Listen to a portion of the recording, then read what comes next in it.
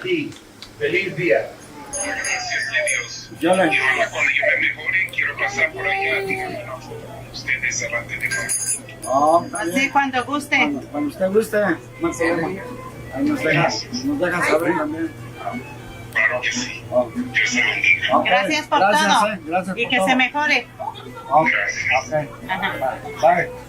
Ok. Gracias.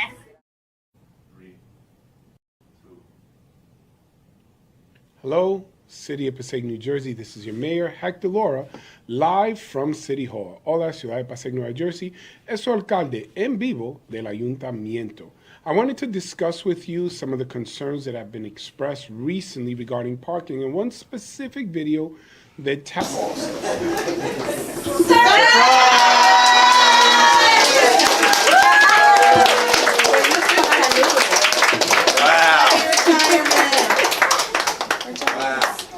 Thank you, everybody. This is crazy. I didn't know we could fit this many people in here. As we all know, public service is tough. Every day it's a challenge. It's very rewarding helping the community. There's days I sit at my desk on the phone getting screamed at, and I think, if I want to deal with this, I'd stay home. But instead, we serve the community, and it's been a pleasure and an honor to do so here for 16 plus years.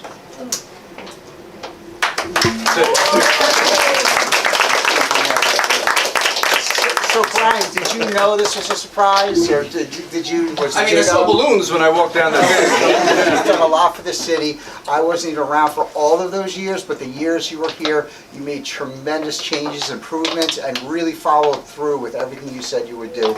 And not only I can't speak for the mayor, but I'm sure the city appreciates all your work, especially the rabies clinics, phenomenal. You and your rabies clinics. I don't want to take the words out of the mayor's mouth, but thank you very much for all your time and dedication to the city.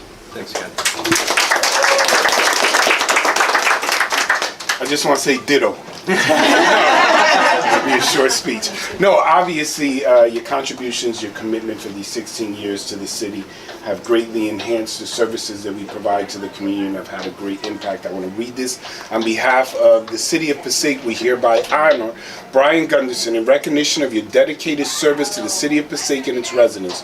You demonstrated an unwavering commitment for your work within the Division of Animal Control since joining the city in May of 2009. From your permanent appointment as Assistant Animal Control Officer in December 2009 to your advancement to Animal Cruelty Investigator in February 2016, and most recently as Supervising Animal Control Officer, your professionalism and care leaves a lasting impact on the well-being of animals and the safety of our community.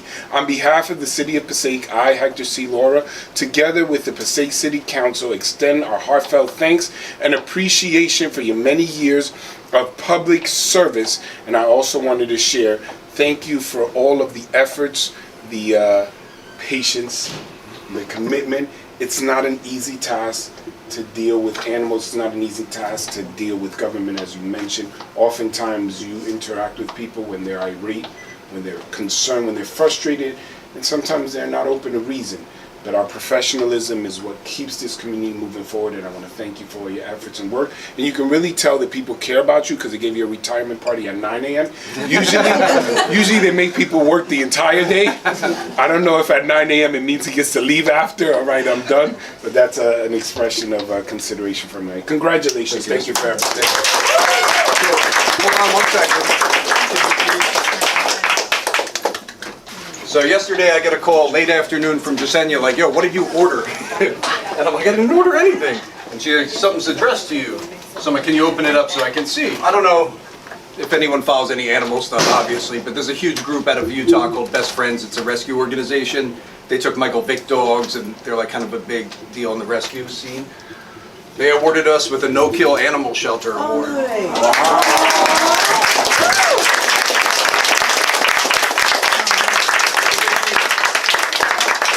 It's great.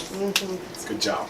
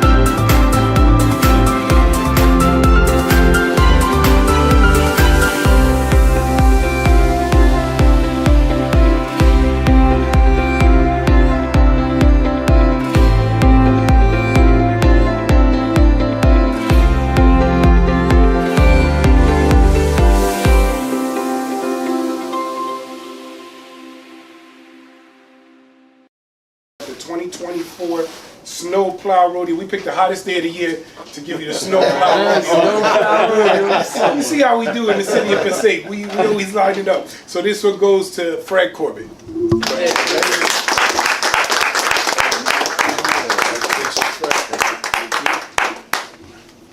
All right, the next one goes to Luis Perez for your extraordinary driving skills demonstrated at the snowplow rodeo. First place. First place.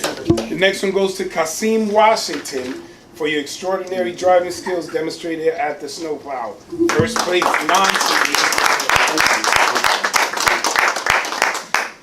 and then this one goes to Juan Motorel. Juan's not here? He's doing it as a vacation. All right. Well, we'll give it to you. All right. That entitles everyone who received it to one free lunch on behalf of the city. So you let us know, Mark, before you leave when we can cater the lunch for them. All right. All right? All right, that's it. All right, guys. Congratulations. Passaic County move!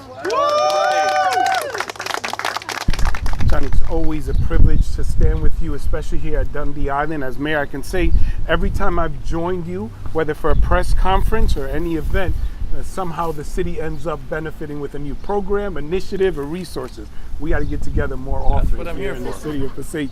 So I want to be brief because it is raining, but I want to take the opportunity once again to thank not only my former running mate, a colleague, a friend, a remarkable leader here in the county, but the entire county commissioners for driving this forward. Those keeping count, that's the first pun in terms of the driving. I know it takes a lot of wheeling and dealing, that's the second pun. I'll end it there. And I'll get to the serious stuff. The Passaic County Move, which is an on-demand app based for microtransit service designed to complement the existing public transit and provide travel options within Passaic and Clifton, is a huge game changer for our residents. This initiative reflects our commitment to addressing the transportation challenges faced by the residents of the city of Passaic. Vehicle ownership in Passaic is about 82% of households have one or less vehicles, 54% own one vehicle, and 28% of households do not own a vehicle in our most densely populated city in our area. Our population density, with over 22,000 residents per square mile, puts Passaic ranking at 12th amongst the most densely populated cities in the United States, intensifying the demand for transit. Our demographics, approximately 73% of our population, which identifies as Hispanic or Latino, are in great need of moving around, not just within the city, but around the county. Again, I'll reiterate, this makes a huge difference, and it is an incredible blessing. We see this as a complementary initiative to our initiatives such as our UEZ shuttle bus, which allows free shuttle operating between Monday and Friday throughout our entire city at specific areas in every ward, and our brand new bike share program, which launched in April, featuring 25 bikes across 5 docking stations throughout our city in every ward. Again, allow me to share the importance and how appreciative I am with the County of Passaic to partner with you and our sister city of Clifton, New Jersey. When you consider the need for transportation, whether it's to make it to an appointment, medical or otherwise, to go shopping, just to move around, we're talking about a population that doesn't always have the option to call a different ride service because of the cost, and becomes extremely restrictive for families when they have to decide whether they're going to have enough money to buy groceries, to pay for prescription drugs, to make the rent, or other costs, especially for children. This service, this low-cost service that will provide transportation opportunities to families in the city of Passaic and Clifton, is huge. And we've seen this approach by our city to make sure that services in partnership with the county expand and reach every single member of our city. I want to take this opportunity to acknowledge our business administrator, Rick Fernandez, who is with us, our assemblyman of the 36th Legislative District, Gary Shayer, who's also our council president, our Congresswoman Nellie Poe, and so many other officials. I'm sure that our commissioner will name them all. But again, I can't say enough about this service in our city. Look, it begs the question, is this competition for other ride-share programs or apps?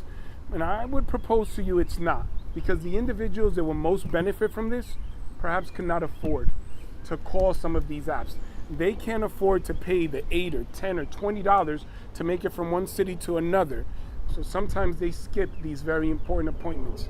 And not only these appointments for medical coverage or to go shopping, but perhaps they miss out on the opportunity to visit a loved one, a family member, or to enjoy one of our many beautiful parks here in the city of Passaic or in the city of Clifton, which you have seen incredible enhancements because of the county's commitment to serve our city.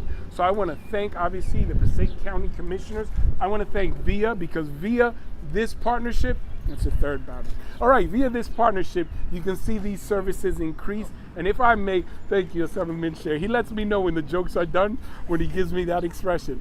Quiero decir que esta oportunidad que tenemos dentro de nuestra comunidad, ese servicio de transportación para familias que quizá no tienen la posibilidad porque tienen menos ingreso, ahora tienen la oportunidad de recibir transportación en la ciudad de Passaic y en Clifton, llegar a las citas médicos, quizá y hacer su compra o visitar sus seres queridos. Va a ser una gran diferencia. Yo le quiero dar gracias al condado, le quiero dar gracias a VIA, le quiero dar gracias a nuestros representantes del estado, con el asambleísta Gary Sher, con nuestra congresista Nelly Poe, a todos los oficiales que vienen de Clifton, con nuestro concejal y todos que van a trabajar con nosotros para hacer esta gran diferencia. Thank you for this opportunity to say a few words. Thank you all very much. Thank you. After so many individuals started sharing it on social media, we saw those numbers drastically go up, and that makes a big difference. Just to give some perspective, the average ride cost, if you were going to use another app or another service, can range between $10 and $15 to go even within the city of Passaic to Clifton, from Clifton to Passaic, as Councilman Latono's here could attest to it. And it's very important that we have that perspective, because again, I want to stress how much of a difference it'll make for an individual who otherwise would not be able to have transportation. You know, when we talk to our residents, especially when it comes to initiatives, whether it's an amazing program like going up to Garrett Mountain for the big festival every year, or different activities, one of the biggest concerns of residents is, how do I get there? We often have events, whether there's concerts in the park or programs, we want people to get around the county. And having this start in Passaic and Clifton is huge. We would love to see this expand, not just throughout the entire county for all 16 municipalities, but throughout the entire state of New Jersey. That's why I want to highlight again and thank Assemblyman Sher for his work, as well as working with our Congresswoman. We want to see more funding, because transportation makes all of the difference in our county. In accordance with Chapter 231, Public Laws of 1975, adequate notice of this meeting was provided via fax to the Herald News and published on June 18, 2025. Said notice was placed on the City Hall Bulletin Board by the Office of the City Clerk. Pursuant to the Open Public Meeting Act, be advised that the City Council of the City of Passaic has scheduled their reorganization meeting for Tuesday, July 1st, 2025 at 12 p.m. to be held in the City Council Chambers, first floor, 330 Passaic Street, Passaic, New Jersey. Please be further advised, this public meeting will be conducted in person. The Zoom stream provided is for viewing only and is offered to the public as a convenience. On June 22nd, 2025, public notice and Zoom instructions for this meeting were published in the Herald News and posted on the City of Passaic website at www.cityofpassaic.com, Council Agendas. Instructions are also available on the last page of this agenda. Please be guided accordingly. Councilwoman Colon Montañez. Present. Councilman Garcia. Present. Councilman Love. Present. Councilwoman Mello. Present. Councilman Monk. Present. And Councilman Sher. Present. Please rise for the invocation to be delivered by Councilwoman Mello and remain standing for the Pledge of Allegiance. Father God, we come before you this afternoon and present to you this mayor and council swearing in. Lord, as we commence this fiscal year, we ask that you give us the wisdom and help us to continue to help us to legislate in the benefit of our residents in our beloved city of Passaic. We thank you once again for your continued grace and mercy upon us. In your powerful name we pray. Amen. I pledge allegiance to the United States of America and to the republic for which it stands,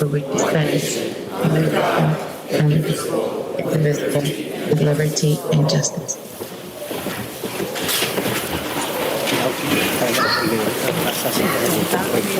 Now we are at the portion of the agenda where I, the municipal clerk, will read the official statement of determination that was submitted to the Honorable Danielle Ireland Inhofe, Passaic County Clerk, certifying the results of the municipal election held on May 13th, 2025. I, Ms. Weatherly Frias, Municipal Clerk of the City of Passaic, relating to the municipal election held in the City of Passaic on the 13th day of May, 2025, for the election of one mayor and 3 council members at large for a 4-year term. The municipal clerk does hereby determine that said election, the following candidates were elected. For mayor, Hector C. Laura. For council at large, Jose Joe Garcia, Dr. Terrence L. Love, and Daniel S. Mayer. I do here certify the foregoing as a true determination of the election. As I set my hand on this seal on the City of Passaic, New Jersey, on the 5th day of June, 2025.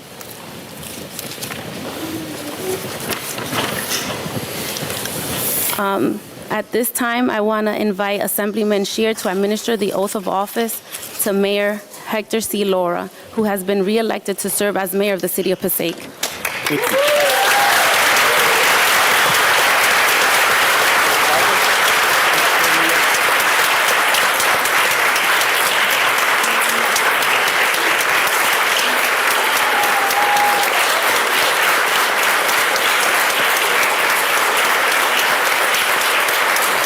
I, Hector Carlos Laura, Do solemnly affirm do solemnly affirm that I will support the Constitution of the United States that I will support the Constitution of the United States and the Constitution of the State of New Jersey, and the Constitution of the State of New Jersey, and that I will faithfully, and that I will faithfully, impartially, impartially, and justly perform all duties of the office of mayor all duties of the office of mayor in and for the City of Passaic, in and for the City of Passaic, according to the best of my abilities according to the best of my abilities and understanding. and understanding. So help me God. So help me God. Congratulations.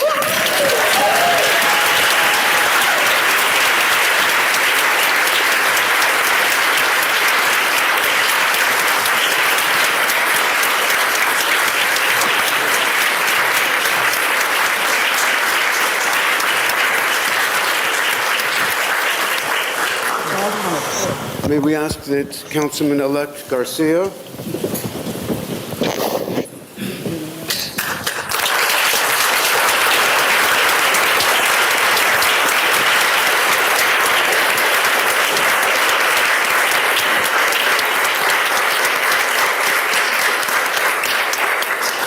Councilman-elect Dr. Terrence L. Love.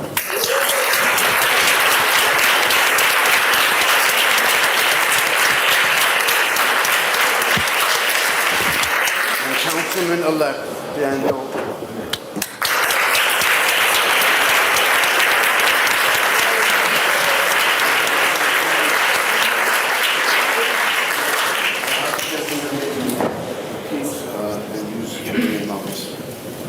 If you could raise your right hand. I, Dr. Terrence Love, Do solemnly affirm do solemnly affirm that I will support the Constitution of the United States I will support the Constitution of the United and States the Constitution of the State of New Jersey, and the Constitution of the State of New Jersey, and that I will faithfully, that I will faithfully, impartially, impartially, and justly perform all duties of the office of council at large all duties of the Council of Large in and for the City of Passaic, in and for the City of Passaic, according to the best of my abilities according to the best of my and abilities understanding. and So understanding. help me God. So help me God. Congratulations.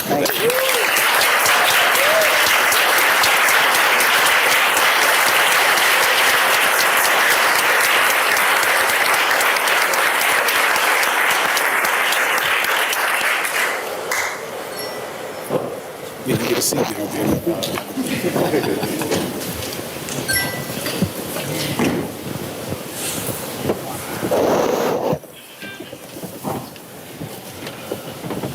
Now you get a seat. Next to me here. That's right. Straighten them out, Joe.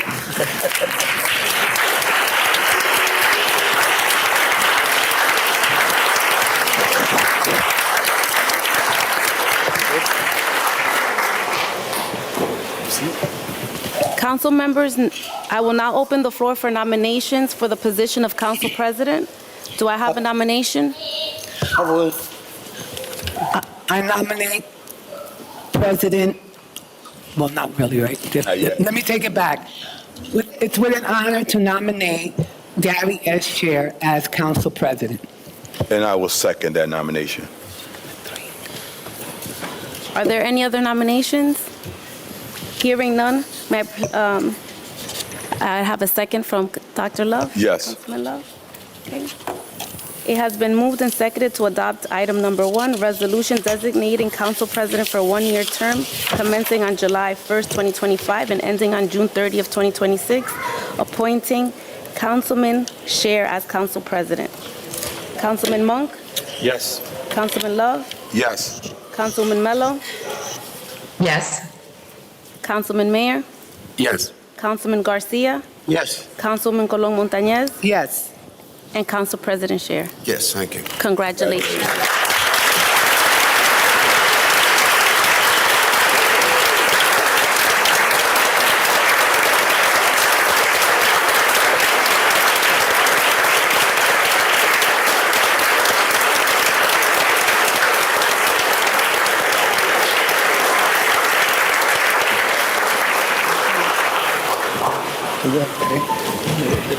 Mr. Mayor, members of the council, thank you so much for the honor just bestowed on me. At this point, I'd like to come back a little bit in terms of our agenda and invite the mayor for his remarks. Thank you. Thank you. First, I want to thank God for this opportunity to once again serve this amazing and wonderful city of Passaic, New Jersey. I want to thank my family, my wife, my children, all of my family, immediate and extended, who have been so supportive. I want to thank my colleagues on the City Council, those who serve on the Board of Education, and all those who work with us here at City Hall. Because of your support, your hard work, your commitment to teamwork and unity, we've been able to see our city progress and move forward. I want to thank all the community leaders that continuously join us in this effort, in this work to serve the people of Passaic. I want to thank the business administrator, Rick Fernandez, our city clerk, Weatherly Frias, all of our department heads for constantly being here. I want to take this opportunity again to recognize community leaders, all of the clergy that have faithfully been meeting with me once a month over these past 8 years, working together to serve our community, to pray for our community, and sometimes to pull my ears and hold me accountable or share some constructive criticism. Sometimes it's been constructive, other times it's been divine judgment. I don't know, but it's always been a blessing. I want to thank all of our veterans that are here. Thank you for your commitment and your service to our city and to our nation. I want to take this opportunity to recognize our deputy mayors in the city of Passaic. Deputy Mayor Minnie Austin, who is with us. Larry said, good job this time. Deputy Mayor Juan Duran. There is,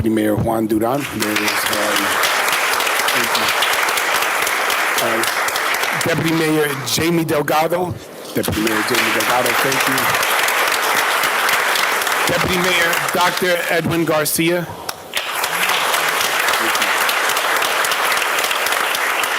I want to thank all those that have worked so closely with us over these 8 years and now going into a third term. Some won't be entering into the third term with us, but I want to take this opportunity to recognize that we have with us my former right hand, Kathy Martin, who made it over here.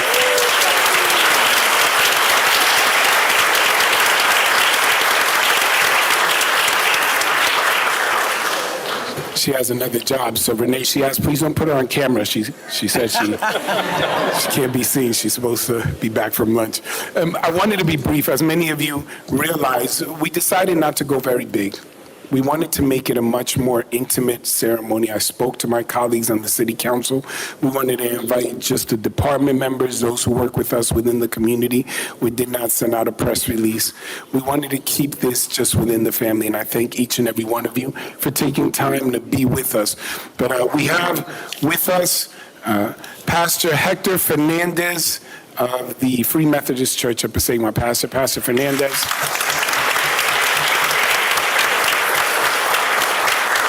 Father Javier Barreno, Father Jose from St. Anthony's, Padua.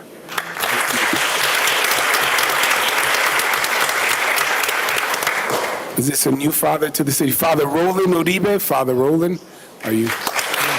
That's an internal joke for me and Father Roland. Okay, Pastor Iris Cruz, Pastor Iris Cruz. Reverend Helena Pierce, Pastor Mansueta, Pastor Barbosa, Mr. Rigo Sanchez, former Board of Education Commissioner, Ms. Evelyn Robinson.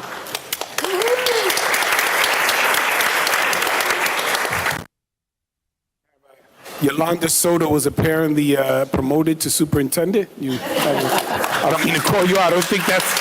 No, I think the superintendent is actually here. Superintendent, we have Superintendent Sandra Diodene Montañez. That is all the names on the list. I'm going to try my best. We have Assistant Superintendent, Mr. Jeff Trupo. I believe I see him in the audience. We have Vice President of the Board of Education, Marianne Capersi. We have Board of Education member, Abril Morales. Patricia. We have Board of Education member, Danny Rodriguez. We have former Board of Education Commissioner, Renato Delgado.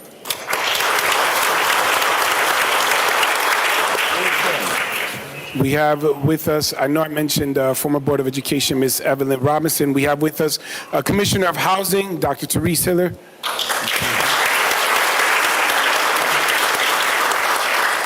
President of the NAACP, who just recently had an extremely successful Juneteenth event, President Sherry Greer.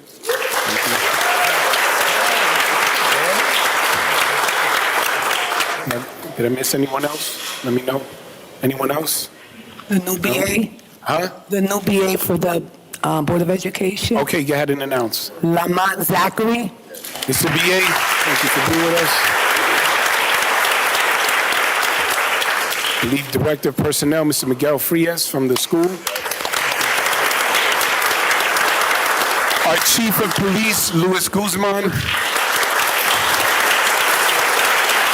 Deputy Chief Louis Gentile, Deputy Chief Jonathan Shayer. Do we have anyone else? That's it? I'm sorry? Deputy Chief of the Fire Department, Bob Munier. First Lady of the City of Passaic, Nicauris Laurel.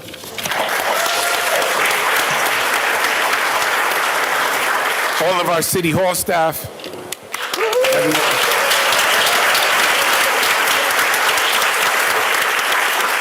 All of the 36 legislative district office members. They're all right there. I see them all. They're all sitting right there. I think that's everyone. I want to be brief. If I've missed anyone, please, Virginia's right there. Just get her the name. Virginia, if you can take this pen, this paper back, just get her the name. We want to try to acknowledge everyone. To the recording later. I want to be very brief. Again, because today is about the entire team that was elected. I want to congratulate my colleagues, Councilman Dr. Terrence Love, Councilman Joe Garcia, on your re-election. Your dedication, your service over these many years have directly resulted in a better Passaic for all of our communities in every ward. Your work, which is seldom seen what occurs behind the scenes in those long meetings, those ad hoc committees, or the phone calls that you're making, the constant advocacy on behalf of your constituents, you have truly made a difference. It has been an honor and a true privilege to serve with you along with the entire City Council.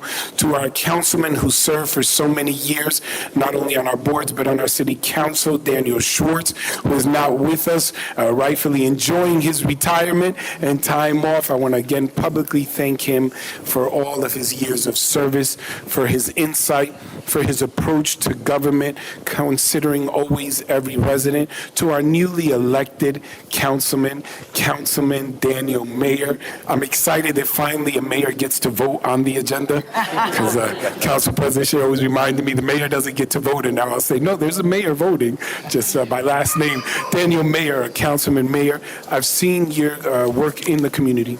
During the pandemic, not only were you out there, obviously servicing with your business, but with your heart. You met the needs of so many communities, oftentimes creatively, having to come up with new ways of distributing food, whether a new location, sometimes because of the hours. I remember having the personal conversations with you that it was getting late, and you would go, it doesn't matter until every family gets served, no matter where we are, whether it was at the parking lot at 8th Street or whether it was on Acreage. You remained steadfast in ensuring that during that most difficult time in our city, not just our city, our state, our nation, and globally, that you were out there front and center to serve communities and families. I'm excited about your contributions. I've had the opportunity to converse with you often and seen how you approach not only policy and government, but the needs of families, children, and I believe you will be a great asset and a great benefit to our city council and to our entire team.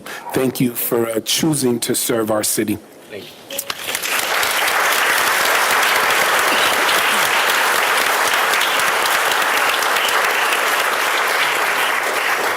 To the deputy mayors, I thank you again. I know that I named you, but so much of the work that gets done along with you, with the clergy that we get to meet with all of the staff members, with all of our police, with all of the leaders, in conversations with you, as well as with the Board of Education, we've been able to come up with great ideas, move our city in the right direction, renovate and resolve concerns. And I just want to share briefly, I won't go into the long list, we would be here all night, but during the first term, we focused on the public trust.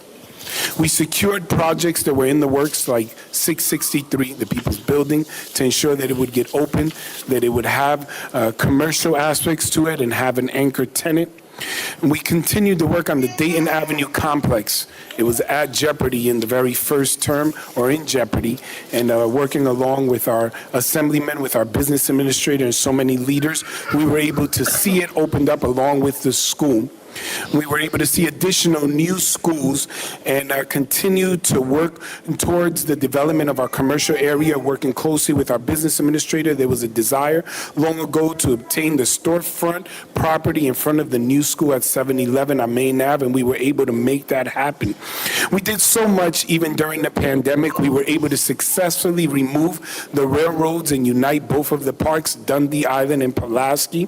We were able to renovate Bragg Park, bring in music ballards, benches, and have first time ever community events there, like the tree lighting and many events with our leaders in the second ward. We were able to rubberize playgrounds and spray pads at request of so many communities, develop a brand new dog park, and put dog stations all over the city to address quality of life issues. We move forward community initiatives to celebrate our diversities that range from sukkahs in the park, burning of the hummits, Juneteenth fireworks, new namings, Holi and Diwali, our Christmas parade around the city, and so much more, recognizing that we have a beautiful, strong, vibrant, and diverse city. We were able to introduce new initiatives that have become traditions, like our New Year's Eve piñata drop. We were able to revamp the courts and appoint new judges, add weekend and overnight inspectors and overnight enforcement in order to make sure that our city remains clean and that the work that gets done is done responsibly in order to not disturb the residents. We were able to modernize applications, whether for code or otherwise, using our new technology where now people can get these online. We were able to develop a youth council that does community cleanups, mental health walks, and have our young people actually work alongside us to develop policies, laws, and program, thus creating a bigger table and inviting more of our residents of every age group, including our seniors, to help us move this city in the right direction. We were able to create a real resource to address the issue of homelessness. We took a property off of the tax rolls and made Dignity House, where we created and was recognized nationally programs like our mailboxes through correspondence and help, whether receiving funding through Social Security benefits or veterans benefits. We were able to get a number of homeless off the streets and into permanent housing on a weekly basis through our human services led by Judith Sanchez, who's in class right now. She's also the president of the Board of Education. We're able to have our homeless come in once a week. They take showers. They're able to receive resources, whether clothing, toiletries. Every year we hold our Super Bowl program with them. We provide free haircuts. And on a weekly basis, we give them the opportunity to have their clothes laundered. We continue to have a resource center with the goal, understanding the government is there to be a safety net. Not a permanent hammock, but a safety net to catch individuals and help them off and get them back into society. We continue to provide more and more assistance in this approach. During our second term, we focused on infrastructure. We renovated and kept the promise on the 100 steps. We resolved the issues with the McDonald's Brooks. We invested in our bridges and culverts. We had historic numbers of streets repaved from First Street to Summer Street, all over the city. If I name them all, I'll get the overture music that usually plays when I speak too long. We expanded recreation opportunity, cleanliness of our city initiatives through containers and giving them not only to the community with recycling bins, the new red and blue containers around the city, but also business containers on Market Street, where we provide them for free in order to ensure to address issues in our commercial areas from Market Street to Main Ave. We expanded recreation with synthetic ice skating rinks, rubberized running tracks, new parks like Dundee Island, as mentioned. We had record development of follow properties like A Street, Panaso, 211 Pennington, South Street, Broadway, on River Drive and Van Houten, Market Street, Hope Ave, Harrison Street, and so much more. And we've expanded parking opportunities with brand new lots, a brand new deck that will open up in just a few months, angled parking permits and parking spaces and brand new parking permits, strategic parking permits in zoned areas. We were able to pass for the first time rent stabilization ordinance, ADUs, accessory dwelling units, reinstate the rent leveling board, bring in police substations on Myrtle Avenue and our downtown by Passaic Street, have Special 2 police officers and UEZ police in order to address public safety. We've had a drastic drop in violent crimes. Thank you, Chief Guzman, for all of the work that you do and all of the police department. Through our fire department, we were able to train all of our firefighters on water rescues and much more. We've expanded transportation opportunities with the free shuttle. That's Miss Evelyn Robinson's favorite initiative, at least right now. Our bike sharing program.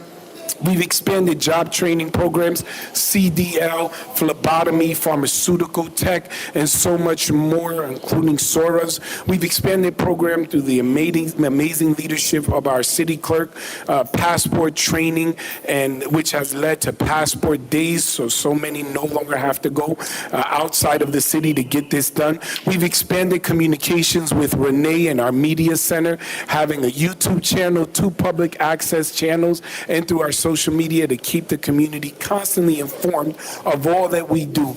We've had additional initiatives like Children's Day and so much more. We've addressed street vendor issues by ensuring that everyone has proper permitting. We've created Food Truck Row, where we have all of our food trucks in one centralized location, and we continue to expand these programs. We created additional event space like Garibaldi Plaza. And again, I'll remind everyone of our clergy that have been instrumental in ensuring that not only do we meet frequently, but that all activities are working together to provide the most for our children. There's so much more on the list, but I want to get to the conclusion of this. I know that we have so many new businesses that everyone sees. Miss Evelyn Robinson reminded me of the basketball court at Spear Village Aspen Place that came up on her social media that we work together with housing to restore. But in this third term, I want to continue on all of these with a brand new re-energized focus on affordability, sustainability, working with our business administrator. We're going to have more EV chargers all over the city, expanding parking opportunities, brand new transportation with a state-of-the-art bus terminal, which will be located on Passaic Avenue. Continue the efforts. This is Councilman Monk's favorite topic on stabilizing taxes. He likes that. All right, continue with our public safety, our quality of life, cleanliness initiatives.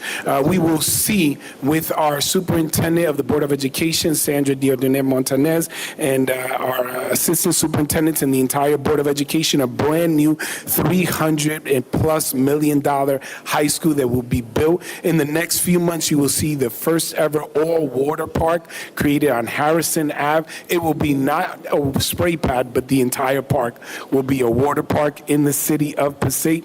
We will be introducing our Riverfront Walk downtown, connecting through Bergen County, working with Passaic County with the brand new developed park in East Monroe. We will continue with county projects in Uniting Pulaski and Dundee. We're hoping, working closely with the housing department to see the renovated brand new buildings in Alfred Spear Village, as well as the renovations of the buildings in the back. We will have new parking initiatives downtown where I am asked not to make the announcement right now, just to say that we are very positive that we've gotten some good news about potential funding for parking deck downtown. So I'm extremely excited about it. I'm still fighting for it. I've done all the meetings, but it at least looks positive right now. I know the budget was recently passed and they're waiting for signature. We'll hope to see if the state can complement some of the funding that we were able to secure maybe in the future. If only we had an assemblyman that was nearby that was hearing this portion of the speech that might be able to fight for some additional fundings as we continue with new programs such as our first ever special needs inclusive junior police and fire academy for the very first time.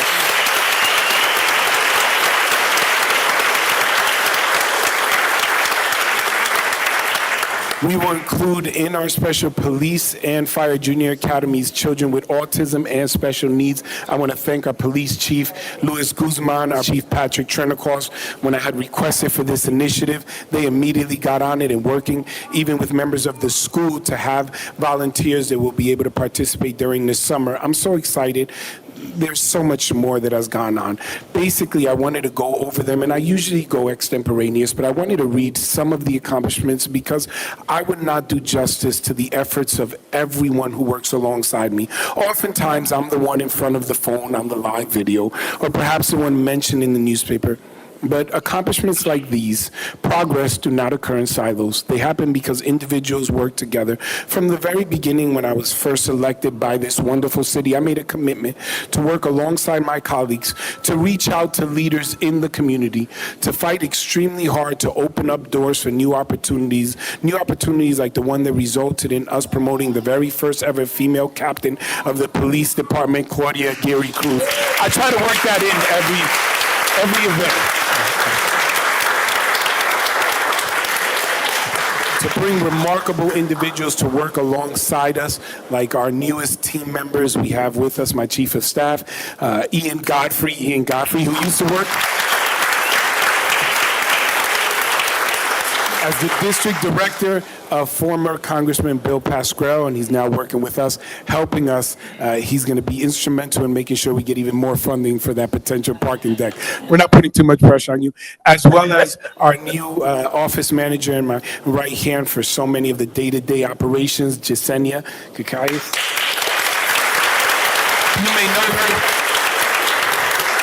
She used to have her law practice on Howe Avenue. She used to focus on immigration law, and now she is here telling me what to do.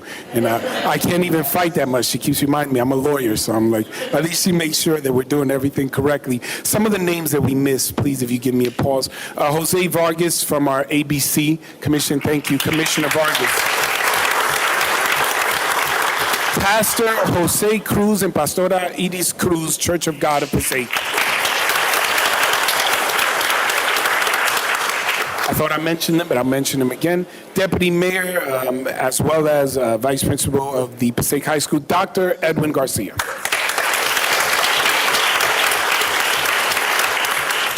ShopRite Manager, Guillermo Garcia, otherwise known as Call Guillermo.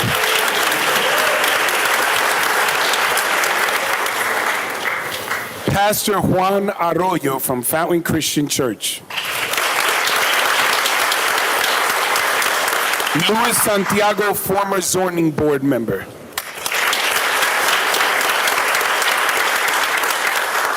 Juan Zuniga, president of the PBA.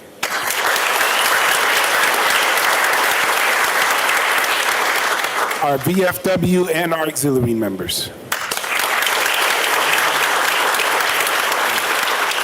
She has too many titles to name them all. Jermaine Gibson, everything. She knows. So if you have a board and she's not on it, wait. She's gonna end up doing the tricky trade for you. Usually not by her request. Somebody just signs her up and she shows up. Again, I think I've mentioned as many people. If I've missed anyone, I'm sorry, but I wanted to conclude with that thought. 2 terms have been an amazing blessing. There's this wonderful tradition that I've come across. I'm going to mess up how it's described. It's usually done during the Passover. It's called the Dayenu. I may have missed it or messed it up. And it goes along recanting the deliverance of the Almighty for his people. And by one through the stages as the song is going, you are reminded that if he had just done one of those things, it would have been enough. Had he just delivered them from Pharaoh's bondage, it would have been enough. Had he just delivered them and not let them cross dry land. I won't go into it, but I consider this.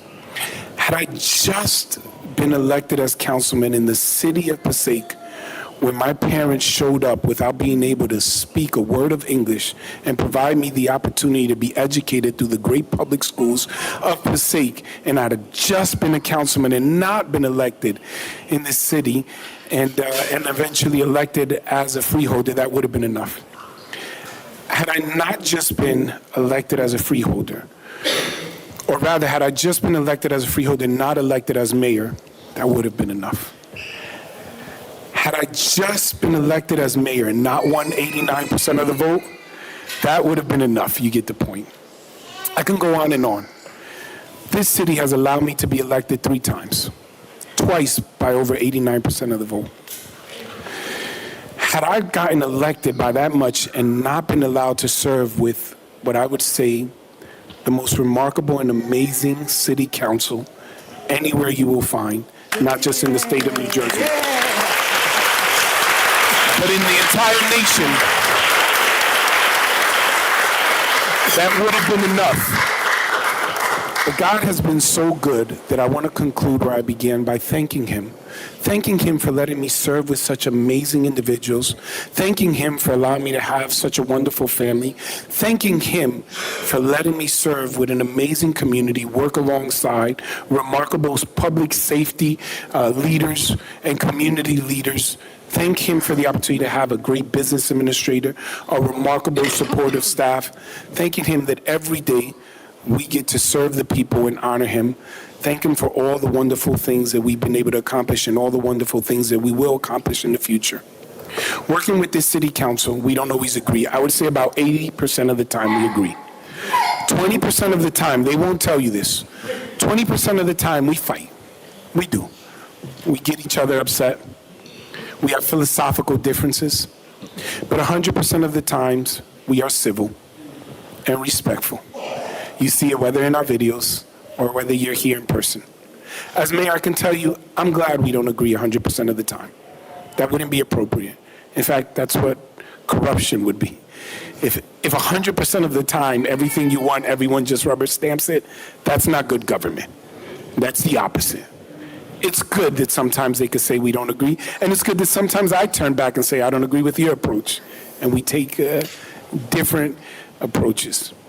But I can tell you that every single initiative, every single program, every single opportunity that I've been here in the community, I have had the 100% confidence and certainty that every single one of these council members, and I continue with that confidence with our newest council member, wishes to do what's in the best interest of the entire city of Passaic.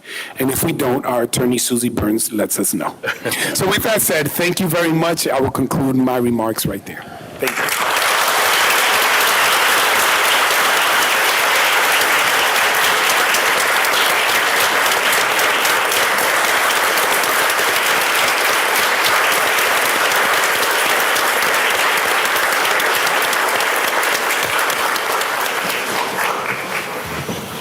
Council President, I forgot to thank Team Passaic. Thank you, Team Passaic.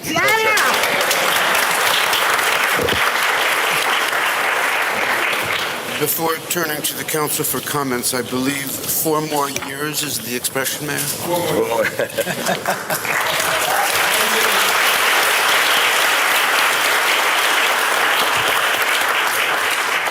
With God's help, we all look forward 4 years from now to a similar meeting as today. Comments of the council. Councilman Monk, please. Thank you, Council President.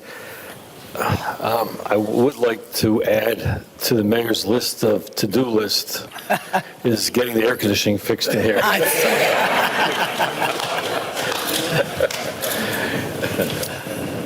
The upcoming budget.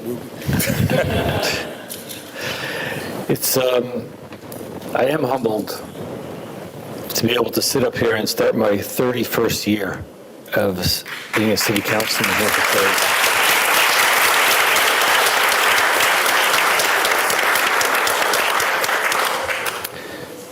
And it's we take great pride, and I say we, because it's not just the mayor and the council, but it's everyone here and everyone that's not here that has taken the city many levels on many different fronts to make the city a better place. And one of the beautiful things about the city is the diversity and how we have proven that we can all work together. We have common goals to make the city of Passaic the best place that it can be. And the years that I've worked with the mayor have really been my best years here, and I've seen the city make the most progress on every front, whether it's development, whether it's recreation, whether it's services, customer service. Someone who has put his heart and given up a lot for everyone here in the city, and that means things you don't see. It means 6 o'clock in the morning, an individual who will ride around the city every morning to see what needs to be done when everyone is still sleeping. Working literally every single day and thinking how to make this place a better place. And I'm going to conclude, the mayor is correct. We do fight 20% of the time. We do disagree. And the one time I will disagree here publicly, if that's okay, is, as the mayor said, listed all the things that would have had been enough.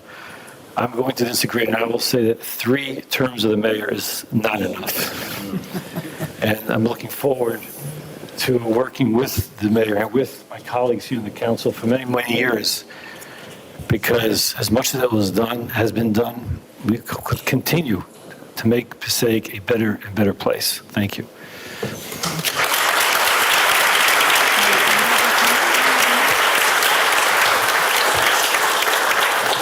Thank you, Councilman. Councilman Love, please. Thank you, Council President. First, I thought I would learn from the mayor's first term, and I did it again his second term, and I did it again this year. I let him look over my speech. And again, he did everything I was going to say, like he did the previous 3 terms. I'm sorry, 2 terms. But in all honesty, Mayor, if I could, I would just say ditto. But I know these folks didn't come here just to hear me say ditto. So there's some things that I like to say. First, I want to just thank my beautiful First Lady, my mother,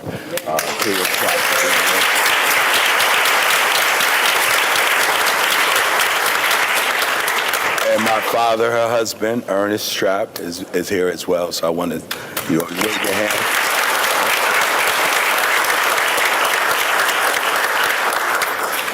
Mayor, I want to thank you.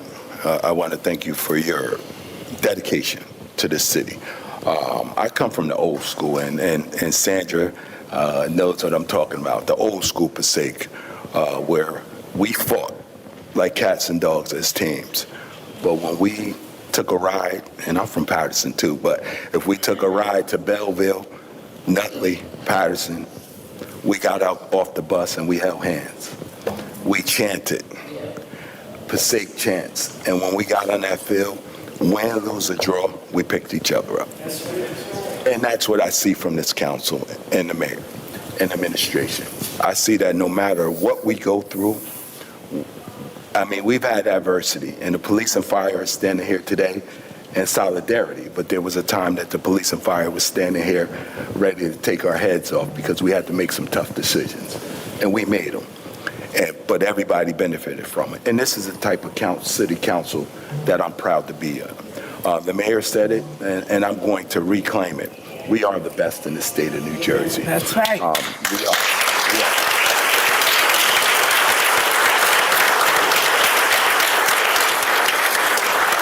And I'm going to be honest with you, there's no close second. And the reason why we are is because of many of you are sitting out there, including our police and fire. You guys are phenomenal. City Hall employees, please give them a round of applause. You guys are phenomenal.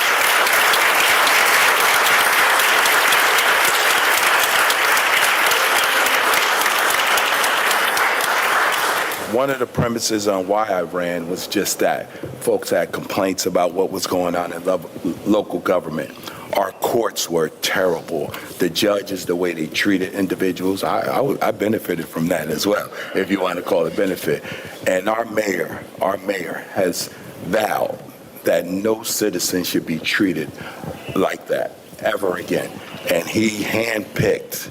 He brought them to us, but he handpicked. He watched the service of our judges. And I'll tell you now, the police and those that's involved can attest to it. It's equitable, it's fair, right? You know, you do things and crimes or whatever, you have to pay the fines, but it's fair. So I just want to say thank you, Mayor, for having that vision and putting humanity first in your administration. There's just so many different things I would like to say, but the mayor has always shown humility. People talk about being on Facebook and talk about those things, but prior to his administration, folks always complained that they didn't know what was going on. Not in addition, our website, I'll tell you, you need a doctorate degree to follow along on that thing because there's so much information on there. And that's a result of our mayor wanting to make sure citizens are abreast. Henry IV, right, in Shakespeare said, "He who wears the crown has a heavy head." And Mayor, I don't envy your position. You get all the blame for everything that doesn't go right and don't get the credit for things that do go right. And I want to tell you, it's amazing that you continue that fight and having that strong woman beside you who allows you to be out in the street.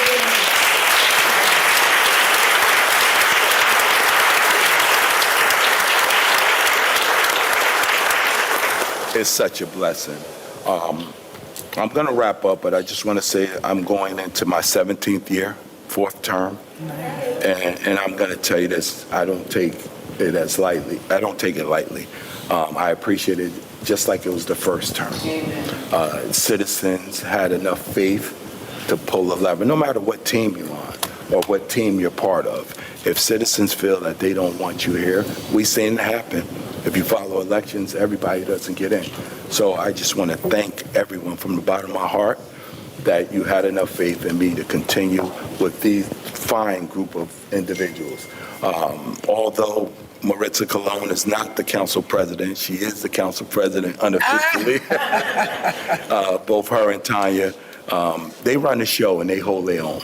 I'll tell you, I enjoy sitting next to him. Have you heard anything from him? Budget, budget, budget, budget. And it makes us mindful that if you're going to spend, you need to spend wisely.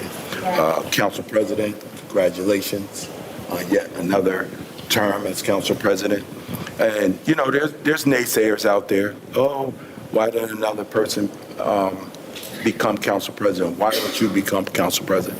And I clearly tell them that you need to come to our meetings. You need to see how efficient our meetings go. You need to see the wisdom that comes from our Council President and what he brings from both the state level and the city level. And then you'll understand that as long as I'm sitting next to him, if that's what he chooses to do and I can support him, he will be the Council President in my eyes. And again, I want to thank everyone. I know it's lunch hours. Some of you have to get back to work and whatever, but thank you. And I'm humbled by being reelected again. Thank you.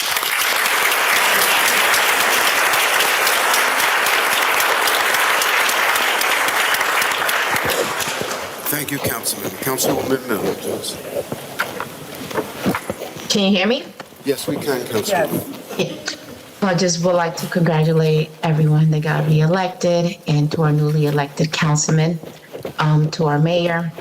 Mayor, thank you again for your leadership, for your vision, for making everyone in the city of Passaic feel included, for everything that you've done from recreation, for family programs and activities, making Passaic feel inclusive for everyone, where families can thrive, where working families can have a great weekend, whether it's the firework, whether it's the all the activities that you have now in the summer, the camp out.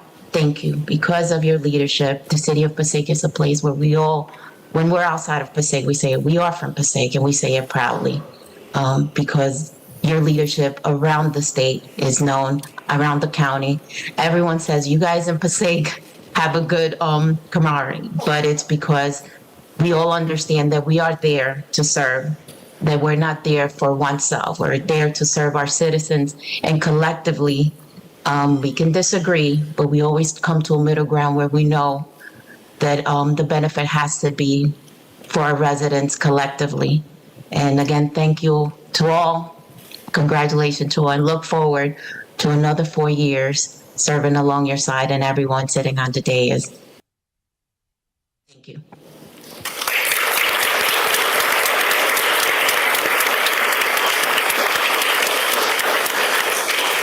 Thank you, Councilwoman.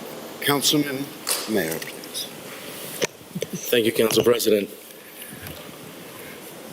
I'm the new guy, so bear with me. First and foremost, I'd like to thank God for bringing me here and the help that He's helped the city of Passaic, my colleagues here at City Council, the mayor, the office of the mayor, everyone else in this room, and my family.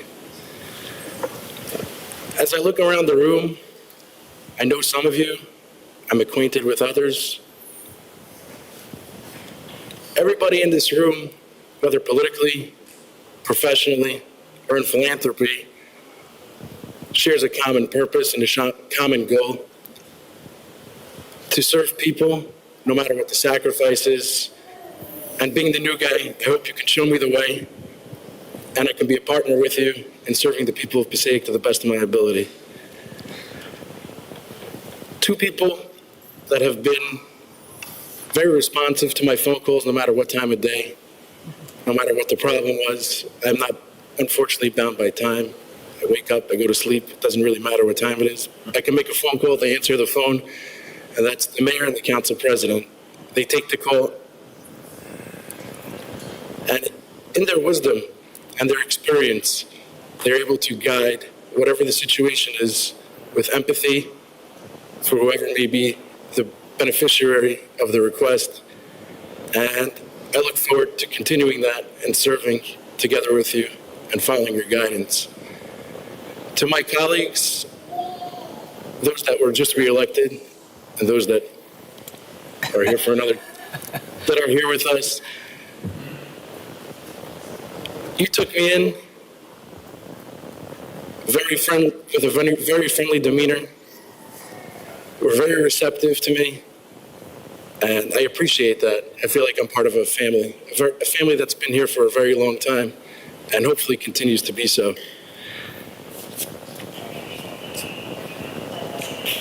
That's it.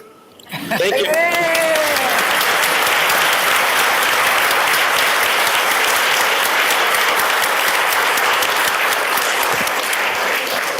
Thank you, Councilman. Councilman Garcia, please. Thank you, Mr. President. Let me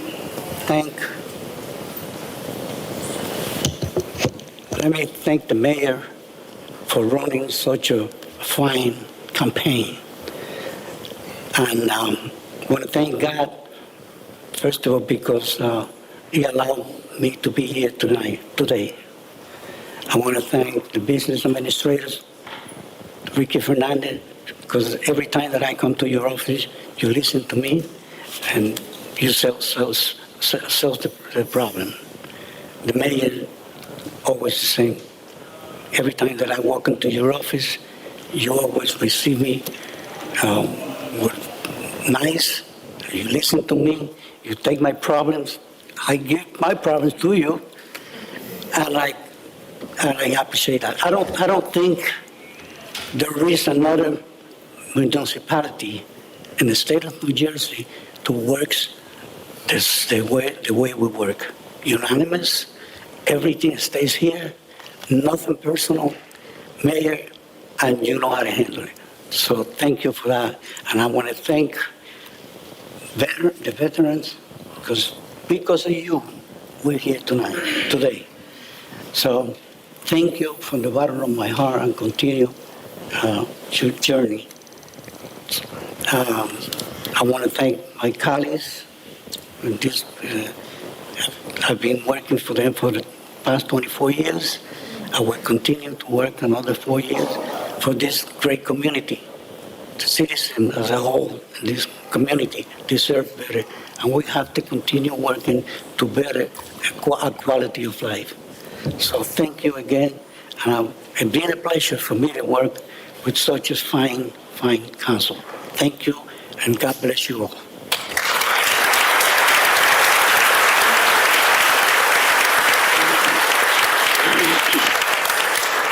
Thank you, Councilman. Councilwoman Colon Montañez, please. What's left? You guys wrote the book, and I'm just going to sign it. Congratulations to the mayor. He knows how I feel, and everyone here in the city of Passaic and everywhere knows how I feel about him. When you speak about Mayor Laura, I say, woo-hoo, Mayor Laura. Only because I've spoken to you behind closed doors, and I see your vision. You speak with respect, not only to me, to everyone. You're very approachable sometimes, right, guys? Listen. But when he's like that, it's because he has so many things going on. There was a time where I thought that our relationship was broken. And I approached you, and I said, I feel like you don't want to be bothered with me anymore. He's like, no way. It's just that, and I understand you have so much. As a woman, we take everything to heart. We think about everything. We observe it. You looked at Gary like this, but you looked at me with your eyes rolled. But anyway. But I had to get to know you better as far as a person, how you work, and how you inform everyone, how you're transparent, and especially respect. And I thank you so much, and I am so honored and proud to work under you as the mayor, with you as the mayor. Thank you so much.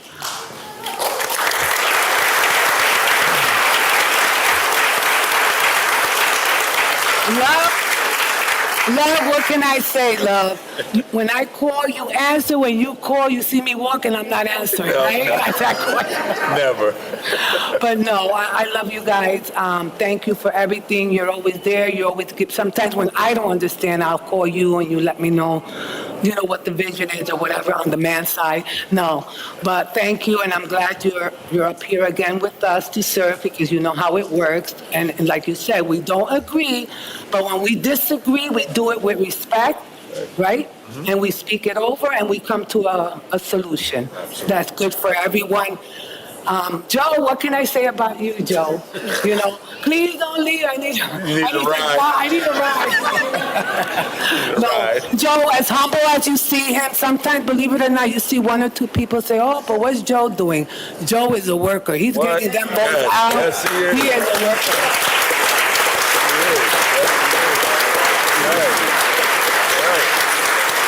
And thank you to your wife for lending me to.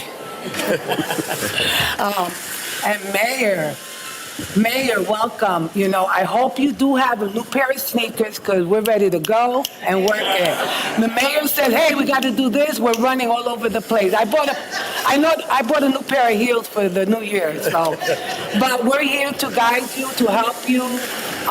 We are a family and we're here to work for them, the ones that voted us in.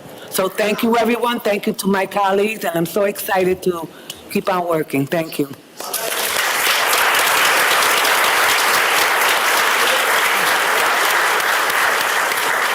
Thank you, Councilwoman. As many of you may know, I have another government position in Trenton representing the 36th Legislative District. We concluded last night's meeting at about 8:30, 9 o'clock, I believe, after arduous days of discussion and questioning as to the state budget. I will tell you, I'm comparing today's meeting here and the one that I was in yesterday. It's a lot better being here. Let me join with my colleagues in first and foremost thanking God for all that we have been bestowed upon. I've been on this council next to Councilman Monk for 31 years, 28 of them as council president. And with that title and with that position, I've had the ability to work so very closely on so many levels with colleagues across the state and in other states. And when one of my colleagues said that he or she was convinced that Passaic has risen like a phoenix, not to pat ourselves on the back because there is so much to do, so much to do. But we have done what few, if any, have even contemplated doing. There was a time when we divided ourselves based on where we lived, how much money we made, what language we spoke, any number of false criteria that do not analyze a person, but rather analyze a statistic. When you look around this room, when you go out this door, you see different nationalities, languages, people, customs, tradition, anything that could be. And it's either a matter of joining together or falling apart. In 31 years, I have seen with Councilman Monk, with Councilman Garcia, I've seen things which are just extraordinary. And the result is what you see before you. Playgrounds that are beautiful. Why? Because Mayor Laura said that many of our kids don't get to go to camp. They don't get to go to sleepaway camp for sure. And they deserve a vacation. That's right. The concentration, the desire to improve, to ensure that our schools are the best, working closely with the Board of Education, is well known to you. The School Development Authority apparently felt comfortable enough with Passaic that is investing $328 million to build a new high school. Yeah.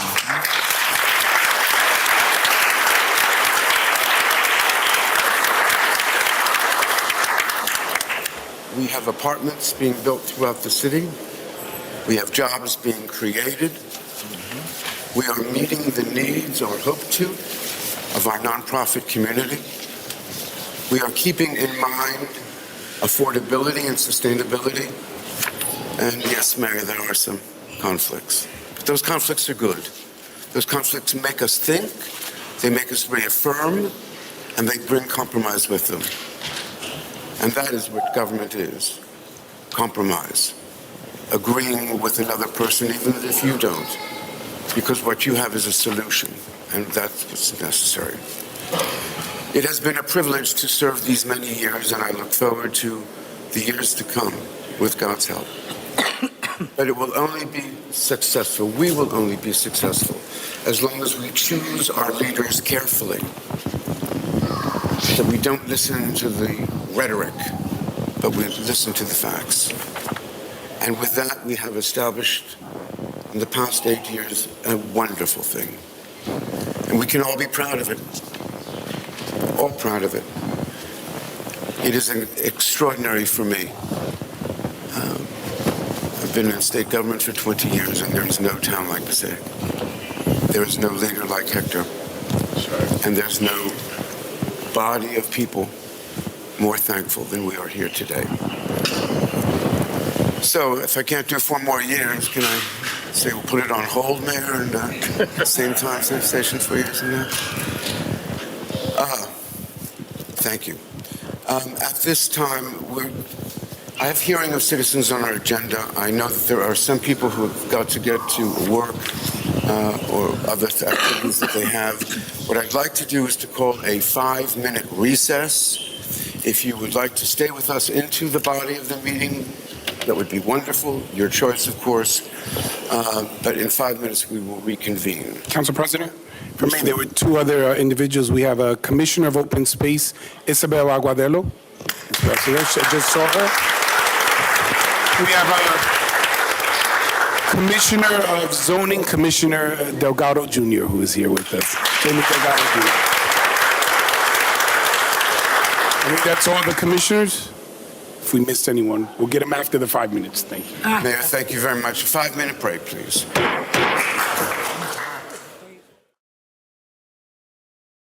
We are our quorum. Motion to reconvene, please.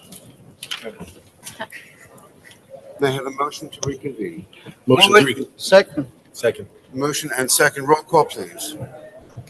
Councilman Love, Present. Councilwoman Mello, Present. Councilman Mayer, Present.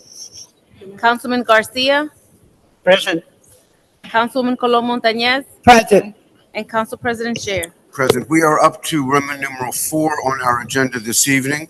If you don't have an agenda and you would like, they are out immediately outside the doors to the council chambers, or else you can get them on the internet, where you will find all of the resolutions, ordinances, and correspondence that the administration has shared with the council in the eventuality of needing such information in order to make informed decisions.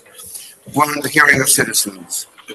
In accordance with the Open Public Meetings Act, NJSA 10:4-1 et sec, the council opens every public meeting for comments of the public.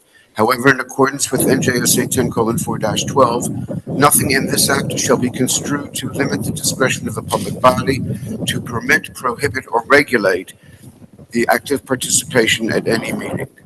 Therefore, the City Council will not entertain any comments from persons who communicate obscene material, make statements which are considered bias, intimidation, in which any person attempts to intimidate any individual or group because of race, color, religion, handicap, sexual orientation, or ethnicity, or makes personally offensive or abusive language. The person who makes these statements will relinquish their allotted 5 minutes for public discussion. If you would like to speak before the council, we ask that you first share your name, and second, keep your remarks to 5 minutes and 5 minutes only. Is there anyone who would like to address the council?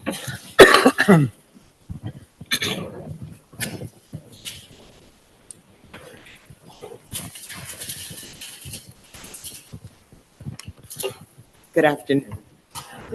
Minnie Austin, 368 Highland Avenue. If you could bring the mic a little bit closer to you, and if we could ask you to project just a little bit more. All right. Thank you. My heart is heavy with joy tears. When I was asked to be the deputy mayor of Veterans Affairs, like any mother, I said, "You mean my children?" the triplets. And the mayor said no. And my pastor said, listen to what I'm saying. They were both there. My pastor said, no, they're talking about you. I didn't know what I had to offer, but they both made me feel that it was the right thing to do. And then when Councilman Sheriff congratulated me and hugged me, it was a welcoming into this family. Sometimes it's the little people that we forget that can make a difference. I've known Mayor Laura from school, work, never in trouble, but I knew him. My kids knew him. They're all the same age, around the same age. But when I go to Trenton, something very magical happens. First thing happens is that Councilman Sheriff comes over and welcomes me in the house. And everybody standing around me are military. And they're like, who's that? That's from my town. Passaic. Oh, Passaic. The one with the mayor that's on the cable, Facebook. I said, that's right. And the one that's making a difference. So I am greatly honored to be part of this team. I'm not easy to work with. My kids will tell you. One wrote a book about being in the combat house. That's right. That's how we got it. But when I sit back and I see these veterans, and the blue stands for our auxiliary, my daughter brings you congratulations, but she just had surgery, and so she's not feeling well. But one of the things I admire, Mayor, is that you didn't forget that we come back broken. We never come back the same. So you might have a person sitting in this audience in a uniform chewing gum, and someone says, how could they be chewing gum? Because that's the way they control their PTSD. Or you have a person who's tapping their foot and counting, because that's how they control the PTSD. Mm-hmm. I thank you all for supporting us. When we go somewhere, they know Passaic. They know, don't even start the nonsense. Get it right. And we tell them who we are and what we stand for. And what we stand for is zero nonsense. Zero nonsense. So I thank you. I cannot tell you today how many times I've received a phone call. I'm in the hospital. I'm doing this. Everybody said I'm crazy today because at 4 o'clock I go back to surgery. But guess what? This is the right thing to do. And I thank you from the bottom of my heart, your family. I call, I see your wife. You know, we get there and the food order didn't come right. And she'll say, order the food, don't worry about it. And then you'll say, did the food get there? Well, that might not mean anything to anyone sitting here. But see, it does to the homeless. It does to the person who just wants to have a bite to eat with their comrades. You made it possible. You gave us a building. Are there problems? There's always problems everywhere. But the problem is not you. The problem is the ones who don't understand us. So I thank you for what you've done. I look forward to working with you again. I'll be hobbling a little bit slower, but I'll be there. And I pray and trust that you will trust in me as I trust in you. Thank you.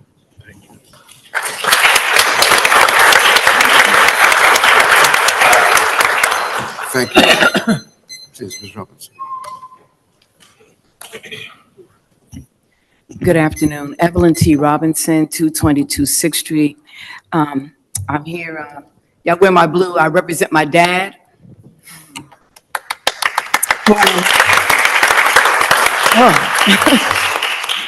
Through Ancestry.com, I was able to find where my dad, I was only 9 when my dad passed away. And so I was able to find his resting place in Hastings-on-the-Hudson in New York. And that's where we went for Father's Day. And so I'm honored to wear the blue. The auxiliary stands for those of us whose family members served or are serving.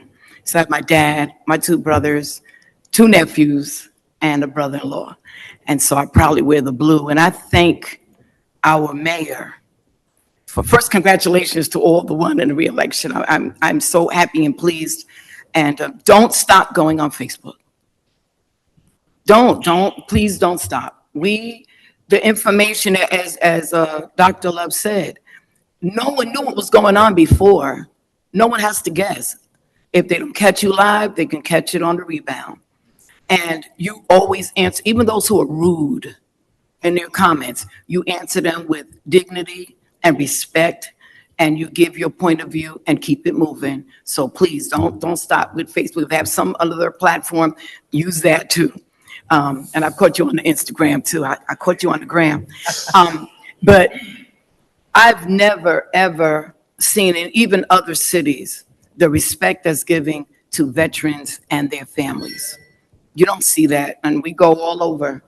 And many, we have to go here, like tomorrow we have to go, we're going to listen to the town hall offered by our Senator, Cory Booker, tomorrow. Because a vet is a vet, and we want to make sure their families get what they deserve to have. No veteran should be homeless. No veteran should be on food stamps. No veteran should have to want for medical care. They of anybody, a veteran should not. And so I thank you, for you and administration and staff, for what you do for veterans and their families, and the encouragement that you give those young ones who are now going forward, like her grandson who's now in the Air Force, your own beloved son, a Marine. I mean, we need to give this respect and do that. And I thank you. I thank you, and I thank the support you receive to continue on what you do, not just for veterans, but for the entire 07055.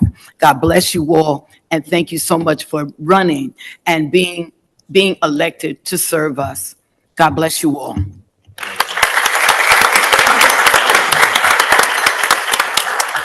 Is there anyone else who would like to address the council at this time? Seeing no hands, I move to close the public Second. portion. Motion and second to close public hearing. Roll call? Councilman Monk? Yes. Councilman Love? Yes. Councilwoman Mello? Yes. Councilman Mayor? Yes. Councilman Garcia? Yes. Councilwoman Colon Montañez? Yes. And Council President Scher. Yes, thank you. We're under annual resolutions, Roman numeral 5. Resolution authorizing official newspapers for the year July 1, 2025 to June 30, 2026. Mr. Fernandez, which papers are we using and why?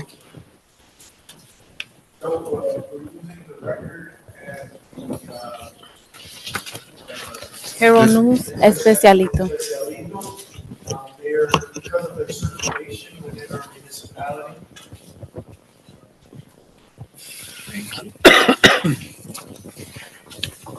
Because of their circulation within our municipality, and that the requirement of the state of New Jersey is to still have newspapers in print as part of it. So as someone argue, well, why aren't you putting it on the website or putting it in other outlets? The legal requirement is that we do the official newspapers with the most circulation in our area, and that's why we've chosen the newspapers that we've chosen. Any questions? No. If not, is there a resolution to, is there a motion to pass this So moved, resolution? Council President. Second. Motion and second on number 2, please. Roll call? Councilman Monk? Yes. Councilman Love? Yes. Councilwoman Mello? Yes. Councilman Mayor? Yes. Councilman Garcia? Yes. Councilwoman Colon Montañez? Yes. And Council President Scher. Yes, thank you. Next, please, resolution designating city council's representative to the planning board of the city of Passaic for a one-year term, July 1, 2025 to June 30, 2026. I understand that former Councilman Daniel Schwartz will be continuing on the planning board as the mayor's appointee. And that being the case, I've been asked to put forth the name of Councilman Montañez to be this council's liaison to the planning board. Are there any other nominations? Hearing none. I'll second them. On appointing Councilman Montañez on number 2, on number 3, please. Do I need to move it? Or- I think we have a move in a second. Yep. Councilman Monk? Yes. Councilman Love? Yes. Councilwoman Mello? Yes. Councilman Mayor? Yes. Councilman Garcia? Yes. Councilwoman Colon Montañez? Yes. And Council President Scher. Yes, thank you. On number 4, please, a resolution appointing commissioners to the Passaic Redevelopment Agency. And who are we? Councilman Monk. Councilman Monk. Councilman Monk. Are there any other names to be promoted? Seeing none, is there a motion, please, to appoint Councilman Monk? So move. Second. Motion and second. Roll call, please. Councilman Monk, Yes. Councilman Love, Yes. Councilwoman Mello, Yes. Councilman Mayor, Yes. Councilman Garcia, Yes. Councilwoman Colon Montañez, Yes. and Council President Sher. Yes, thank you. Roman numeral 6 on our agenda, ordinances for second and final reading. Number 5, please. Proposed ordinance 2484-25, an ordinance amending City Code of the City of Passaic, Chapter 295, Vehicles and Traffic, Article 16, Bus Stops, Section 38, Locations to relocate bus stop on Broadway. Is there a motion, please, to open public hearing? Excuse me. Second.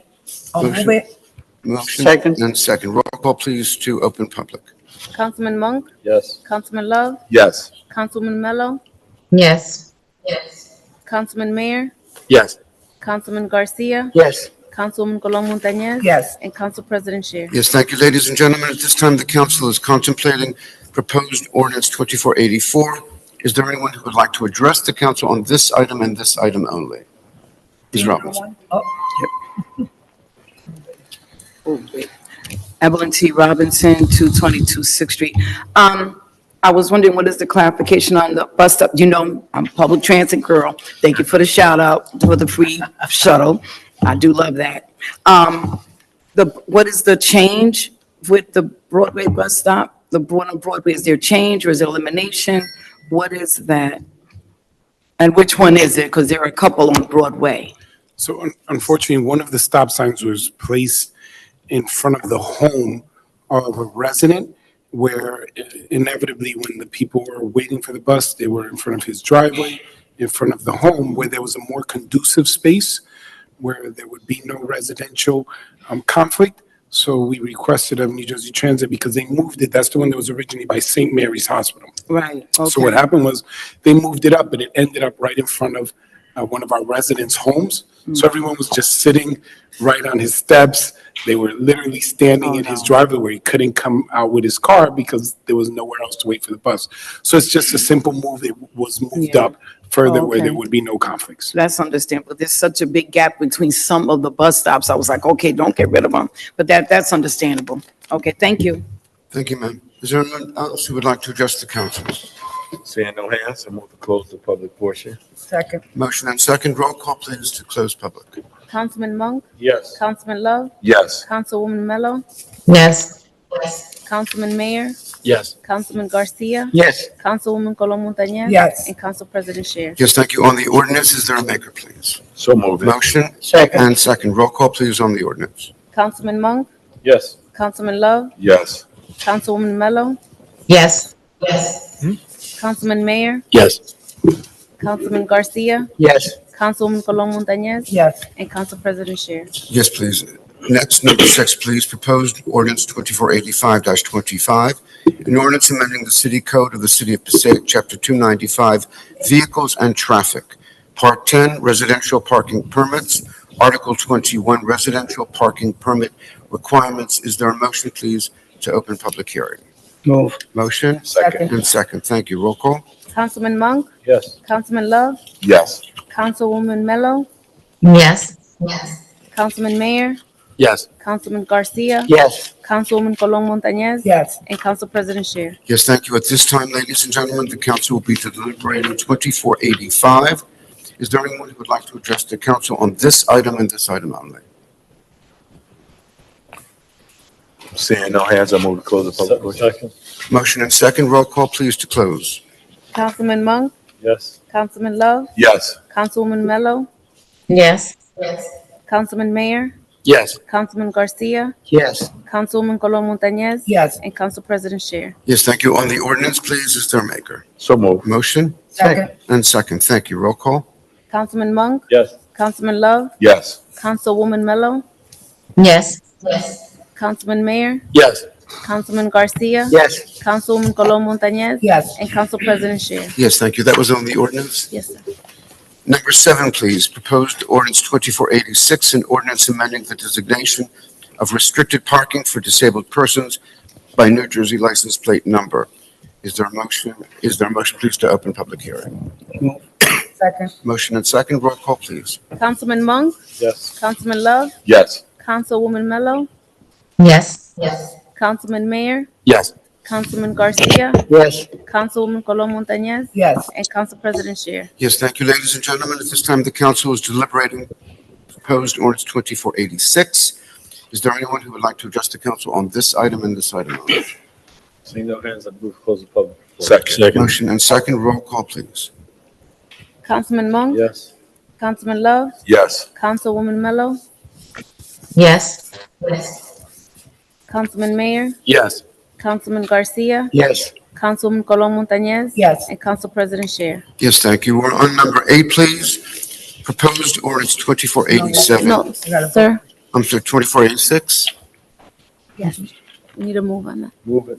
We need to move the ordinance, right? There's a move. Is there a second, please? Second. Motion and second, roll call, please. Councilman Monk, Yes. Councilman Love, Yes. Councilwoman Mello, Yes. Councilman Mayor, Yes. Councilman Garcia, Yes. Councilwoman Colon Montañez, Yes. and Council President Shear. Yes, thank you. We're up to number 8, please. Proposed ordinance 2487. An ordinance amending Chapter 49, the salary of the mayor of the City of Passaic. As my colleagues are well aware, the rules of the council allow any council member to submit a resolution for consideration by the entire council. I have exercised that authority. I have done so wanting to make sure that if there's any questions, that they be directed at me. I believe the salary the mayor is currently being compensated at is ridiculous. He has a family of 4. He deserves to live like a human being, especially after all the things that he does for each and every member of this community. So that being the case, I propose the ordinance and ask for a second. Second. Motion and second. Councilman Monk, Yes. Councilman Love, Yes. Councilwoman Mello, Yes. Councilman Mayor, Yes. Councilman Garcia, Yes. Councilwoman Colon Montañez, Yes. and Council President Shear. Yes, thank you. Is there a motion, please, to open public hearing? Move. Second. Motion and second, roll call. Councilman Monk, Yes. Councilman Love, Yes. Councilwoman Mello, Yes. Councilman Mayor, Yes. Councilman Garcia, Yes. Councilwoman Colon Montañez, Yes. and Council President Shear. Yes, thank you. On the ordinance, is there a maker of the ordinance? Move it. Second. Motion and second on the ordinance. Councilman Monk, Yes. Councilman Love, Yes. Councilwoman Mello, Yes. Councilman Mayor, Yes. Councilman Garcia, Yes. Councilwoman Colon Montañez, Yes. and Council President Shear. Yes, thank you. We're on number 9, please. Proposed ordinance 2488, an ordinance amending chapter 99, carnivals, bazaars, and fairs of the City of Passaic Code to revise fire inspection fees and propane generator device fees. Is there a motion, please, to open public hearing? Move. Second. Motion and second, roll call, please, to open. Councilman Monk, Yes. Councilman Love, Yes. Councilwoman Mello, Yes. Councilman Mayor, Yes. Councilman Garcia, Yes. Councilwoman Colon Montañez, Yes. and Council President Shear. Yes, thank you. The council, ladies and gentlemen, is deliberating proposed ordinance 2488. Is there anyone who would like to address the council on this item and this item only? Seeing no hands. Second. Motion and second to close this portion. Councilman Monk, Yes. Councilman Love, Yes. Councilwoman Mello, Yes. Councilman Mayor, Yes. Councilman Garcia, Yes. Councilwoman Colon Montañez, Yes. and Council President Shear. Yes, thank you. Ladies and gentlemen, at this time, the council is contemplating proposed ordinance 2488. Is there anyone who would like to address the council on this item and this item only? Seeing no hands, make a motion to close. Second. Motion and second to close. Councilman Monk, Just to move. Just to move. Vote on it. Just to move it. Just to vote on it. This is to move, this is on to move. Change it. Change it. Seeing no hands, make a motion to close. No, move. Move it. To move the ordinance. Yeah. Second. Councilman Monk, Yes. Councilman Love, Yes. Councilwoman Mello, Yes. Councilman Mayor, Yes. Councilman Garcia, Yes. Councilwoman Colon Montañez, Yes. and Council President Shear. Yes, thank you. Did we close public hearing? Now we need, Now we voted. We close and move. we closed and moved. Okay. What's smoking? We're doing good. We're on number 10, please. Proposed ordinance 2489, an ordinance amending chapter 102 clothing bins. Is there a motion, please, to open public hearing? Motion Second. and second. Roll call, please. Councilman Monk, Yes. Councilman Love, Yes. Councilwoman Mello, Yes. Councilman Mayor, Yes. Councilman Garcia, Yes. Councilman Colon Montañez, Yes. and Council President Scher. Yes, thank you. At this time, ladies and gentlemen, the council will be deliberating proposed ordinance 2489. Is there anyone who would like to address the council on this item and this item only? Seeing No no hands, hands, I move to close the public portion. Second. motion and second to close public. Councilman Monk, Yes. Councilman Love, Yes. Councilwoman Mello, Yes. Councilman Mayor, Yes. Councilman Garcia, Yes. Councilman Colon Montañez, Yes. and Council President Scher. Yes, thank you. On the ordinance, is there a motion, please? So move it. Motion and second. Roll call? Councilman Monk, Yes. Councilman Love, Yes. Councilwoman Mello, Yes. Councilman Mayor, Yes. Councilman Garcia, Yes. Councilman Colon Montañez, Yes. and Council President Scher. Yes, thank you. We're up to Roman numeral 7 on our agenda, communications and petitions, items 11, 12, and 13. Are there any questions, please, on items 11, 12, and 13? Seeing no lights, is there a motion, please, to accept? Second. Motion and second. Roll call, please. Councilman Monk, Yes. Councilman Love, Yes. Councilwoman Mello, Yes. Councilman Mayor, Yes. Councilman Garcia, Yes. Councilman Colon Montañez, Yes. and Council President Scher. Yes, thank you. We're up to Roman numeral 8 on our agenda, resolutions.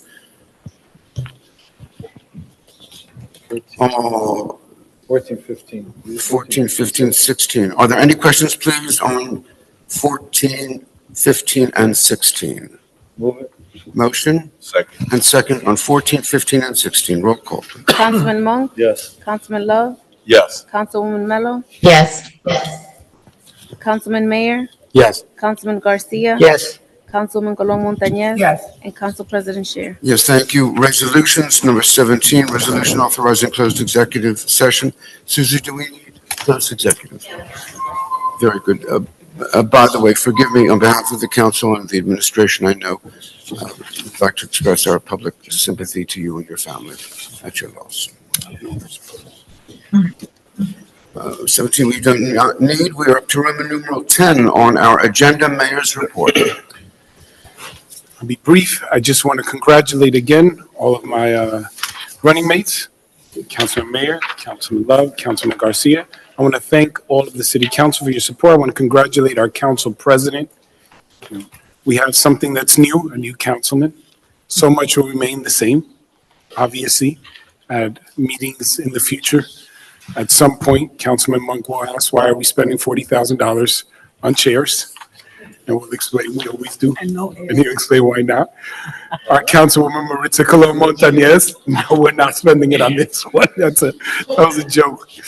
Well, obviously, Maritza Colon Montañez, our Councilwoman, will react every time we pronounce her full name in the best way. Our council members will have long discussions and work on behalf of the city, but I also want to congratulate again our council president, Gary Scher. He mentioned something earlier, and I just want to have the record because some people will watch online. Yesterday, as he mentioned, he came in late from Trenton. What he didn't add is that he's been doing this for weeks, coming home at 10 o'clock at night, sometimes at 11 o'clock at night after leaving early in the morning to drive to Trenton in his other role. Then to come back and drive around all of Bergen County to ensure that he's at every event from Memorial Day to activities to community-driven initiatives. How many municipalities are in Bergen County again? Let's just say he represents a lot over there. And then on top of that, he has to make it to Passaic County, to the city of Passaic and the county at the many different events because he's part of a team and he's always present at all the events. I say this because oftentimes we see him coming from one event to another, driving from Trenton, and he consistently makes it to the council meeting. And every now and then, one of us asks, why do you look tired? And I remember when I consider his agenda, and he's constantly giving every effort to ensure that we can all work together. And I just want to thank the council president for his leadership, thank all of the council members, obviously, for the work that we continue to do for all of the community.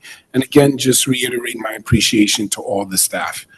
All the staff. We meet once a week to discuss what we're going to do in the city. There's so many events to come. We're going to have the 4th of July fireworks. So just to let everybody know, that'll be at Pulaski Park. So I'm extremely excited about that. All of the summer events, we have the camp out coming out on the 19th, the family camp out. The festivals we'll have in the different wards as we do each year. We'll have it at Pulaski Park and number 11 School and at 3rd Ward, Memorial Park. And then August, I don't know what's going to happen because I plan to take a real vacation.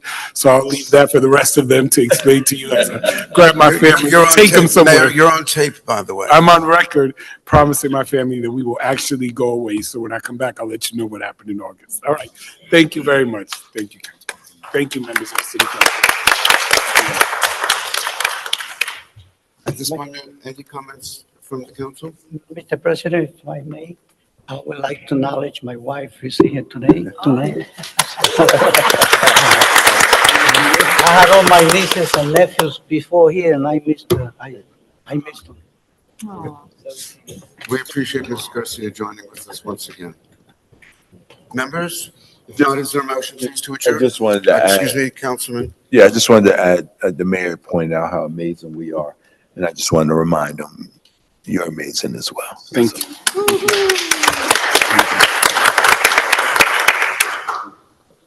Members of the council, any final comments? If not, is there a motion please to adjourn? So moved. Motion second, please. Motion and second to adjourn. Roll call.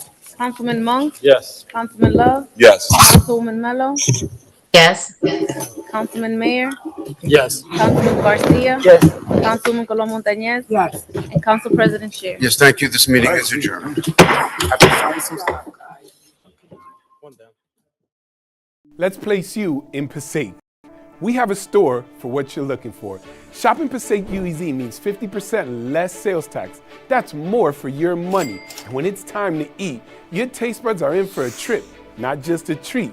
We bring the flavors of the world to your plate, no passport needed. And it's even easier to get around our city with our free shuttle. So whether you come to eat, shop, work, or for entertainment, Passaic has a store for what you're looking for. Let's put you in Passaic.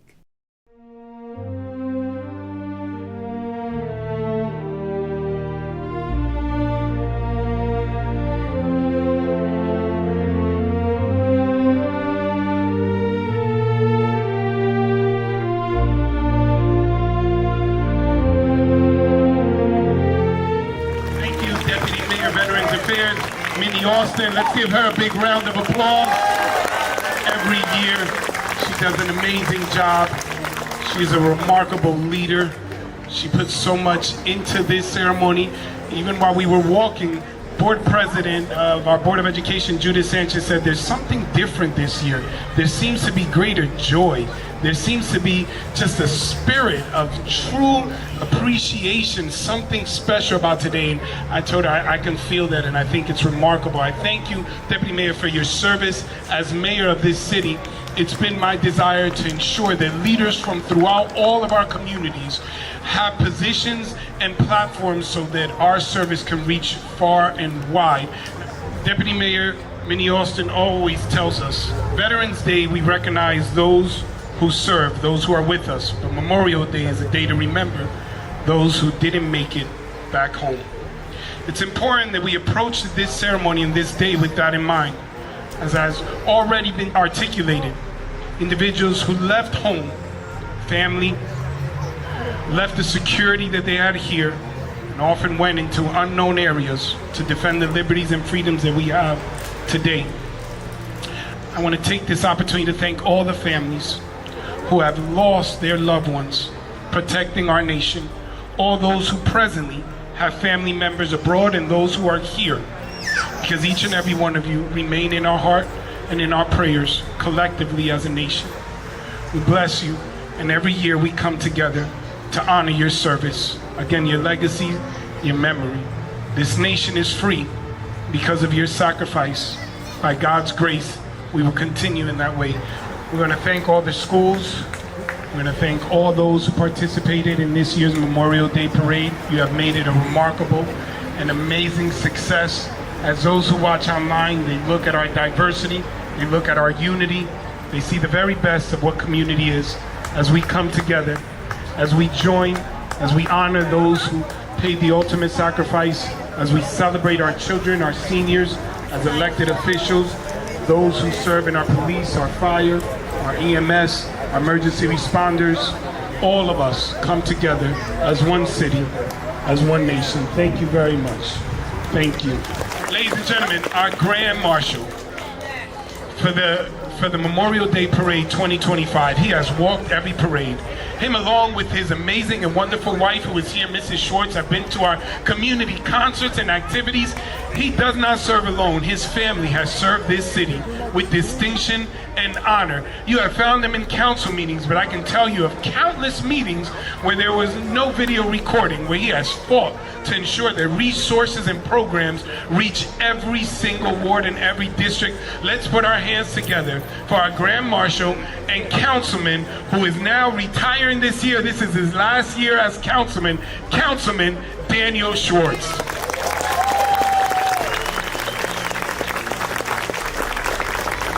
All right, put our hands together for all of our veterans, our VFW, those past, present, our auxiliary, all of those who serve. Let us never forget their names. Let us never take for granted the blessings we enjoy because of their courage. And let us reaffirm our commitment to supporting our veterans, their families, and all those who carry the torch of service. Passaic is a city of strength, of unity, and of resilience. Together we remember, together we honor, and together we move forward, never forgetting the heroes who made this day possible. May God bless our fallen heroes, our veterans, and the great city of Passaic. Thank you. Your dedication, leadership, and commitment to the city of Passaic have made a lasting impact. As a long-term resident, devoted husband and father, an active community member, your contributions have helped shape our city and strengthen its future. This is signed by our mayor, Mayor Hector Lara, and with this certificate, joined with the City Council and every member of this wonderful community, we acknowledge that which Councilman Schwartz has done and will continue to do in whatever fashion he takes. Thank you, Councilman. There is a mother in our city who has been struggling with her health.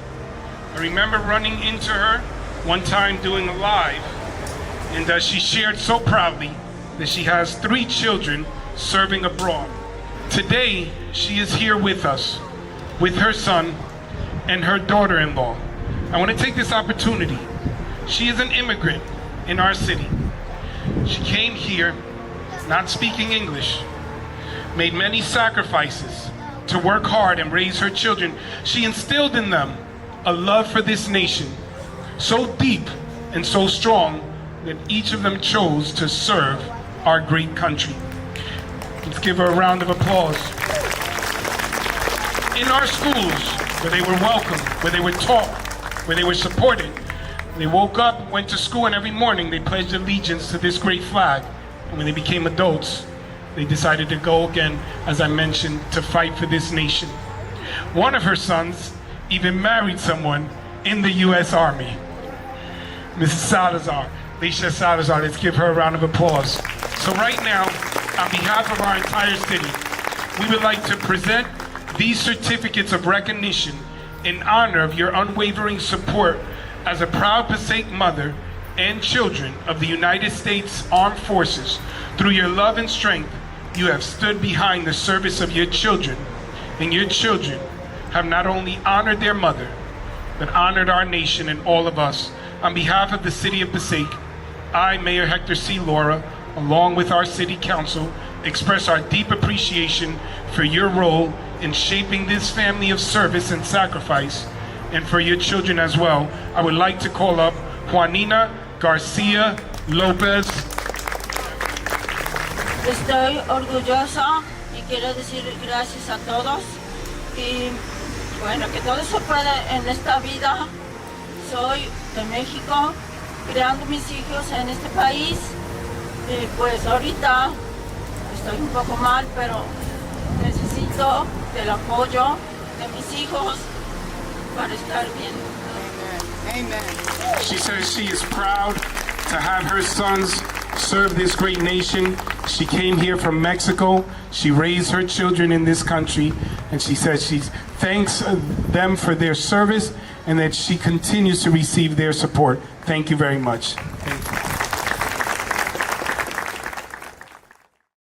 Number one, our lights went out, so I'm going to ask you to shine your cell phone lights up for me. I see you right there. Yes, like at a concert. Yes, put them up so we can have some lights, please. Look at that. Ladies and gentlemen, 926 students have just graduated Passaic High School. We're about to finish the ceremony. We're concluding this ceremony in less than 5 minutes, but we don't need any chaos because we don't have lights. So the fire department is asking that if you are on this side, that you exit to the right. If you are on this side, you exit to the left. I'll do it the other way too. You're on this side, exit to the right. You're on this side, you exit to the left. That looks so beautiful. I cannot waste this opportunity. I think that we're gonna have to do the wave. Let me see. Mayor Laura, should we do the wave? Yes, do the wave. Yes. I also cannot,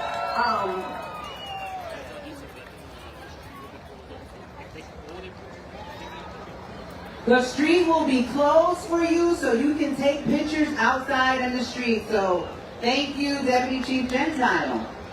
An applause for Deputy Chief Gentile in the fire department, please. I would be remiss if I did not thank the Passaic High School prep and pace team, Mr. Garcia, Mr. I, Mr. Wilberton, Mr. Harmon, Mr. Garcia. So we changed the hours to make it a little bit later. Thank God the weather has cooperated. It hasn't been too hot. And we finished 926 students. Have really wanted to call all 900 plus names. And Madam President, you did it, and thank you for your vision. Can we give her a round of applause? It is very important for us to say your name, and I agree. At this time, I'll see you.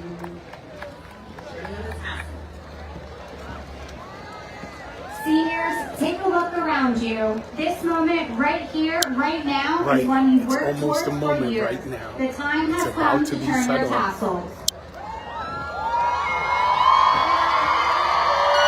Not yet. If you ever forgot which way the tassel goes, just remember, it rests over your heart, so you will always carry your alma mater with you. All right, graduates, please take your tassels. Hold on a second. I want to selfie with this.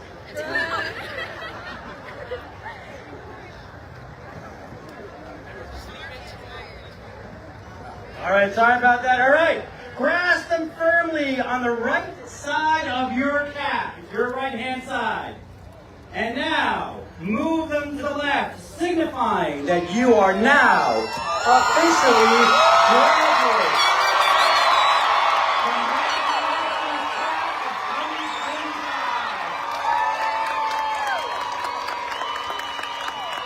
Please throw your hats up. And look at the drone.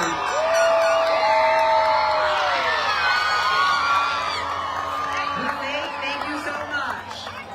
This concludes our ceremony. Please be very careful exiting. Thank you. Thank you, everyone. Good night. How are you? Congratulations to all of the students. This has been an amazing ceremony. Obviously, the speeches were cut in order to expedite the process. We had the parents in mind, the students in mind, the faculty in mind, and I just thank God. Everything went beautiful. They couldn't have done it better. We have the very best students in all of the universe. Congratulations to all of them. Que Dios le bendiga a todos. All right, ladies and gentlemen, this concludes this ceremony. Dr. Garcia, say a quick hello to the community. Hello, everybody. Thank you.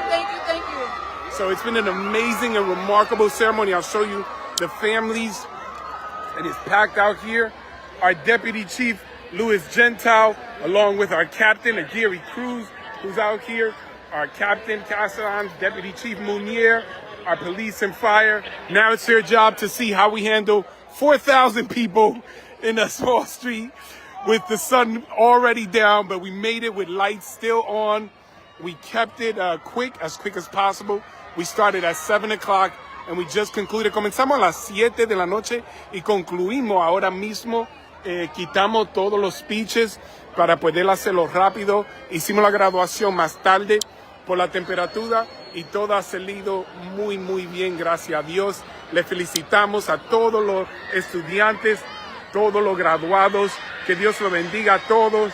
Que Dios siempre lo guarde y lo cuide y que lo mantenga siempre en sus manos y que los ángeles de Jehová siempre estén alrededor de ellos y que lo guíen su camino de educación y sus carreras en el futuro y que siempre se recuerdan que Passaic es su familia. Ladies and gentlemen, we pray that God will protect, preserve, and guide all of the graduates, sending his angels around them throughout their journey in their career and their education. Ladies and gentlemen, on live is Dr. Janelle Hall. Dr. Janelle Hall, the keynote speaker who decided because of the heat that the speech will not be given this year, but she will be given the speech next year. Dr. Hall, can you share a little bit as to what you were going to tell all of the young people and their families? Yes, absolutely. We're going to talk about the legacy lives on. Just because our Passaic High School original building will be torn down this year, the legacy and the torch will be handed to each and every one of these graduates today. That's awesome. And this is a significant graduation because the Passaic High School, this is the last year that the high school that all of us grew up knowing, graduated from, it will no longer be here, but we have something amazing like a Phoenix Rising, a brand new building, state of the art. And look at that. She was the keynote speaker for when the building was going down, and she'll be the keynote speaker for when the building is coming up. That's what I'm talking about. God bless. Thank you, Dr. Hall. Thank you so very much. So as you can see, the graduating class of 2025. It's an amazing, a wonderful experience. All right.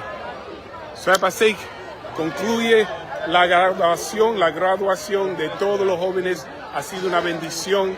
Siempre, cada año estoy aquí para aplaudirle a cada niño. 926 niños y le quería dar su aplauso y felicitarlo. Y a todos los padres por todos sus sacrificios, los abuelos, las abuelas, los tíos, las tías, todos ustedes. To all the grandparents, the parents, the aunts, uncles for your sacrifice, for your hard work. God bless you. Enjoy the graduation 2025. This is the first class that's been in school every year since the pandemic.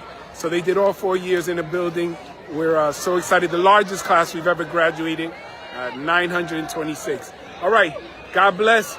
Dios le bendiga. Y como pueden ver, todos los padres y los estudiantes ya se van. It's been a real blessing.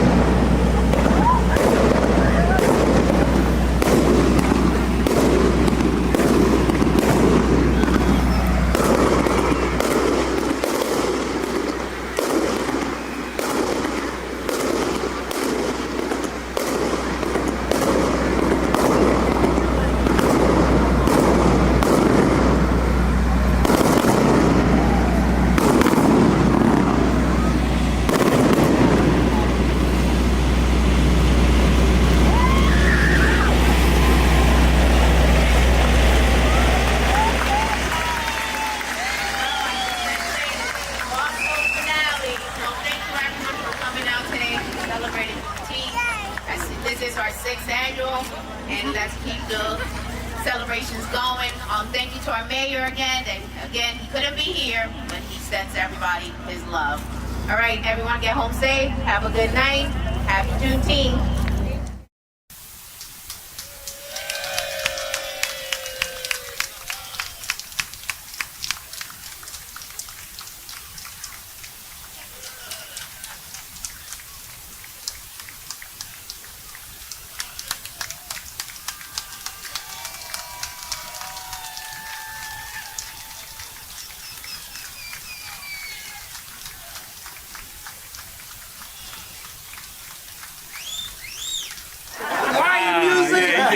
Yo, Chief, what's going on? It's like, this is about my love stuff. I know,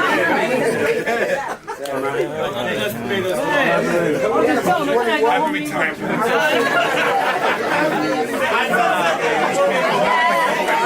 No special gift. All right, in 1989, that's when you started. The most popular game at that time was a game called, what was it? Punch Out. Mike Tyson Punch Out, you knew it. In 1989, it was the last time that it was called Mike Tyson Punch Out because they switched it to Punch Out in 1990. So in 1989, it was the most popular game. So in order for you to always remember the year you started, I got you an autograph by Mike Tyson. That was the game. Mike Tyson actually autographed it.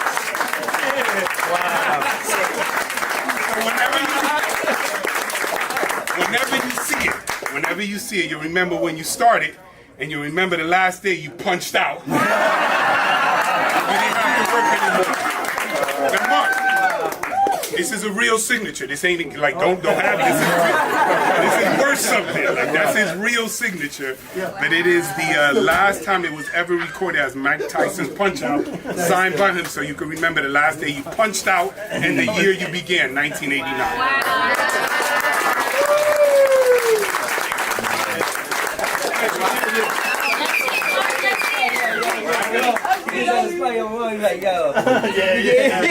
No, I genuinely appreciate, obviously I said in the council meeting, your leadership, your hard work.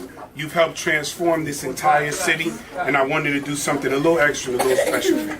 So thank you for everything, man. Thank you, man. Appreciate it. I tried to get Mike to come with me. Once he signed it, he said, get out of here. Yeah, I ain't got much to say here. You know, you guys said everything for me, but I really appreciate everybody, man, who came out and who did this for me, and Chief, who drove me crazy today. This is all kind of music. I really appreciate it. And once again, I want to say thanks so much to the mayor for allowing me this, man. Like I told you, I really appreciate that from the bottom of my heart. I express to my family about you all the time. I really do. So thanks, guys. I appreciate it. Everybody. I really didn't have no idea. They said we're sneaking. My wife made 2 cakes. I said, you making 2 cakes today? I thought it was for she said for a thing. You saw Nelson. You were like, what's Nelson what the hell Nelson doing here? Forget about Nelson. Forget about him. He don't work here no more. She said, no, he ain't got nothing to do. That's why he came. But anyway, really, thank everybody for it. I really do appreciate this, man. We love you. I'm holding everything back. I'm holding back like I'm about. I really appreciate it. Thanks a lot. Thanks a lot. Man, I really appreciate everything.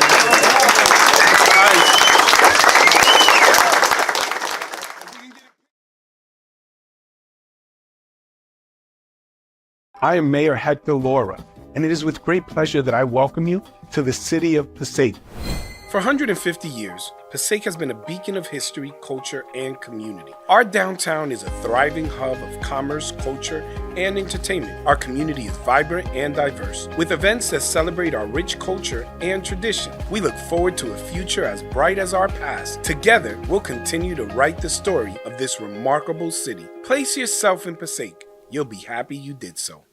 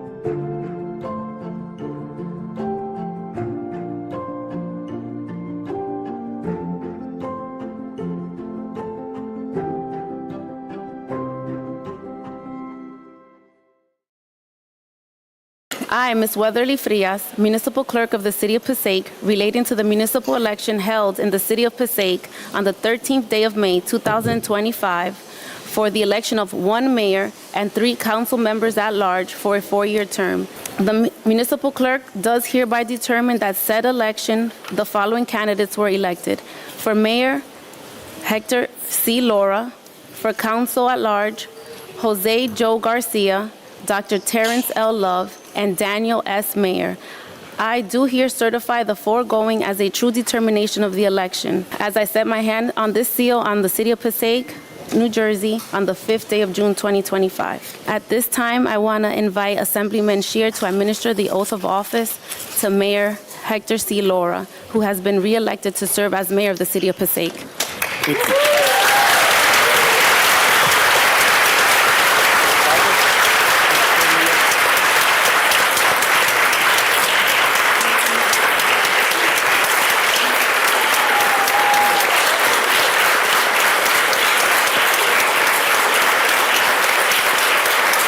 I, Hector Carlos Laura, Do solemnly affirm do solemnly affirm that I will support the Constitution of the United States that I will support the Constitution of the United States and the Constitution of the State of New Jersey, and the Constitution of the State of New Jersey, and that I will faithfully, and that I will faithfully, impartially, impartially, and justly perform all duties of the office of mayor all duties of the office of mayor in and for the City of Passaic, in and for the City of Passaic, according to the best of my abilities according to the best of my abilities and understanding.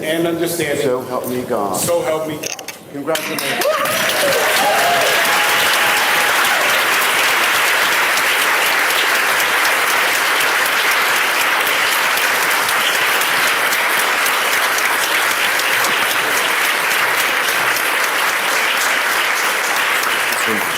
Thank you. Thank you. First, I want to thank God for this opportunity to once again serve this amazing and wonderful city of Passaic, New Jersey. I want to thank my family, my wife, my children, all of my family, immediate and extended, who have been so supportive. I want to thank my colleagues on the City Council, those who serve on the Board of Education, and all those who work with us here at City Hall.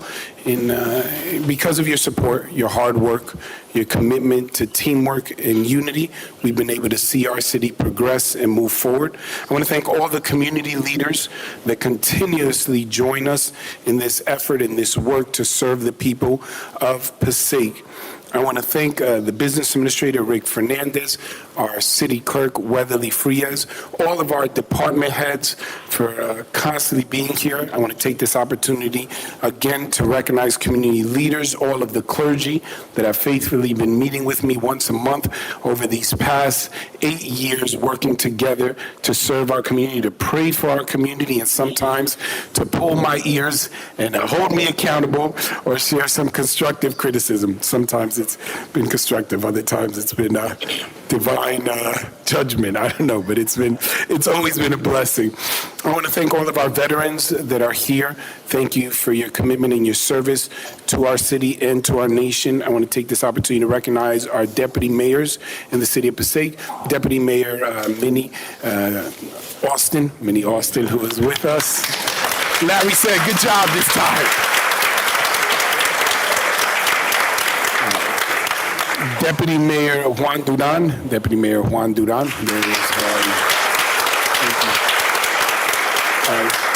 Deputy Mayor Jamie Delgado. Thank you.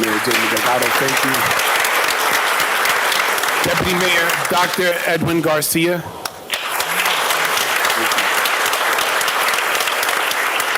I want to thank all those that have worked so closely with us over these 8 years and now going into a third term. Some won't be entering into the third term with us, but I want to take this opportunity to recognize that we have with us my former right hand, Kathy Martin, who made it over here.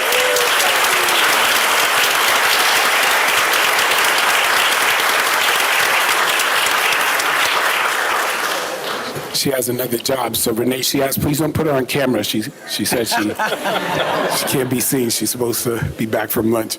I wanted to be brief. As many of you realize, we decided not to go very big. We wanted to make it a much more intimate ceremony. I spoke to my colleagues on the city council. We wanted to invite just the department members, those who work with us within the community. We did not send out a press release. We wanted to keep this just within the family, and I thank each and every one of you for taking time to be with us. I want to be very brief, again, because today is about the entire team that was elected. I want to congratulate my colleagues, Councilman Dr. Terrence Love, Councilman Joe Garcia, on your re-election. Your dedication, your service over these many years have directly resulted in a better Passaic for all of our communities in every ward. Your work, which is seldom seen what occurs behind the scenes in those long meetings, those ad hoc committees, or the phone calls that you're making, the constant advocacy on behalf of your constituents, you have truly made a difference. It has been an honor and a true privilege to serve with you along with the entire city council. To our councilmen who served for so many years, not only on our boards but on our city council, Daniel Schwartz, who is now with us, rightfully enjoying his retirement and time off. I want to again publicly thank him for all of his years of service, for his insight, for his approach to government, considering always every resident. To our newly elected Councilman Daniel Mayer. I'm excited that finally a mayor gets to vote on the agenda, because Council President Shea always reminded me the mayor doesn't get to vote, and now I'll say, no, there's a mayor voting, just by last name. Daniel Mayer, Councilman Mayer, I've seen your work in the community. During the pandemic, not only were you out there obviously servicing with your business, but with your heart.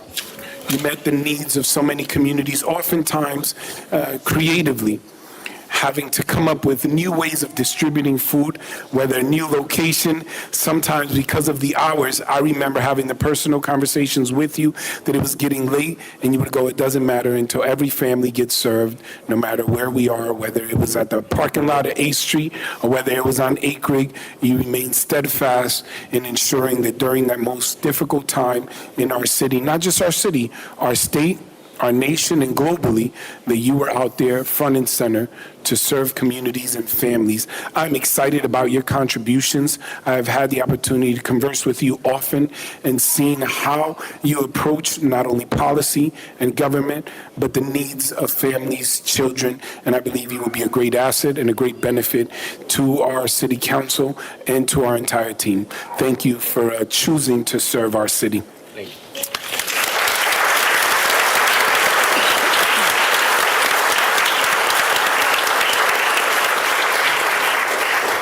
To the deputy mayors, I thank you again. I know that I named you, but so much of the work that gets done along with you, with the clergy that we get to meet with all of the staff members, with all of our police, with all of the leaders, in conversations with you, as well as with the Board of Education, we've been able to come up with great ideas, move our city in the right direction, renovate and resolve concerns. And I just want to share briefly, I won't go into the long list, we would be here all night, but during the first term, we focused on the public trust.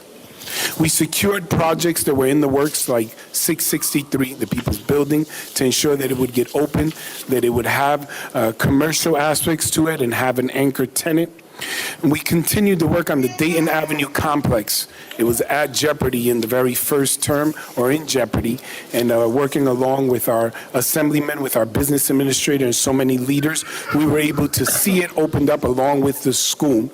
We were able to see additional new schools and continue to work towards the development of our commercial area, working closely with our business administrator. There was a desire long ago to obtain the storefront property in front of the new school at 711 on Main Ave, and we were able to make that happen. We did so much even during the pandemic. We were able to successfully remove the railroads and unite both of the parks, Dundee Island and Pulaski. We were able to renovate Bragg Park, bring in music ballards, benches, and have first time ever community events there, like the tree lighting and many events with our leaders in the second ward. We were able to rubberize playgrounds and spray pads at request of so many communities, develop a brand new dog park, and put dog stations all over the city to address quality of life issues. We move forward community initiatives to celebrate our diversities that range from sukkahs in the park, burning of the hummets, Juneteenth fireworks, new namings, Holi and Diwali, our Christmas parade around the city, and so much more, recognizing that we have a beautiful, strong, vibrant, and diverse city. We were able to introduce new initiatives that have become traditions, like our New Year's Eve piñata drop. We were able to revamp the courts and appoint new judges, add weekend and overnight inspectors and overnight enforcement in order to make sure that our city remains clean and that the work that gets done is done responsibly in order to not disturb the residents. We were able to modernize applications, whether for code or otherwise, using our new technology where now people can get these online. We were able to develop a youth council that does community cleanups, mental health walks, and have our young people actually work alongside us to develop policies, laws, and program, thus creating a bigger table and inviting more of our residents of every age group, including our seniors, to help us move this city in the right direction. We were able to create a real resource to address the issue of homelessness. We took a property off of the tax rolls and made Dignity House, where we created and was recognized nationally programs like our mailboxes through correspondence and help, whether receiving funding through Social Security benefits or veterans benefits. We were able to get a number of homeless off the streets and into permanent housing on a weekly basis through our human services led by Judith Sanchez, who's in class right now. She's also the president of the Board of Education. We're able to have our homeless come in once a week. They take showers. They're able to receive resources, whether clothing, toiletries. Every year we hold our Super Bowl program with them. We provide free haircuts. And on a weekly basis, we give them the opportunity to have their clothes laundered. We continue to have a resource center with the goal, understanding the government is there to be a safety net. Not a permanent hammock, but a safety net to catch individuals and help them off and get them back into society. We continue to provide more and more assistance in this approach. During our second term, we focused on infrastructure. We renovated and kept the promise on the 100 steps. We resolved the issues with the McDonald's Brooks. We invested in our bridges and culverts. We had historic numbers of streets repaved from First Street to Summer Street, all over the city. If I name them all, I'll get the overture music that usually plays when I speak too long. We expanded recreation opportunity, cleanliness of our city initiatives through containers and giving them not only to the community with recycling bins, the new red and blue containers around the city, but also business containers on Market Street, where we provide them for free in order to ensure to address issues in our commercial areas from Market Street to Main Ave. We expanded recreation with synthetic ice skating rinks, rubberized running tracks, new parks like Dundee Island, as mentioned. We had record development of follow properties like A Street, Panaso, 211 Pennington, South Street, Broadway, on River Drive and Van Houten, Market Street, Hope Ave, Harrison Street, and so much more. And we've expanded parking opportunities with brand new lots, a brand new deck that will open up in just a few months, angled parking permits and parking spaces and brand new parking permits, strategic parking permits in zoned areas. We were able to pass for the first time rent stabilization ordinance, ADUs, accessory dwelling units, reinstate the rent leveling board, bring in police substations on Myrtle Avenue and our downtown by Passaic Street, have Special 2 police officers and UEZ police in order to address public safety. We've had a drastic drop in violent crimes. Thank you, Chief Guzman, for all of the work that you do and all of the police department. Through our fire department, we were able to train all of our firefighters on water rescues and much more. We've expanded transportation opportunities with the free shuttle. That's Miss Evelyn Robinson's favorite initiative, at least right now. Our bike sharing program We've expanded job training programs, CDL, phlebotomy, pharmaceutical tech, and so much more, including SORAs. We've expanded program through the amazing leadership of our city clerk, passport training, and which has led to passport days, so many no longer have to go outside of the city to get this done. We've expanded communications with Renee and our media center, having a YouTube channel, 2 public access channels, and through our social media to keep the community constantly informed of all that we do.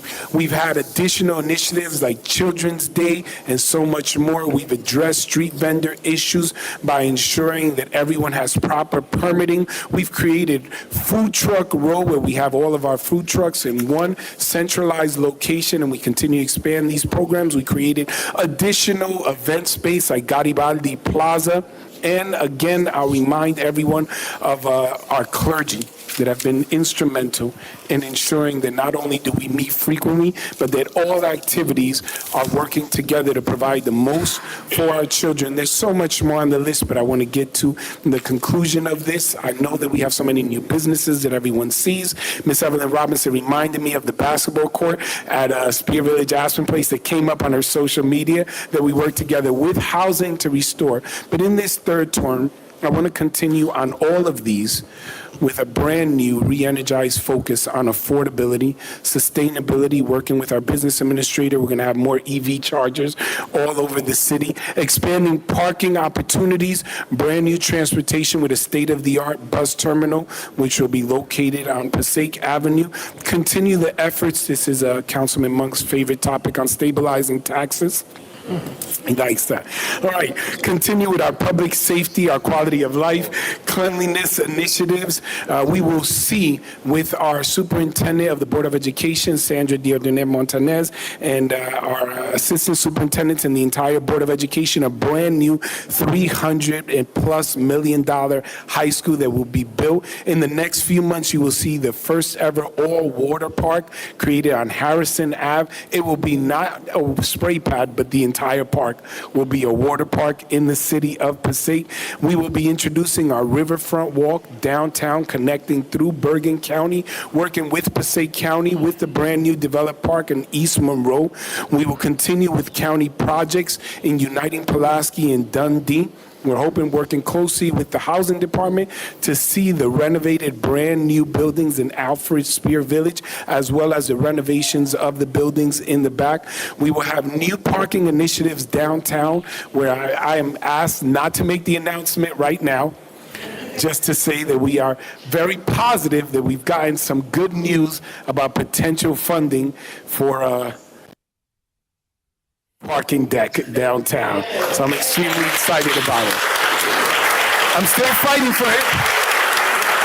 I've done all the meetings, but it at least looks positive right now. I know the budget was recently passed and they're waiting for signature. We'll hope to see if the state can complement some of the funding that we were able to secure maybe in the future. If only we had an assemblyman that was nearby that was hearing this portion of the speech that might be able to fight for some additional fundings as we continue with new programs such as our first ever special needs inclusive junior police and fire academy for the very first time.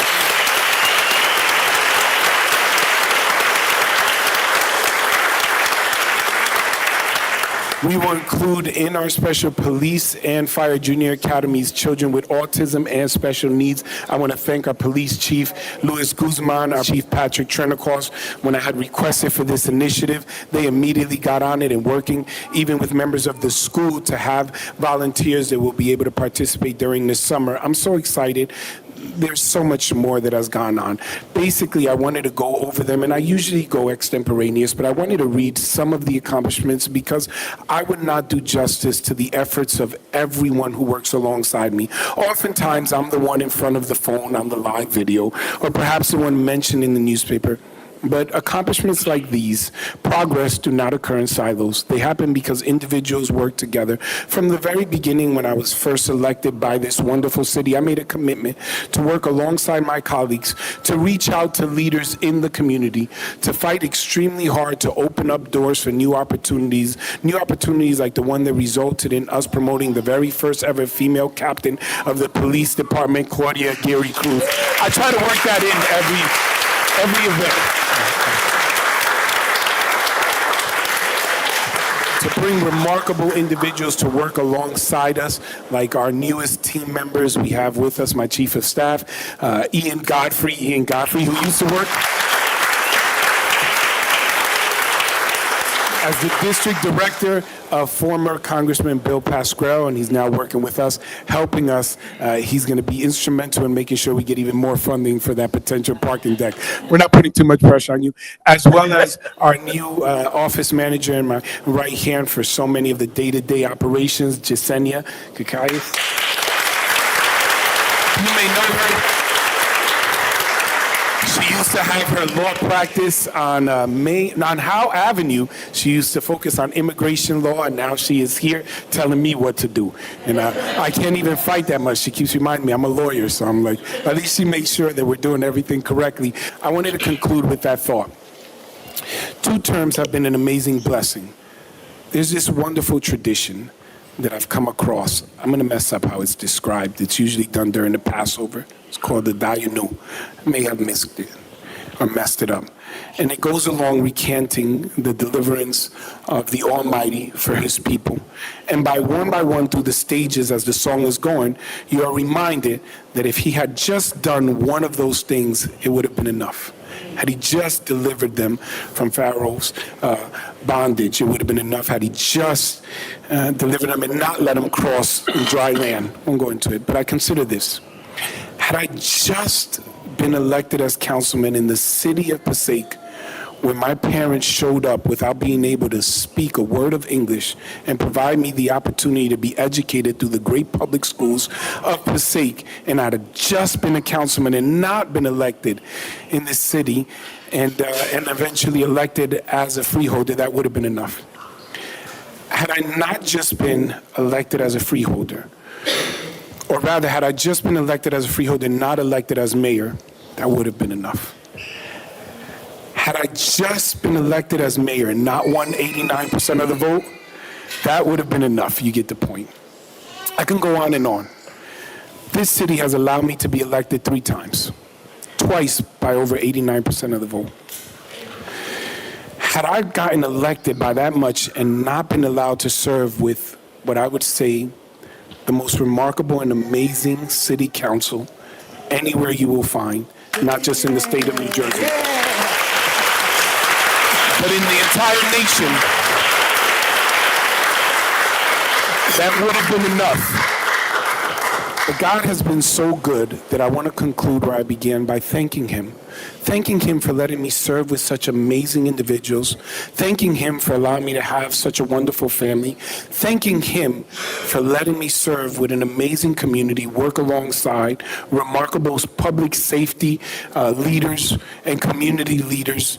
Thank him for the opportunity to have a great business administrator, a remarkable supportive staff, thanking him that every day we get to serve the people and honor him.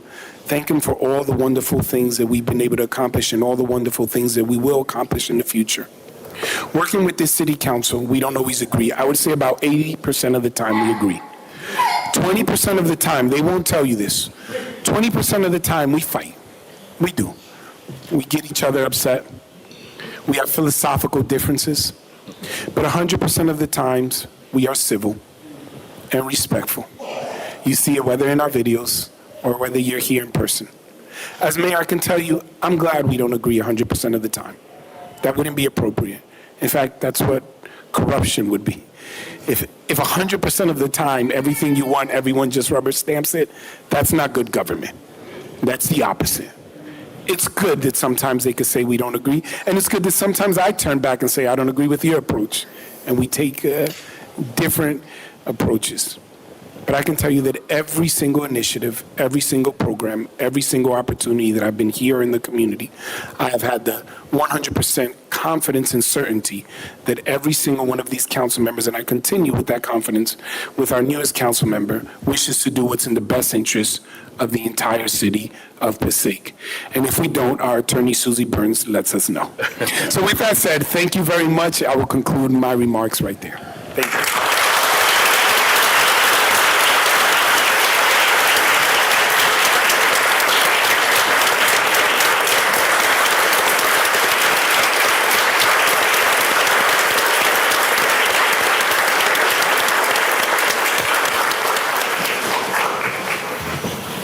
Council President, I forgot to thank Team Passaic. Thank you, Team Passaic.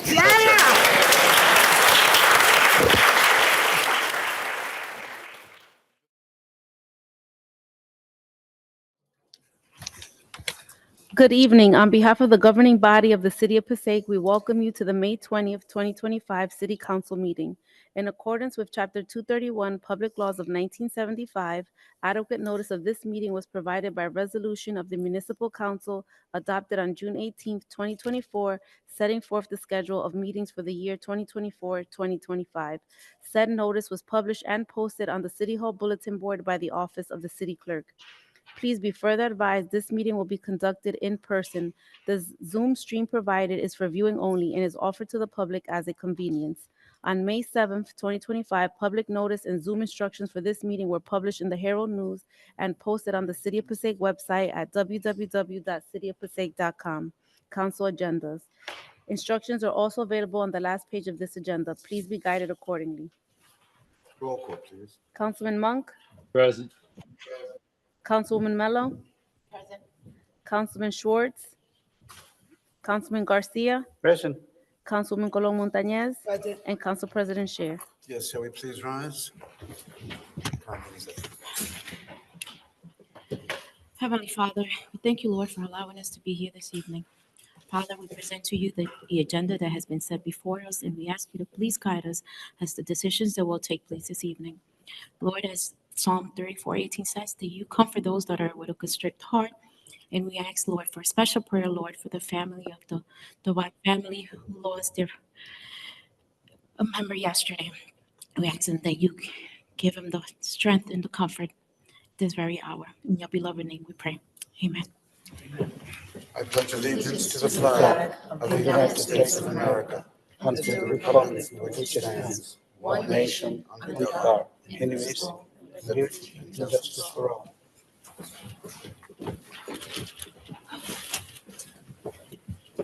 For members of the council, there is a revised agenda item and an addendum to item number 27A, resolution amending resolution number 25-04-104, resolution appointing commissioners and alternate commissioners to zoning board of adjustment. Is there any objection to including this item on tonight's meeting? Seeing none. We are up to, on our agenda, we are up to Roman numeral 4, Mayor's update. Mr. Mayor, sir. No report. I'll reserve my comments at the end of the meeting. Very good. Thank you, sir. I believe congratulations are in order. This is the first meeting since the election. Mr. Mayor, on behalf of this council, we thank you for running again, and we thank you for accepting the responsibilities which you execute so wonderfully well. With the council's permission, we are up to the hearing of citizens. In accordance with the Open Public Meetings Act, NJSA 10:4-1 at SEC, the council opens every public meeting for comments of the public.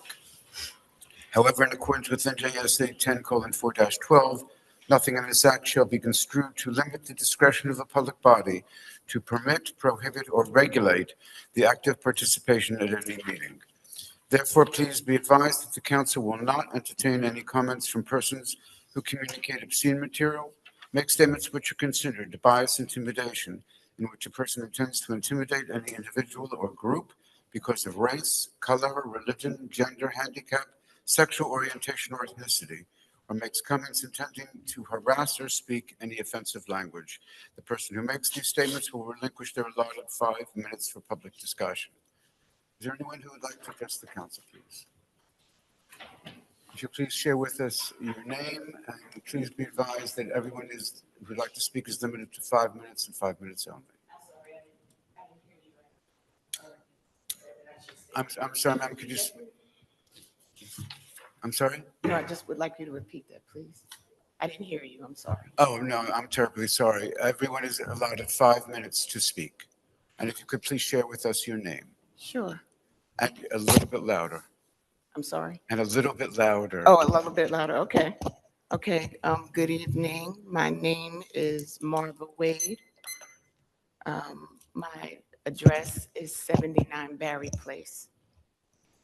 I'm a lifelong resident of the city of Passaic and a property tax-paying citizen for 24 years at the address on Barry Place.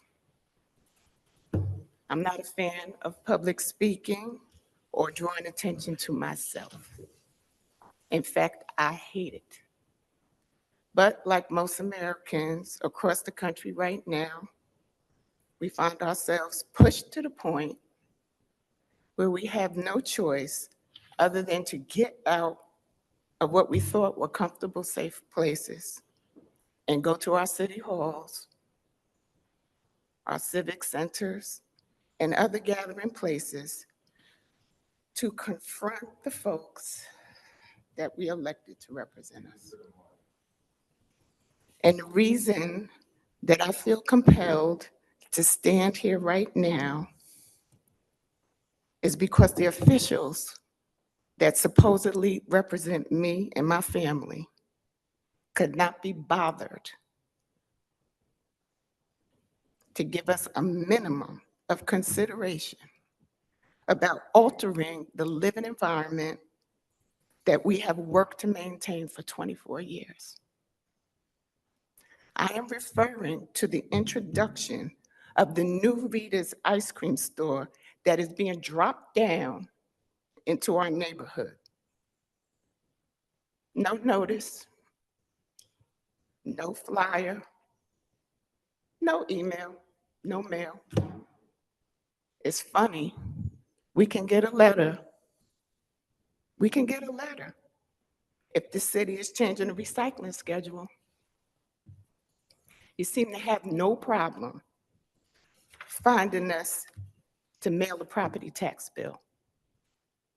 But when you decide to introduce a brand new commercial enterprise that will bring traffic, noise, trash, and hanging out on the street in front of our house until God knows what time, you don't see us. We didn't even know about any of this until we watched two guys climb up onto the roof of the train station building to install two gaudy neon signs on April 24th. That's how we found out. On the roof of a building that was built in 1870. 1870. That's more than a century and a half ago.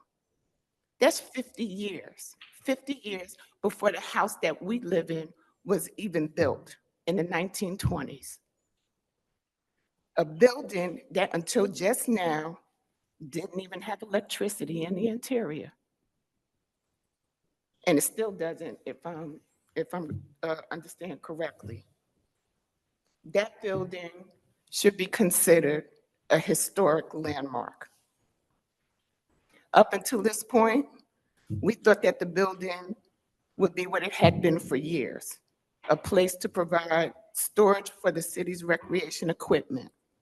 If you had bothered to consult me, I would have suggested maybe putting some nice vintage period era benches inside so that the commuters would have a nice place to sit and wait for the train when the weather is bad. But no one bothered. And it's actions like this that lead me to believe that our representatives do not care what the people that live in that neighborhood think. For as long as I can remember, Passaic Park was the pride of this town, a nice residential place to live. But now, to this central location in the park, you want to introduce this, in addition to the mess that we already have to handle from a negligent New Jersey Transit agency. But at least we knew what we were signing up for when we bought the house next to the train station, or at least we thought we knew. We didn't count on being the maintenance staff for picking up the commuter garbage that's blowing all around and over to our property. Ma'am, excuse me, please. Your time is up, but I'm going to allow you to finish up, but I'd like you to wrap it up, please. Okay. Or we didn't count on being the landscapers when they don't cut the grass near ours. I don't have the time to go into detail about all the damage that's been done from their unmaintained trees. The point I'm making here is that because New Jersey Transit's inability to keep their property maintained, there's a lot of vermin residing in the overgrown bushes on their land. We know about the rat infestation problems in other parts of the city, and the introduction of this business in this location makes it right for that problem to start over there. And why should we believe that this new establishment will take care of this property better than New Jersey Transit takes care of theirs? This new store works against the appeal of what makes Passaic Park area attractive. Was a study done on the environmental impact to introduce this commercial store into this space? I don't know, who knows? No one bothered to tell us if they did. A few blocks down. I need you to wrap up, ma'am. I'm Okay. sorry. Okay, so what I'm going to say is, you have a few blocks down, you have empty storefronts with ample parking. You could have foot traffic there, introduce, positive cash flow to the stores that exist there. We don't oppose new commercial enterprise or industry. We're tax-paying citizens. We understand if we have a healthy tax base, maybe you'll take some of the burden off of us. I don't understand why it's there. And what I'm going to wrap up and say is, who in this scenario with the brand new shiny Rita's ice cream store gets the consideration? Who's getting the consideration? Who gets the respect? Whose needs are a priority? Whose interests are being served? Is it the commuters? Is it the ice cream shop customers? Is it the whoever it is that owns the Rita's? Is it the wealthy corporation? I can tell you right now that it's not the tax-paying residents or the voters on Barry Place and Van Houten Avenue. Thank you. Thank you. Thank you for your comments.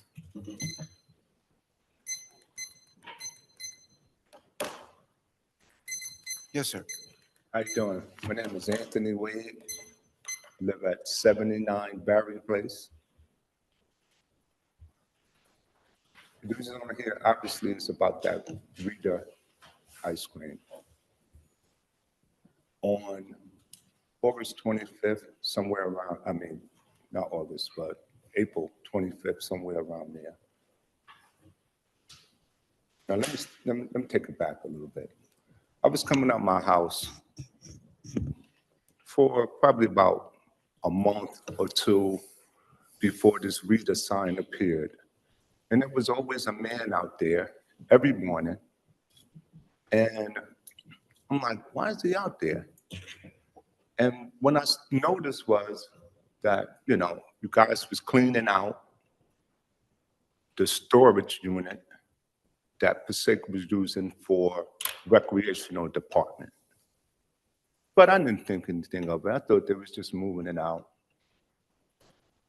Then on the 24th, we come home and there are 2 signs hanging. So the next day, I went out for something. I come back. I see a whole group of people over by the train station. So I figured that obviously they had to be there for what was happening because somebody was inside, they were inside the storage unit. And so I went over there to ask, what was going on. And there were 3 people that were inside the storage unit. There were a whole another group of people who were standing over to the side, seemed like they was having some type of disagreement. I don't know. So I walk into the storage unit and I see 3 people.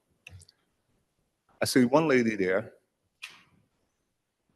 and she had long hair. I thought maybe she's a city council person. So I asked her, "Are you a city council person?" She says, "No," and she walks away. There's another guy there who always seen out there every day. I say to him, "Are you the owner of this?" And he says, "Yes." And then I see another guy there with the Passaic shirt on. And I asked him, "So who are you?" He says, "I'm the business administrator." And so I asked him, couldn't you guys have notified us of what was going on? And he told me, "No, we don't have to, because by law, all we have to do is make a notification inside the newspaper." And so what I did was, I asked him, "So you mean to tell me this is all you have to do when you are interrupting, when you are changing, you are adding something to a community? Zoning laws don't matter? Don't matter." He told me that this was a collaboration between Passaic and the train station, New Jersey Transit. And so I asked him, "When did you put that in the paper?" He told me he didn't know. He told me that I had to come down, speak to his secretary. And obviously, the business administrator name is Ricardo. And so what I did was I came down, I got the information. He told me it was in the office. Well, anyway, I went, I found the information. And what I found was that on March 20th, you put that inside the newspaper. 1 minute, sir. Excuse me? You have 1 minute more, please. Excuse me? You have 1 minute more, Have please. 1 minute? Okay. Yes, sir. Well, let me get this out.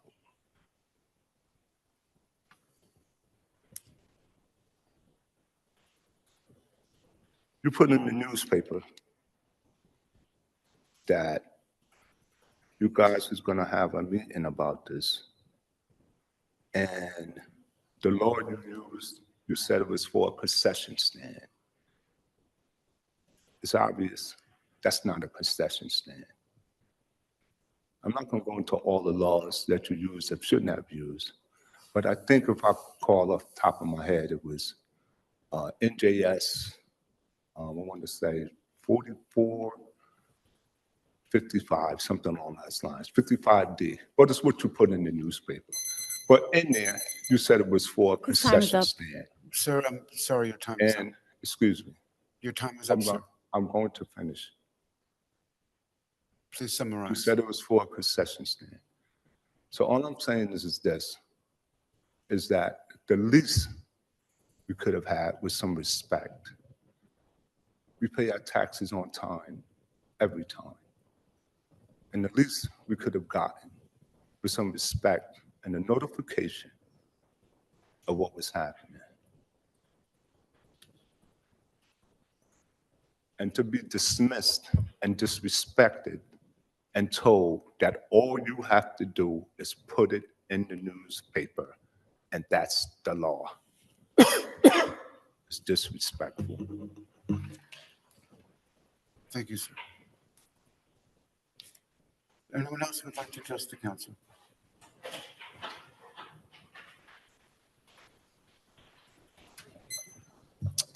Parker Brown, 247 Summer Street. I'll be brief because I got some stuff to do. The Public Laws Act of 1975 is insufficient. I've come many times. I've spoke to Renee. Luckily, we have a good relationship. I've spoken with the mayor. The people don't, who reads the paper in 2025 anymore? Not a lot of people. So to put something in the newspaper where people don't read it, I mean, I know what I do with the newspaper. I use it for trash. So, I mean, so that's just me. That's why I understand what they were coming from. The second part that I'm about to say, and I wish Dr. Love was here. I practiced this for a little while. He said he was a student of life last time I was here. And I like to think that I am myself. I have read a great many documents. I have not read that master plan yet. It's 136 pages. I can't get through it. But I want to ask a question, and maybe you can help me. I'm going to humble myself right here for everyone to see. I'm here because I've had certain council members inside my house. I'm not going to point out to, hey, it was that person. So you know the conditions that certain people in the city of Passaic is living under. My question is, what are you doing to help? I should be at a basketball game right now, helping out the kids and recording something right now. But even if I did go do that right now, I would go back to a house with no power. Now, I get it. There's nothing specifically that you could do about the power, but what are we doing to lower the electricity bills? I would love to say that things are sunny and good and they're great, but I'm telling you, we come from a prideful city and people are struggling so much, and they're not going to come in here and ask for help like I'm asking right now. I made a mistake when I was younger. I was in a position where I could have just came home and asked the people who love me for help. I didn't do that. I chose something else. I chose to go out in the streets and I did stupid things. I don't blame anyone for my decisions. But I'm older now. I've experienced some things. I'm not going to tell you about how Monday when I was walking about number 7, yes, I am going to tell you. I was walking by number 7 on Monday. I spoke to the police already. They're looking into it. And I seen a lady that was sitting on the steps doing crack by number 7, the elementary school. Now, I wanted to say and do more, but I can understand how people can do these type of things right now, because when your power's off, you have no place to live, and people are coming to you saying, hey, are you unhoused or are you homeless? Nobody cares about that. They just need help. So my question is, what are we doing to help people? And how can a resident get in touch with their city council that doesn't involve coming in here when we're at our ends with ready to, create this tensious situation? And please don't say that just send me an email or call and you'll get back to me, because other than the mayor and Mr. Chair, that's the only people that I've heard back from. And I've sent emails going back to last year. So what do we got to do? That's it. I don't even have the whole 5. Thank you. Thank you, sir. Councilwoman Miller, please. Yes, you mentioned that you need assistance with your power. Have you gone to, we do have a place called a Board of Social Services that if you are in need, you can go there and they will assess your situation. And if you qualify, you will definitely receive the services that you need. We have one right here. It's on Prospect and our main building is 80 Hamilton. You're not wrong, you're right. Did all of that, PCA, USF, approved, still.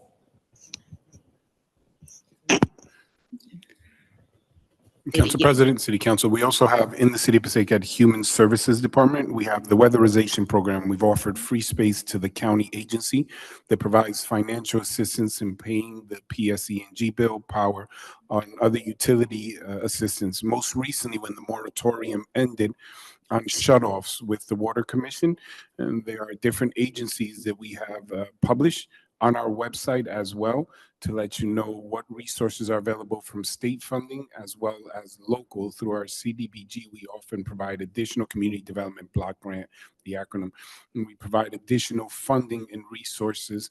If you come to our human services, it's located on the first floor. You can speak to Ms. Judith Sanchez in Human Services. Also, again, I'll reiterate that the weatherization program from the county is located in the same department, and they will assist you with additional funding. Some of it is income in terms of basing it on income eligibility. Other funding is based on need. simply the need and not necessarily your income. I would ask that you come in the second floor, on the second floor, if you go to my office and speak directly to Anna. She can direct you specifically to each of the agencies and assist you with the applications in terms of writing them out. And then in terms of others, you have asked a general question. How do we get the information out there? We often send out the flyers through the schools to try to get them home with the children. Recently, because of software, they put them on the apps. The phones, many parents aren't checking the app, so we'll try to see if we can get the letters out. I think one of the speakers shared that they've received recycling information. We often try to send it all together. We put some of the information together, and we'll look to add to those letters when we send them out this year, all of the assistance and all of the telephone numbers that relate to each of those agencies. I hope that would help to a certain extent. And if all that doesn't work, and it should by then, in terms of policy, not so much in terms of practicality, but in terms of policy, you can stop by my assembly office. And at that point, I will tell you, chances are about 99.9% that everything has been exhausted. But for that 0.01%, it's worth stopping by and seeing if there's something that somehow someone overlooked. Right? And the mayor is absolutely right. Most of it is income-based. But there are appeal processes. There is recognition that some people just don't have the money after feeding their children and putting a roof over their head.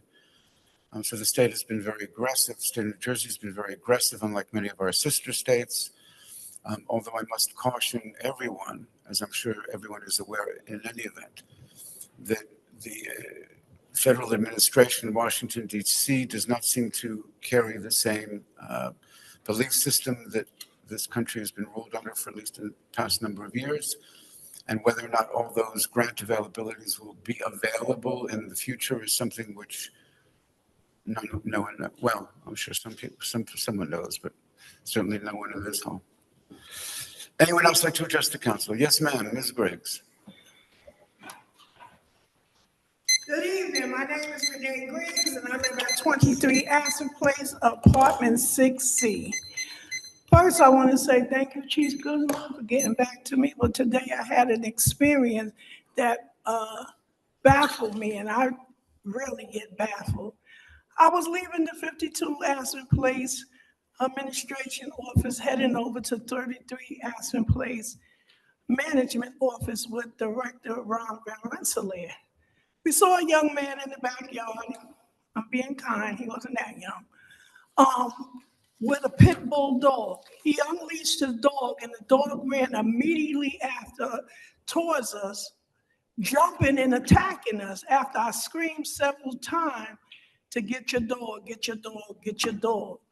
I guess I screamed so loud, and everybody is familiar with my voice at Aspen Place. People began to look out the window. We finally got the man to get the dog. We called the police, and the police officers that showed up and said the man is allowed to have the dog run unleashed because the back area of Aspen Place was a park. I didn't know we were zoned for a park. I didn't know that, but since if we are, could we get some Green Acres money so we can fix it up? They did nothing. They allowed the man to leave with the dog, and they told me that I was over exaggerating because the dog didn't maul me or bite me. Led it to be having a 2.5-hour impromptu meeting with residents at Aspen Place that saw me go through this. And the question still is, and to my question to the Director Van Rensselaer, because his meeting is tomorrow and it ain't gonna be nice. Why are we paying $500,000 for police protection when we are not getting it? When you get officers that say, because a dog attacked you, he didn't maul you, he didn't bite you, you are being overly sensitive to a man that identified himself, that he didn't live there, dogs we do not allow on our premises. This what I'm told about somebody that's supposed to protect the safety and well-being of me. And my complex is the brunt of that bill. We are not satisfied as residents there. Then the supervisor, a sergeant, shows up and says, well, this is a backyard. This is a park. Police officers do not know the areas in which they patrol. They don't know what is someone's backyard and what is a public park. And I thought Passaic had a leash law that dogs should be on the leashes when walked by its owner.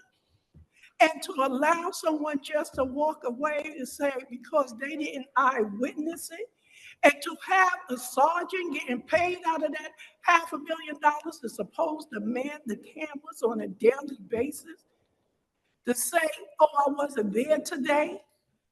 I have to wait and see when I'm available to review the camera. Well, Ron might take that laying down, but I'm not. We have warned the housing authority. We are ready to withhold our rents and our funds until they defund the police. Thank you for your time and attention. Thank you, ma'am. Anyone else like to address the council at this time, please?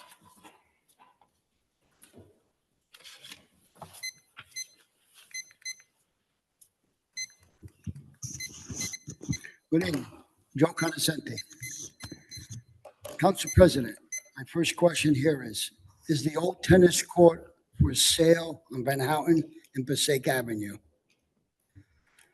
My next question is, last year, you funded a cleaning of storm drains. I noticed about a week ago on Jefferson and Hoover, those drains are clogged. I noticed on Main Avenue and Henry Street, the drains are clogged.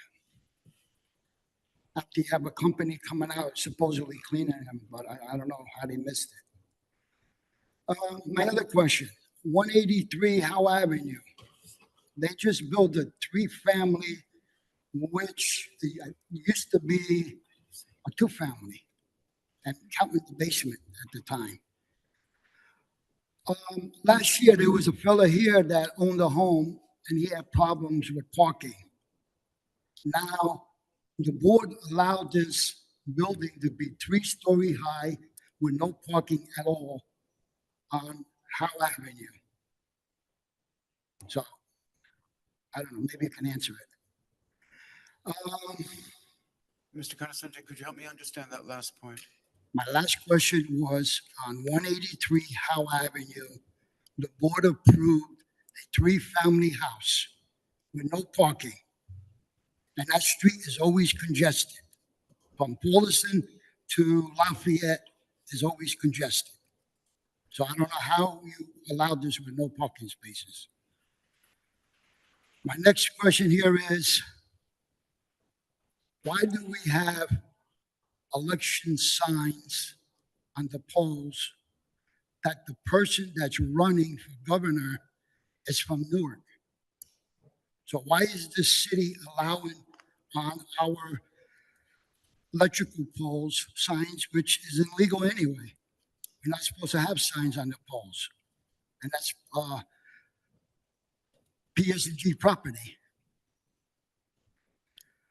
I'd like to see them removed.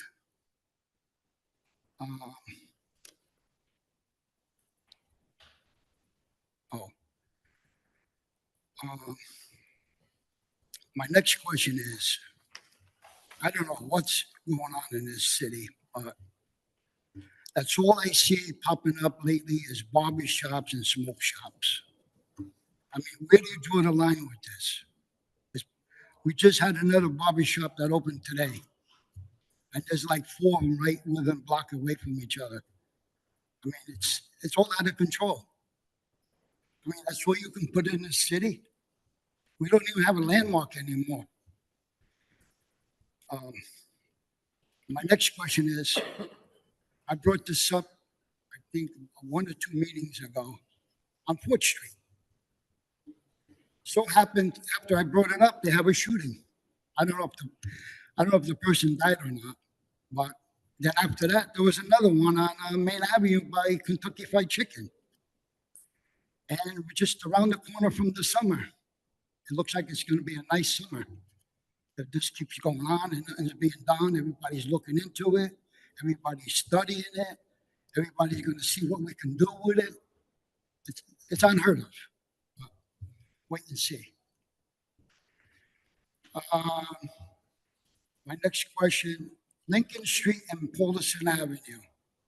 They have a stop sign.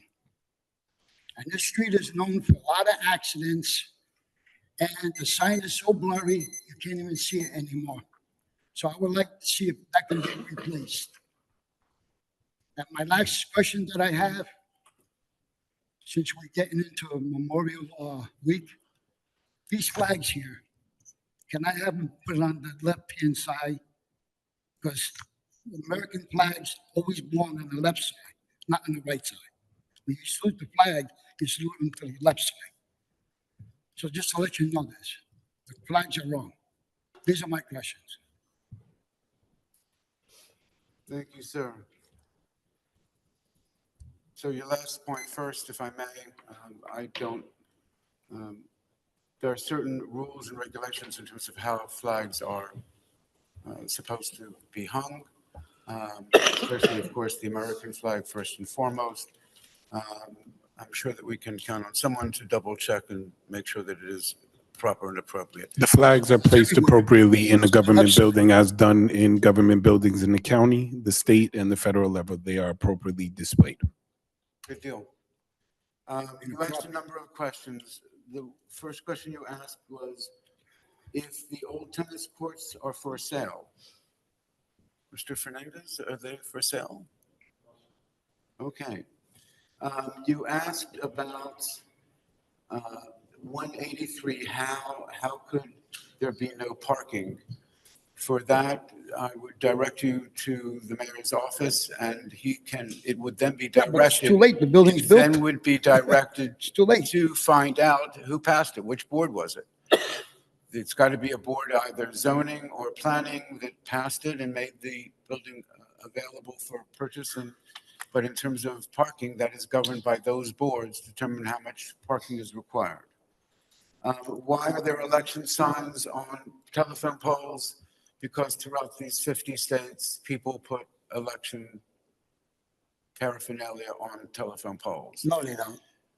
Okay, they don't. It's illegal. Only in the city of Passaic do we Yeah, have that's that the it. case. Only in City of Passaic, it's Did you true. finish your comments? Because it was 5 minutes, Mr. Gunnison. Yeah, that's it. Well, if you're stepping down, I guess you don't need any other questions answered. But thank you, sir. Is anyone else like to address the council? Council President, Mr. if I may, members of the City Council, first, I would like to go on the record to say that I take exception to the fact that the gentleman who spoke pointed out that the individual on the sign comes from Newark. Individuals run for positions of office, and they come from all over the state of New Jersey, again, throughout the state, throughout the nation. During election time, people put up lawn signs. After the elections, they have a certain amount of time to take them down, and we don't specifically target one sign or another. We are extremely objective and attempt to the best of our ability to provide space, and the same for every single group. If this individual perhaps has a specific candidate, he has every right to exercise his vote on election day and choose his candidacy, but he doesn't get to determine who's allowed to put up sign. And again, I want to point that out. And if I may, Council President, members of the City Council, those who are watching, there were comments shared at the very beginning, in which perhaps because there was no question and there wasn't a response, allow me as mayor to state that if in any way the residents of Barry Place felt that they were not involved, as mayor, I would like to express my regret and an official apology if we could have done more in communication. The business administrator rightfully and correctly pointed out that the law only requires public notice. And public notice is often advertised in newspapers, as well as because there are public hearings, whether through NJ Transit, planning board meetings are often advertised. But to the point, to the point of the residents, we will look to see how we can approach communication better, because it is important that elected officials hear the concerns of residents. And if the residents in the area did not feel the communication went far enough, I will take it upon myself as the mayor to ensure that we revisit how we share public information and notice. You can never have enough communication. Oftentimes, this is sentiments that are echoed by the city council, whether town hall meetings or otherwise. I know that in terms of transit development and investment, similarly, this approach has been taken by the NJ Transit in different municipalities around the state. There were certain questions asked in terms of how we will ensure the cleanliness and upkeep. I think that is part of the agreement with NJ Transit and the city, that if at all the owners of the business, those who operate, do not maintain the area. And I will say on the record that they have already started. There was an encampment near the area. Individuals that are homeless that have already been addressed because of the presence. And they will also add additional lighting. Concerns of the residents did come to my attention through I will admit, a fond and dear friend who expressed concern passionately to me. I'll go on the record to state that.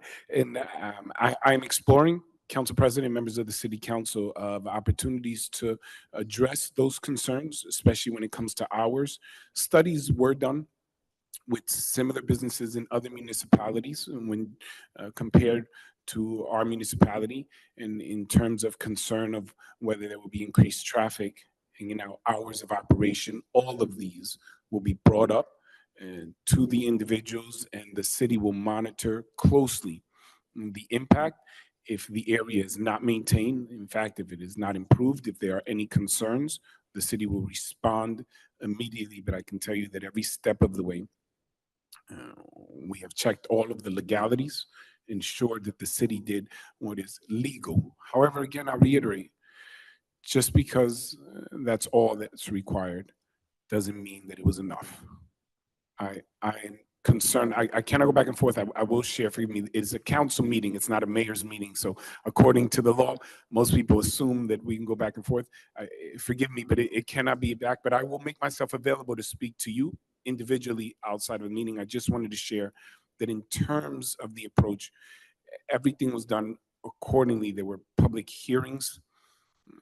There was the notification, and NJ Transit has done this. They have done this before in other municipalities, and actually it is an encouraged approach and direction of NJ Transit working in partnerships with municipalities. We will continue to monitor it. There have been some issues that have been addressed, such as the majority of the attention will be taken to the baseball field side, appropriately where there is recreation. We have had food trucks and vendors and concession near and in the park in the past. This space belongs to NJ Transit. They could have provided for the actual property to be used without our involvement. They could have actually done it, and we wouldn't have had the options of restrictions or being able to monitor it. We are glad that they are working in partnership. It is their property. It is within our jurisdiction. It is their property. And I believe that may have been, Council President, where, and members of the City Council, where there's confusion. When it is our property, we usually, whenever there's going to be an impact in the area, we send out notices, a 200-foot radius, a little bit more. However, here, because it wasn't city property, it was not the requirement. That's why I'm saying in the future, we will look to see what further we can do when it isn't our property, but is within our jurisdiction. For example, if there's property by the highway, by an underpass, even though it's within city lines jurisdiction, it isn't ours. We don't get to determine what they do, but we can push back. So we will look to those concerns, have additional meetings. But as mayor, I do want to share and be candid and transparent. It is a project that I look forward to seeing, that I believe will add a benefit, especially in terms of cameras, surveillance in the area, monitoring, ensuring that individuals cannot hang out late at night. Right now, when NJ Transit, even though the trains operate to very late at night, there's very little monitoring. They don't have staff, employees there. So there's a cross that goes, or rather passage from one side to another. We have sometimes have had to send police officers to address issues. We believe that with the constant presence there and additional police presence, we believe that it will add and enhance public safety. However, we will monitor. If it does not, we will come back to the city council. We will ensure that the voices of the residents are heard, and we will revisit how this is operating. Thank you. Thank you, Mayor. Councilwoman Miller, please. Thank you, Council President. I don't know, Mrs. Administrator, is there a way that we could probably run like a survey moving forward to advertise, to remind citizens whenever we are, maybe just to get feedback from them, maybe ideas of ways on how they would like to obtain this type of information? Because as they're saying, the newspaper, we understand a lot of people are not reading the newspaper. Maybe just get innovative ideas. There's a lot of people use Facebook, maybe an app, or That's a great point, just Councilwoman. maybe run some type of survey to get the residents' feedback. That's a great point, Councilwoman. We have been utilizing social media. We put up information on the LED monitors around the city. We advertise in the newspaper, but we should receive feedback. Residents perhaps can suggest how best to get additional information out. We'll never cover every resident, but those who are in closest proximity to any project or development have a right to be heard, no matter what the law requires. So we have taken the concerns to heart, we have heard them, and we will look to see how we can improve communication and expand upon our efforts to reach out to the community. If I can add, Mayor, to your comments, which are exactly on target, I believe that everyone, all governments are suffering the same problem. We're required by law to make several advertisements in newspapers. The newspapers are not being read, and it's cost to the municipalities. Is there anything that is generally available? The answer is not really no. And it becomes even more difficult because each news service, if that's a news service is what they're called, may have a different bias about one thing or another. So it's a challenge I think that everyone is facing, all municipalities are facing. And if we come up with any brainstorm ideas, I'm sure all of our neighboring municipalities would love to hear it because they're in the same quandary, I think, than all of us are at this point. Is there anyone else like to address the council at this time? Seeing no hands, is there a motion to close public hearing, please? Motion? Second. And second, roll call, please. Councilman Monk, Yes. Councilwoman Mello, Yes. Councilman Schwartz, Yes. Councilman Garcia, Yes. Councilwoman Colon Montañez, and Council President Scheer. Yes, thank you. At this time, the council will be deliberating ordinances for second and final reading. Number one, ordinance number 2483-25, an ordinance amending the designation of restricted parking for disabled persons by license plate number. Is there a motion, please, to open public hearing? Move. Motion? Second. And second, roll call? Councilman Monk, Yes. Councilwoman Mello, Yes. Councilman Schwartz, Yes. Councilman Garcia, Yes. Councilwoman Colon Montañez, and Council President Scheer. Yes, thank you. Ladies and gentlemen, on the subject, at this time, the council is deliberating proposed ordinance 2483.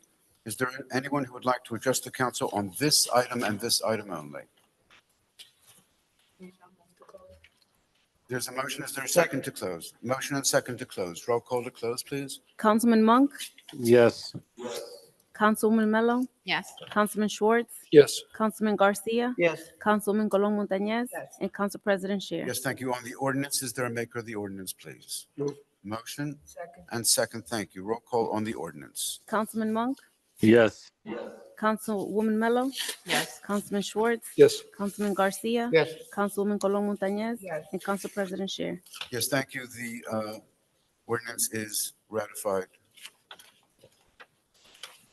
We are up now to commissions, Roman numeral 7, items 2 through 6.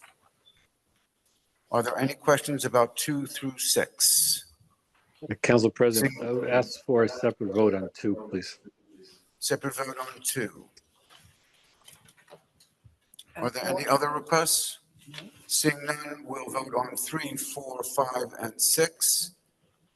Is there a motion, please, to accept items 3, 4, 5, and 6? Three? No. Councilman Monk? Item number 2. Yes. Sorry, agenda. Are we on a revised? Did we get a revised one? Then we have a revised. Okay. This is on 3, 4, 5, and 6. We were Mayor? given the original one. Excuse the confusion. Are there any questions on 3, 4, 5, and 6? If not, is there a motion, please, to accept 3, 4, 5, and 6? Move. Motion and second. Roll call, please. Councilman Monk, Yes. Councilwoman Mello, Yes. Councilman Schwartz, Yes. Councilman Garcia. Yes. Councilman Colom Montañez. Yes. And Council President Scheer. Yes, thank you. On number 2, please, separate vote. Roll call, please. Is there a maker of the motion on number 2? There's a motion. Second, please. Motion and second on number 2. Councilman Monk, I'm recusing myself from this vote. Councilwoman Mello, Yes. Councilman Schwartz. Yes. Councilman Garcia. Yes. Councilman Colom Montañez. Yes. And Council President Scheer. Yes, thank you. All items listed to be considered routine in nature, items 7 through 17. I'm sorry, 7 through 16. Are there any questions, please, on 7 through 16? Council President, I do want to point out that number 7 was the recognition of the 90th birthday of Mrs. Muriel Luis Pereira Hunter, who many on this council and myself are very fond of. We celebrated her 90th birthday. She is an extremely active resident in the city of Passaic, extremely vocal, and with the support of the city council, we declared it Muriel Hunter Day. On her birthday, she was extremely appreciative. Many residents in the city came out to celebrate her birthday, and I wanted to take this opportunity to highlight her, as she is very special and a consistent participant in our senior program in the city of Passaic. Thank you. Thank you, Mayor. Items 7 through 16. Is there a motion, please, to accept 7 through 16? Motion Second. and second. Roll call, please, on 7 through 16. Councilman Monk, Yes. Councilman Schwartz. Yes. Councilman Garcia. Yes. Councilman Colom Montañez. Yes. And Council President Scheer. Yes, thank you. Separate vote, please, on number 17. Is there a maker of the motion on 17? Motion, is there a second on 17? Second. Motion and second. Roll call, please, on 17. Councilman Monk, Yes. Councilman Schwartz. Yes. Councilman Garcia. Yes. Councilwoman Colom Montañez. And Council President Scheer. Yes, thank you. We're up to resolutions, Roman numeral 8 on our agenda. Number 18 is the resolution authorizing closed executive session. Susie, do we need closed executive? No, Council President. Thank you, ma'am. Mr. Fernandez? No, Council President. Mr. Mayor, sir? Members of the council? Okay, why don't we go down to items 19 through 24A? 24A? Or do we make it 24A or 24B? 24A, sir. 24A.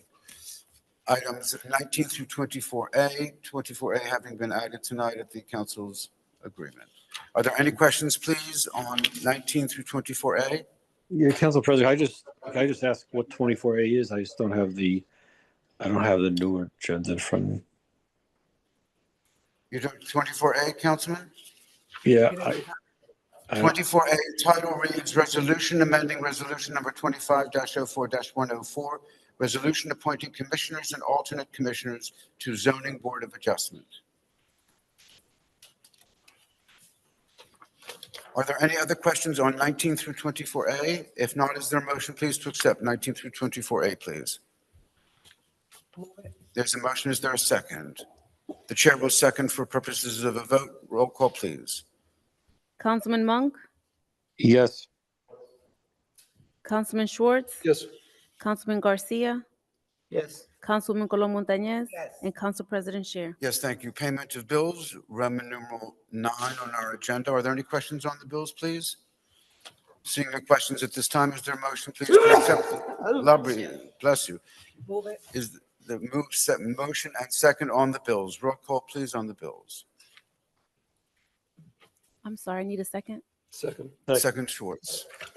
Councilman Monk, Yes. Councilwoman Mello, Yes. Councilman Schwartz. Yes. Councilman Garcia.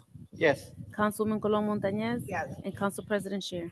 Yes, thank you. We're up to Roman numeral 10 on our agenda, Administrator's Report. Mr. Fernandez? None at this time, sir. Very good, sir. Mr. Mayor, we've been waiting for this all meeting. There he is. Okay. Mr. Mayor, we're up to you, sir.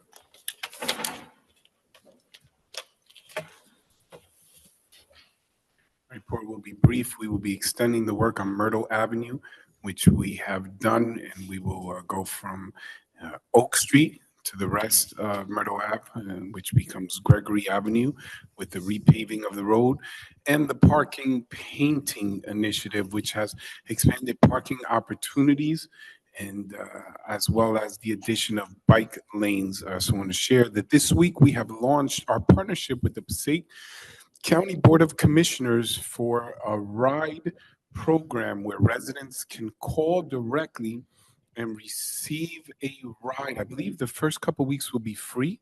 Is that correct? These areas will be in proximity to locations such as our grocery stores, and you can also request a ride not just within the city of Passaic, but in the county of Passaic. We will be advertising this program.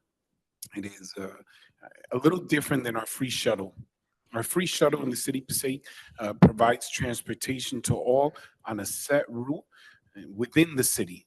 This partnership, which we will have in Clifton and Passaic, it was recently covered in the newspaper, will allow residents to specifically call the number or utilize an app and be picked up as somewhere in the vicinity of where you are. Sometimes it may be on the corner, or it may be at a specific area in close proximity to your home or whatever location you're calling, and it will take you.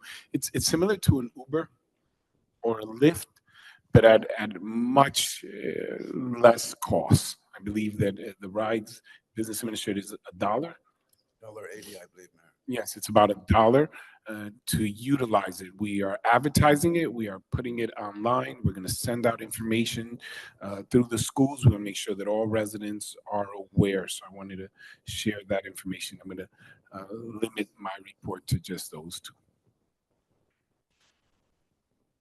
Very good, sir. Members of the council? Seeing none at this time, is there a motion to adjourn, please? Move. Motion? Second. Motion and second to adjourn. Roll call to adjourn, please. Councilman Monk, Yes. Councilman Mello, Yes. Councilman Schwartz, Yes. Councilman Garcia, Councilman Colon Montañez, Yes. and Council President Shear. Yes, thank you. This meeting is adjourned. Thank you for your attendance.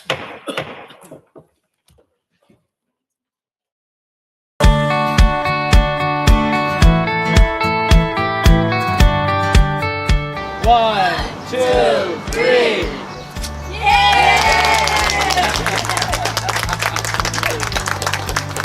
Hi, everyone. Thank you for joining us. This is Dr. Ha. This is Dr. Shane, our main doctor here, and our pedo doctor with more than 15 years of experience. We are very honored to open our doors to our community of Passaic. If you need any type of service, dental service, feel free to come to Hope Dental. Hope Dental will always have the doors open. Hola, familia de Passaic. Nosotros somos el Dr. Ha, Dr. Shin y yo, Janet. Les damos la bienvenida y es un honor tener una oficina Hope Dental en la comunidad nuestra de Passaic. Hoy abrimos las puertas para todos los que necesiten nuestros servicios dentales. El doctor es especialista y la doctora es especialista de pediatría, con más de 15 años de experiencia. Cualquier servicio que ustedes desean dentales, a la orden estamos nosotros y esperemos estar y hacer un buen servicio para toda la comunidad de Passaic. Gracias. Gracias. Thank you. Thank you. Good morning, everyone. Obviously, I'm in full support of this scholarship, of the efforts of the foundation. I want to thank all those who have partnered because it makes a real difference in the lives of our young people. Through the efforts of our Board of Education, working in collaboration with the administration in the school, we are seeing more and more students that are graduating with college credits. This year, we have an even larger number of individuals that have graduated with their associate's degrees. The reason why I highlight this is because as Commissioner of the Board of Education and Executive Director and the Chief and face of the foundation, the idea that the cost of college would be offset is even more impacted by the fact that you would have to take less classes when you get there. If we can provide the opportunities right now while the children are in high school to go, whether to Passaic County Community College or to another institution and graduate with those classes, those are less classes that you have to pay for. And we're so proud to move that forward. The theme of standing on the shoulders of others. You know, I'm reminded of a story of a 5-year-old boy playing basketball at the park. But he was, because of stature, could not reach the basket. He kept throwing the ball up, couldn't reach the basket. So his dad came on the court, picked up the 5-year-old boy, put him over his shoulders as he's sitting there, and he throws the ball, and it goes in, and he screams, "I did it! I did it! I did it all by myself." I'm reminded that oftentimes when we are faced with challenges and we achieve our goals, it's easy to think, I did it all by myself. But the truth is, not a single one of us can be where we are if not for those who have provided their shoulders for us to stand on, whether through their efforts, their sacrifices, their guidance, their mentorship, or the fact that we may not even see or hear from them. They helped out from afar. Every single person who donates to the foundation, every person that assists, everyone that is willing to partner, provides an opportunity for yet another student to achieve the highest goals and make a real difference. So I thank each and every one of you. I thank obviously the commissioners present, Board of Education President Judith Sanchez, who was just with us. I know she stepped out for a minute. Francine Wise, our head of our senior center, and of course this program of connecting our students with our seniors to ensure that that gap is bridged, the wisdom and the knowledge that has been gained over the years is not lost, but passed on to the next generation so that more shoulders are created for future generations to stand on. Todos juntos. 3, 2, 1.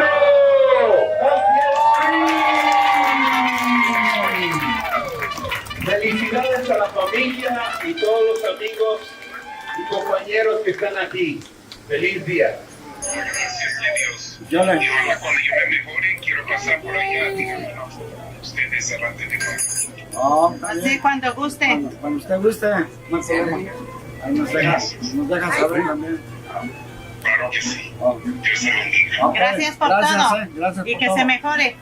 Gracias. Ajá. Bye. Okay. Gracias.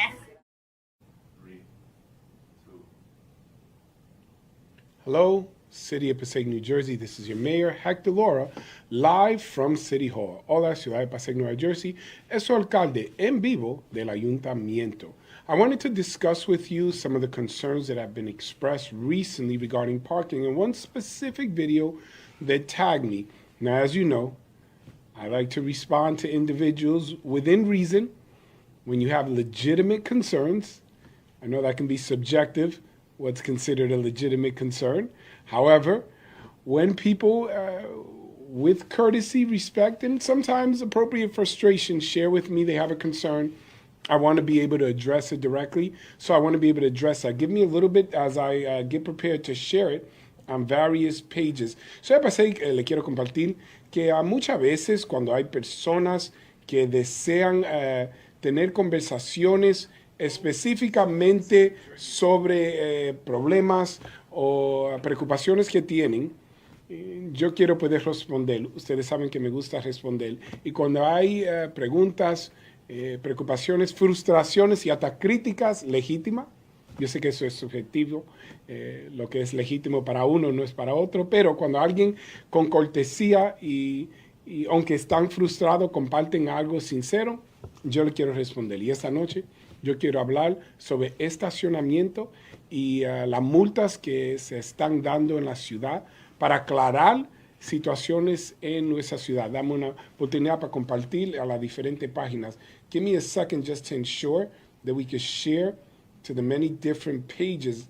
I'm going to see if you can assist me in sharing, as it is that most recently there's been just a little bit of change as to how you're able to do this. So give me a second and I'm going to start sharing it on different pages. Dame un segundito, lo voy a compartir en diferentes páginas para tener todas las personas obviamente participando y compartiendo, asegurando que todos pueden recibir la misma información. I just want to make sure that everybody can receive the same information. All right, as I was stating, and I also want to make sure that if there are any questions, I can answer them.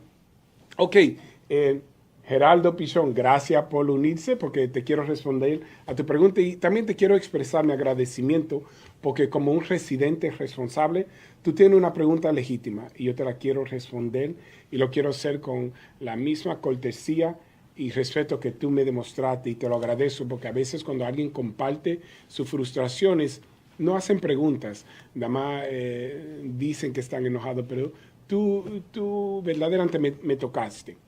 O más tu preocupación me llegó y yo te lo quiero responder. Disculpa, estoy un poquito, o estoy recuperando recién de un tos.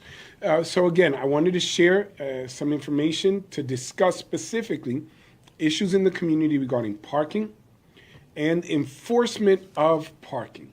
Again, as I've mentioned, when individuals express their concerns, criticisms, or questions, but do so in a genuine, sincere manner, even when they're frustrated, I want to respond, especially when they're legitimate concerns.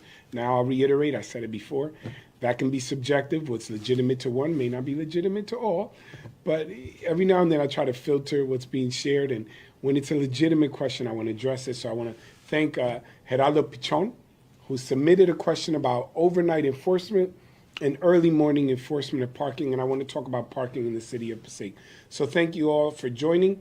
I'm going to try to answer questions later, but please let me make the presentations first, and then I'll get to some questions. Even though Erickson put, hay lugares, si no hay parqueo, dura una hora buscando parqueo, y cuando me levanto a trabajar, hay este ticket, porque hay tiqueo que están a las 3 dando ticket. Erickson, eso es lo que voy a responder. Dame la antes que haga la pregunta. Ya, ese va a ser el tema. Yo te prometo, yo sé, ustedes conocen a su alcalde, que a veces yo toco 10,000 temas en un video. Hoy yo voy a tratar de concentrarme solamente en este tema. Estacionamiento y las multas que están dando. Pero déjame hacer la presentación del estacionamiento primero. All right, I got it. Eric, you shared, why are people giving tickets out? I know your mayor, and you're thinking, Mayor, you have a propensity to go off on different topics and address 1,000 things in one video. Today, I'm looking to focus, hyper-focus, and stay on topic regarding parking and enforcement of parking. I'll try. If somebody brings up something interesting, I might address it, but at least for the most part, I'll stay on the parking. So give me an opportunity to address the concerns first, give a presentation on parking, and then we'll get to questions. But let me just see. Alex, thank you for joining. Mayor, we have a serious problem on Lincoln Street and Paulson Ave. I became a longtime Passaic. Since 1995, we get tickets every day. Alex, I don't want you to get tickets every day. Let me do the presentation. Guys, I'm going to get to it in a minute. Hector Laura, ¿qué está pasando que a las 12 y la 1 de la mañana andan poniendo tickets? Flores, eso es lo que voy a responder. Dame un segundito. I'm going to get to it. Okay. Buenas tardes. All right, Carlita, gracias. Okay, tenemos todos. Everybody's with us. We're going to talk about parking.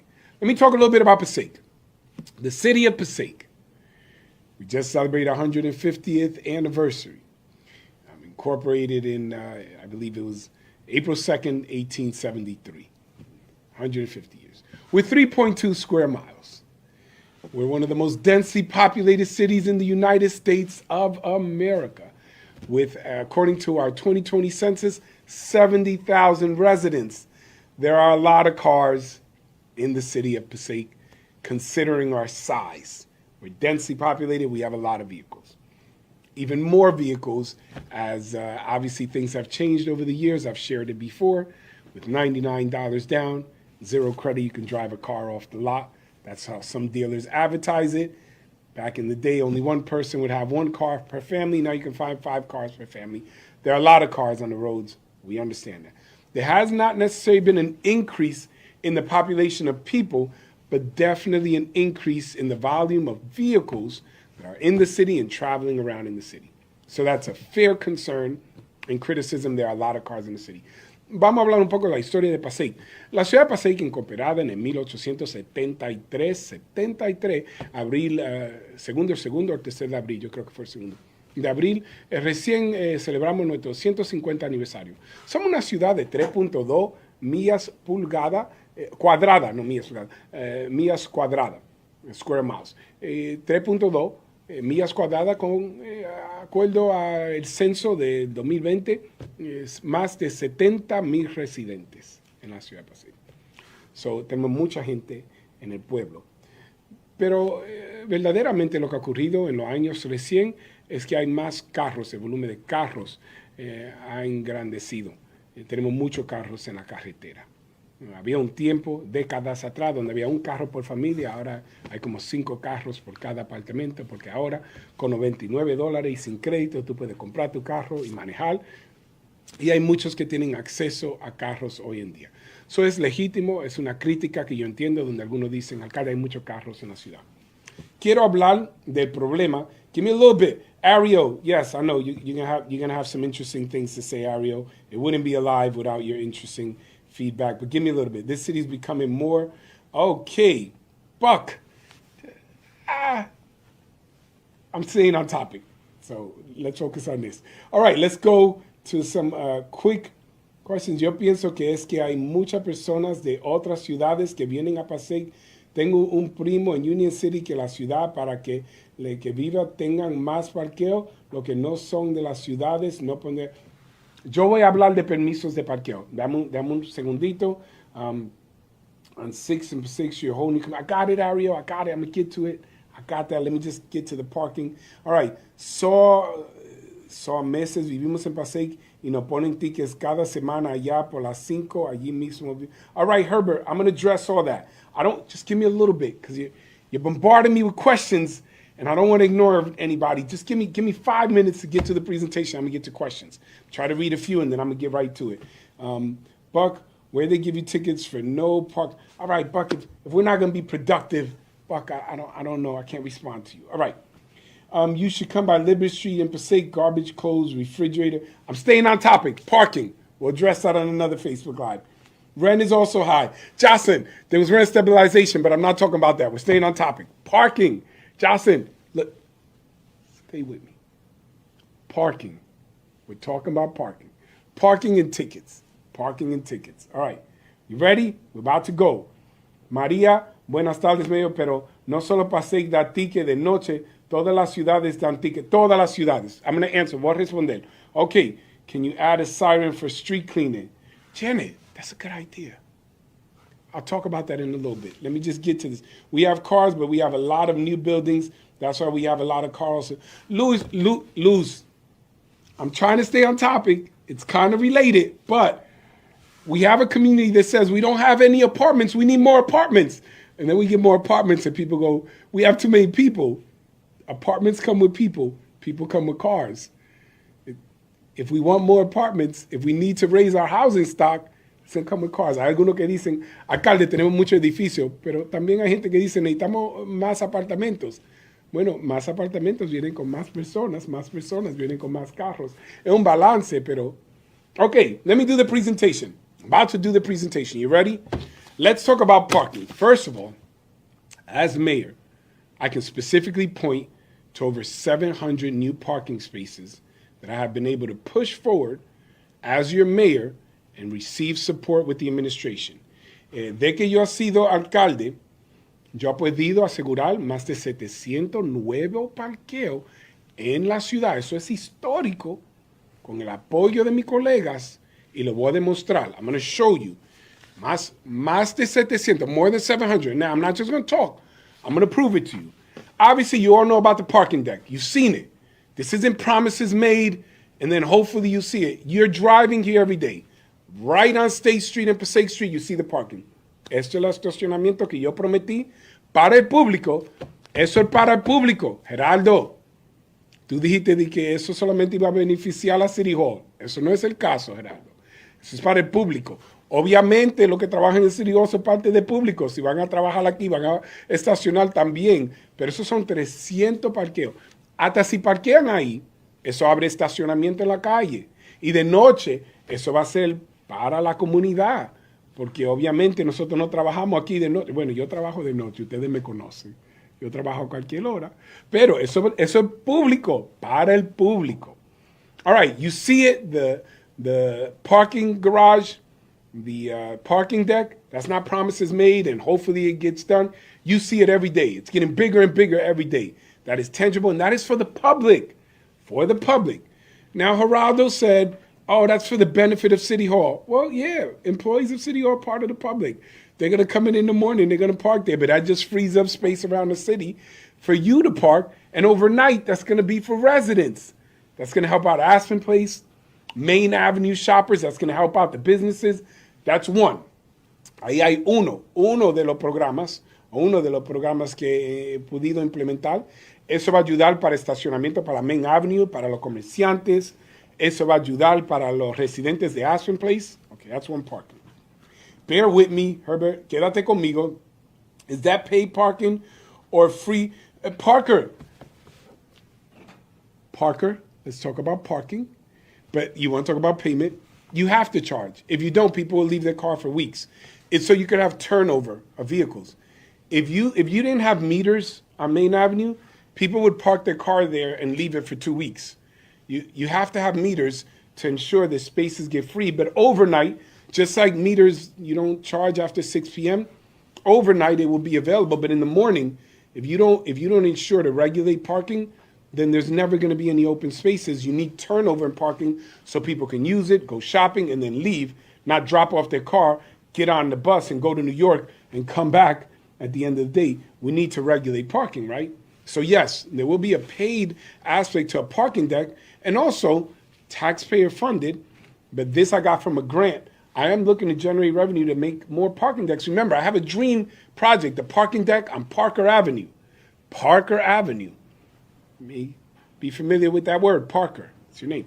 Parker Avenue. I want another parking deck to help the people. Sí, si se va a cobrar de parqueo en este nuevo edificio aquí, claro, porque después los carros no se mueven.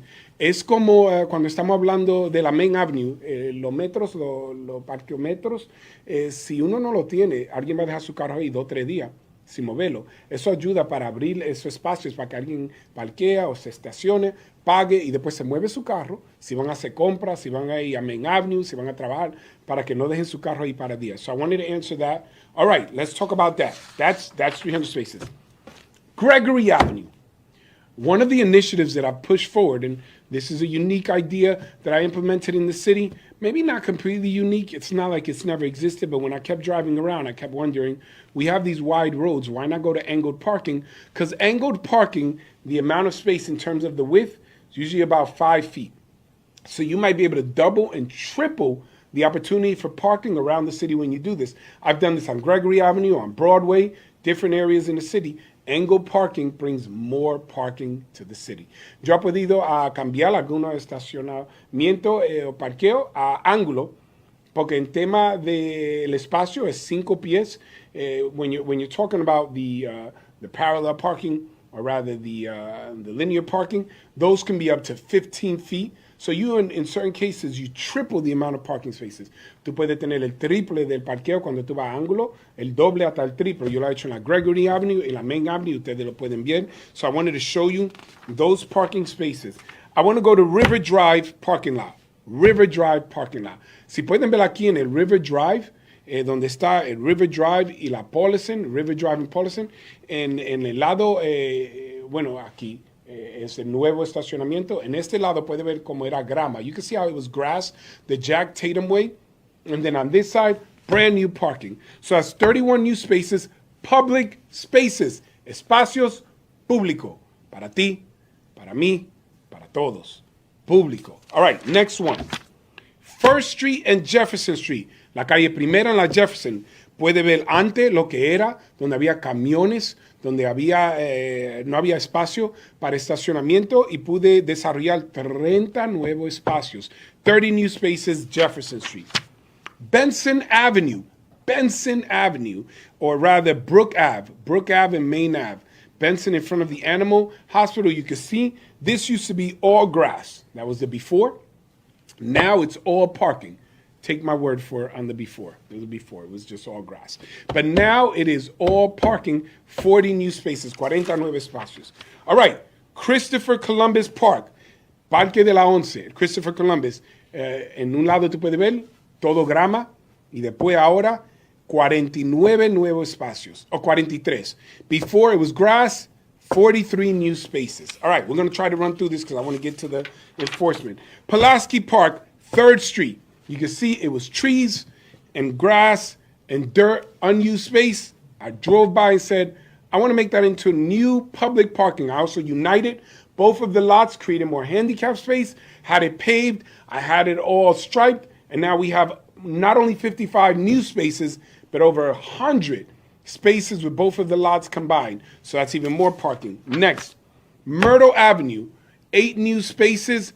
Obviously, I know you're going to say, Mayor, that's for the police at the substation, but they're not on the street. So technically, that frees up space on the street. I know it's iffy. I'll go back to Broadway. There was a lot more in the angled parking. I didn't add that, but it's there. En el Myrtle Avenue, 8 nuevos espacios donde solamente había grama que no se utilizaba y ahora es estacionamiento. Yo sé lo que tú dices, alcalde, pero eso es para la policía. Sí, pero no están en la calle. So, eso abre espacio en la calle. Pero, ok, yo sé que es un poco... All right, estacionamiento adicional. Gregory Avenue, 29 spaces. La Jefferson y La Colombia, 24 espacios, 24. River Drive and Paulison, 31 spaces. Myrtle Avenue, 5 spaces. Paulison Avenue, 16 spaces.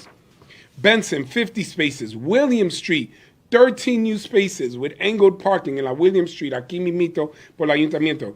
First Street and Jefferson, 30 spaces. Ridge Avenue, 31 spaces. Pulaski Park, 55 spaces.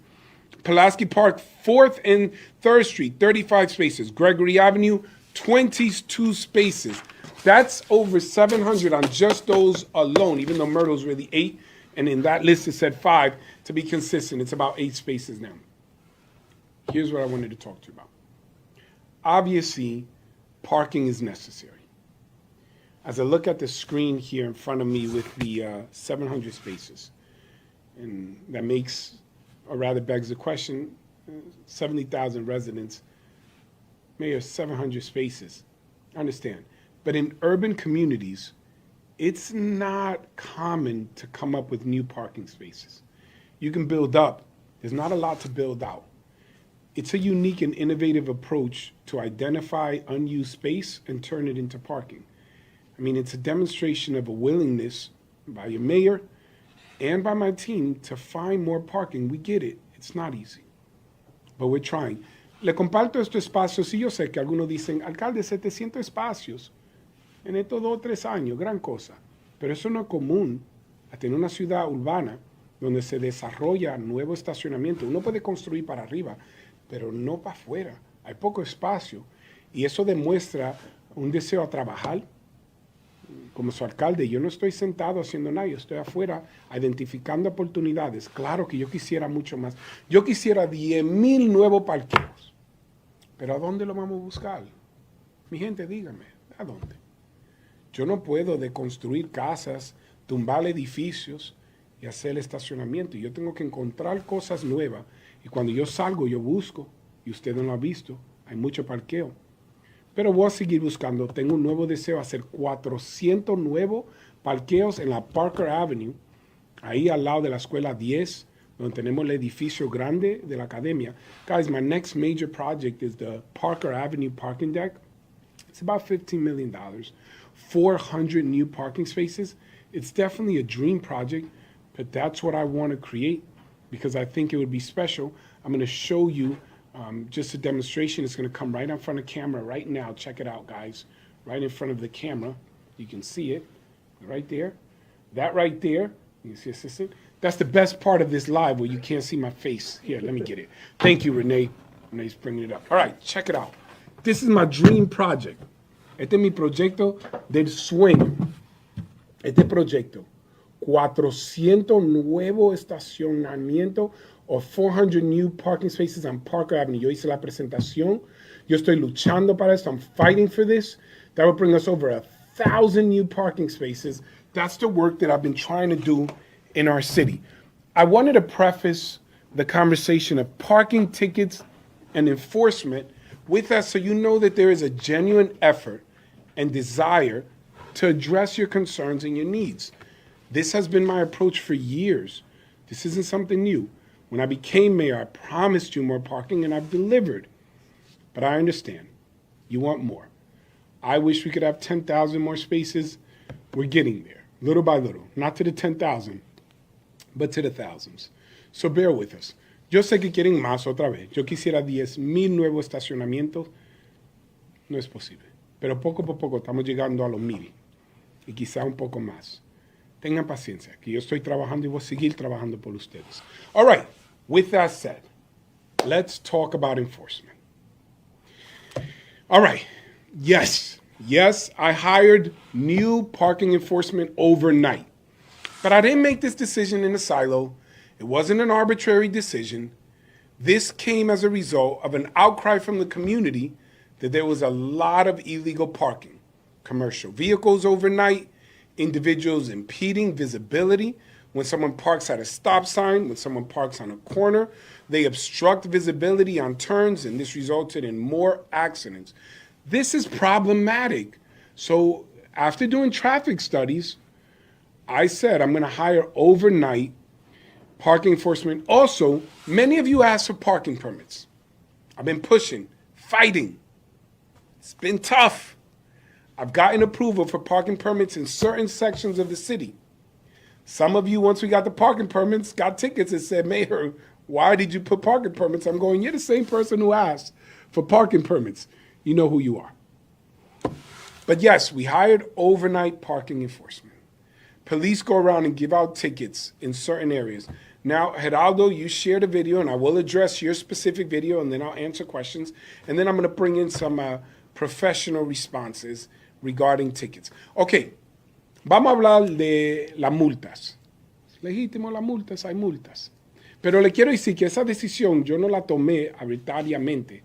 Yo contraté a personas a dar multas en la noche porque muchos en la comunidad había un llamado diciendo hay mucha gente estacionado ilegal, hay vehículos comercial que están estacionados sobre la noche. Alcalde, ponga los tickets. Ok, la policía tiene que responder al crimen.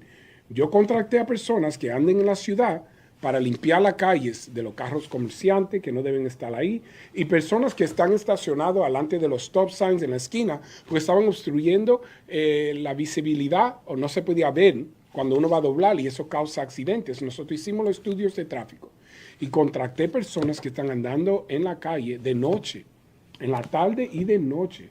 Ellos no están dando tickets pequeñitos, pero sí, si alguien está violando la ley, está estacionado en una manera que puede causar un daño, ellos están haciendo su trabajo. Nosotros somos un gobierno, tenemos una responsabilidad. Yo entiendo. Mira, yo he recibido multa. Yo sé que es frustrante. Uno llega de su trabajo, no encuentra estacionamiento, parquea su carro, se despierta en la mañana y tiene un ticket. Se estaciona delante de una pompa, en una esquina y dice, alcalde, ¿por qué el ticket? A principio nosotros dimos warnings, pero la gente siguieron estacionando ilegal. Ellos tienen que hacer su trabajo. La policía cuando llega en un lugar, si ellos ven algo, ellos lo tienen que arreglar. All right, with that said, I understand. Look, the police have to respond to crimes. We have patrol enforcement officers. There was an outcry in the community. Now they're out there working and they're giving the tickets. I know it's frustrating. I've received tickets. And I get it. You come home late. Maybe you're working the second shift. You come home at 11 or 12. You park your car because you couldn't find any space in front of a fire hydrant, a crosswalk, in front of a stop sign. You wake up with a ticket. I get it. I'm talking to the officers. But also consider that if you're obstructing visibility on a turn, you're parked illegally and an accident occurs, and the city isn't enforcing, it could be liable. We have a responsibility. So I wanted to address that. Now let me look at some of your questions and then I'm going to bring in an additional insight. So give me a second. Take your time. I hope I answered, gave you a presentation. There's more parking initiatives. I just don't want to go 2 hours on parking. I got a lot of parking initiatives. I'm working hard on parking. All right, let's see. Buck, we had read your question, but I'm going to see if you have additional. City of Passaic, where they give you tickets for no parking at all. Mechanics using cars that they are fixing and putting them on the street, and we lose parking. All right, Buck, you're contradicting yourself, Buck. You're saying that the police are giving tickets for no reason. I passed a new law, fought for it. I addressed the mechanics. Mechanics can't leave their cars out on the street to work on them. If they're using the street as storage for their cars, the mechanics will get fined, not the car itself, because a registered car with, plates and everything that's up to date, you can't give it a ticket for being on the street. But the mechanics, we've been going after them, Buck. But who does that? The parking enforcement agents, the police. We're going after them. We're doing the work, Buck. Just because you don't always see it doesn't mean it's not being done. It's being done. I have the law passed. You can look up the law. Okay, dijeron que los mecánicos ponen los carros en la calle y nadie está haciendo nada. No, eso no es verdad. Yo pasé una ley que los mecánicos no pueden poner los carros en la calle como storage. Es que si hay un carro que tiene su registración y su placa bien, le van a dar las multas al mecánico. Pero es una ley. Hay una contradicción ahí. Si tú quieres que le den ticket a otro, pero después te dan ticket a ti por hacer algo mal, tú no te puedes quejar, porque la policía van ahí. Si ellos ven que todos están haciendo algo malo, le van a dar ticket a todos que están haciendo algo malo. But all right, let me go. Nelson, we talked about Liberty Street. Let me see. Florimar, more people come to the bars here, and I get stuck looking for parking for hours. Florimar, you're right. Look, it's tough. We want our small businesses to prosper and to succeed. We invite people to come shop in Passaic and come and receive some entertainment. Recreation is important. Nightlife, that's the life of the city. We want you to come and dine and maybe get wined. Depends if you have a romantic partner. If not, wine yourself. I don't know, wine and dine yourself. But we want you to enjoy living in the city. We want to be a vibrant city. We want business to grow. We want employees to have opportunities to work. We want business owners to do well. But that attracts people, and they're going to park in the city. Now, we try to work it out and try to get them parking or ask businesses to let them park. We don't have control over all of that. Some lots make themselves available and others don't. I get your concern. We'll try to address by creating more parking. We've been pushing for more businesses to provide parking. It isn't perfect. There are more vehicles on the road. We're trying. All right, bear with me. Don't be too angry at my answers. I'm just going to be real and tell you the truth. All right, dame un segundito. Quiero responder a todas las preguntas. I want to respond to all the questions. Okay, Passaic Street by the new taqueria. They have some cars that don't move never. Ada, good question. Let's address that. Ada, if somebody parks their car and they don't move it for 48 hours, it can be towed. Call the police, 973-365-3900. They come, they mark the tire, and then they come and check it in 2 days. If it hasn't moved, they tow it. Si hay carros que no se están moviendo, llama a la policía, 973-365-3900. Cada vez que yo digo los números, como ese abogado en la televisión, ¿tú te recuerdas el comercial? 777-7777. 973-365-3900. Llama a la policía. Ellos vienen y lo marcan. Y si el carro no se mueve en 48 horas, se lo lleva la grúa. So that's the address of that. Mister, an ordinance against the mechanics illegally parking will definitely help. I did 12, I put it, Mr. Graham, I'll call you Mr. Graham. I know him since we were little kids, so we got a familiarity. Anyway, you're right, but I did pass our ordinance, and we're enforcing it. And they do get their tickets for storing their cars out on the street. All right, on Lexington President, there's people parking at the crosswalk, and it's also blocking the view to exit the driveway. Bellin, but that's what we're talking about. We give the tickets. Some people get happy. Whoever gets the ticket gets upset. We can't block the crosswalks. You can't block crosswalks. And if there's a crosswalk with a stop sign, that's even worse. I'll get to that. No pueden bloquear las líneas de cruzar, y si estacionan alante de una línea de cruzar, donde hay un stop sign, es peor, y por eso quedan tickets. Ale, en mi calle amanecen hasta 40 tickets. Ale. 40 tickets.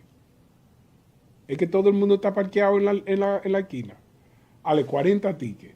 Todo el mundo está parqueado en la acera. Ale, mira, yo no estoy diciendo que no es verdad, pero Ale, si tú quieres ser un punto, tú no tienes que decirme que hay 40 tickets en un blog. Eso es como la persona que me dice, alcalde, 100 tickets dieron en esta esquina. Yo digo, en esta esquina no caben 3 carros, Ale. Pero está bien, yo hablo con la policía. Ya yo estoy hablando con la policía. Ale said there's 40 tickets given in my block. I don't know if it's a day, but I'm like, Alex, come on. I understand hyperbole. I'm a fan of it sometimes. But if you're going, my block has 40 tickets and your block don't fit more than 20 cars, Ale, I get it, you're making the point, but come on. However, I will discuss it with the police. I'm going to discuss it with the police. All right, guys, I'm trying to get to your questions. We're going to stick to parking. I'm going to try. If I miss some of your questions, forgive me. I'm trying to get to everything. But there are more drivers on the road. You understand that, and I'm trying to address it. Okay, yes, you can't block fire hydrants. La pompas no la bloqueen. You're going to get a ticket. And firefighters are going to start giving out tickets. Where we are giving them the authority to go out and give tickets if you park in front of fire hydrants, or if you double park and block a lane and a fire truck can't get through, they're going to give tickets. But that's safety. That's a safety issue. Si está bloqueando la pompa, sí te van a dar ticket. Hasta los bomberos pueden dar tickets si tú estás bloqueando la pompa de los bomberos, o si está bloqueando la calle y no puede pasar un camión de bomberos. All right, Buck, let's get back to you. Buck, you make me nervous. I don't know if I can read yours out loud, but I'll see. Mario Garcia, I agree. Downtown Passaic is mind-blowing. Even if they have parking, a lot of public parking, there's still no space because mechanics want to take the space without... Buck, I'm with you. Now we agree. We're on the same page. Buck, if this was the page, this hand would be me, this hand would be you. We're on the same page, Buck, you and me, like this. Look, Buck, we're united. We're on the same page, Buck. I'm going after the mechanics, Buck.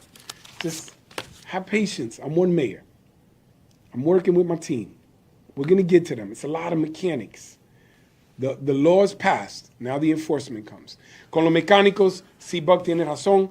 Nosotros vamos a enforzar eso y los mecánicos no van a poder seguir dejando sus carros en la calle. All right, Ann, resident parking passes. I'm sure that would... Ann, I tried it. Ann, you hit a nerve, Ann.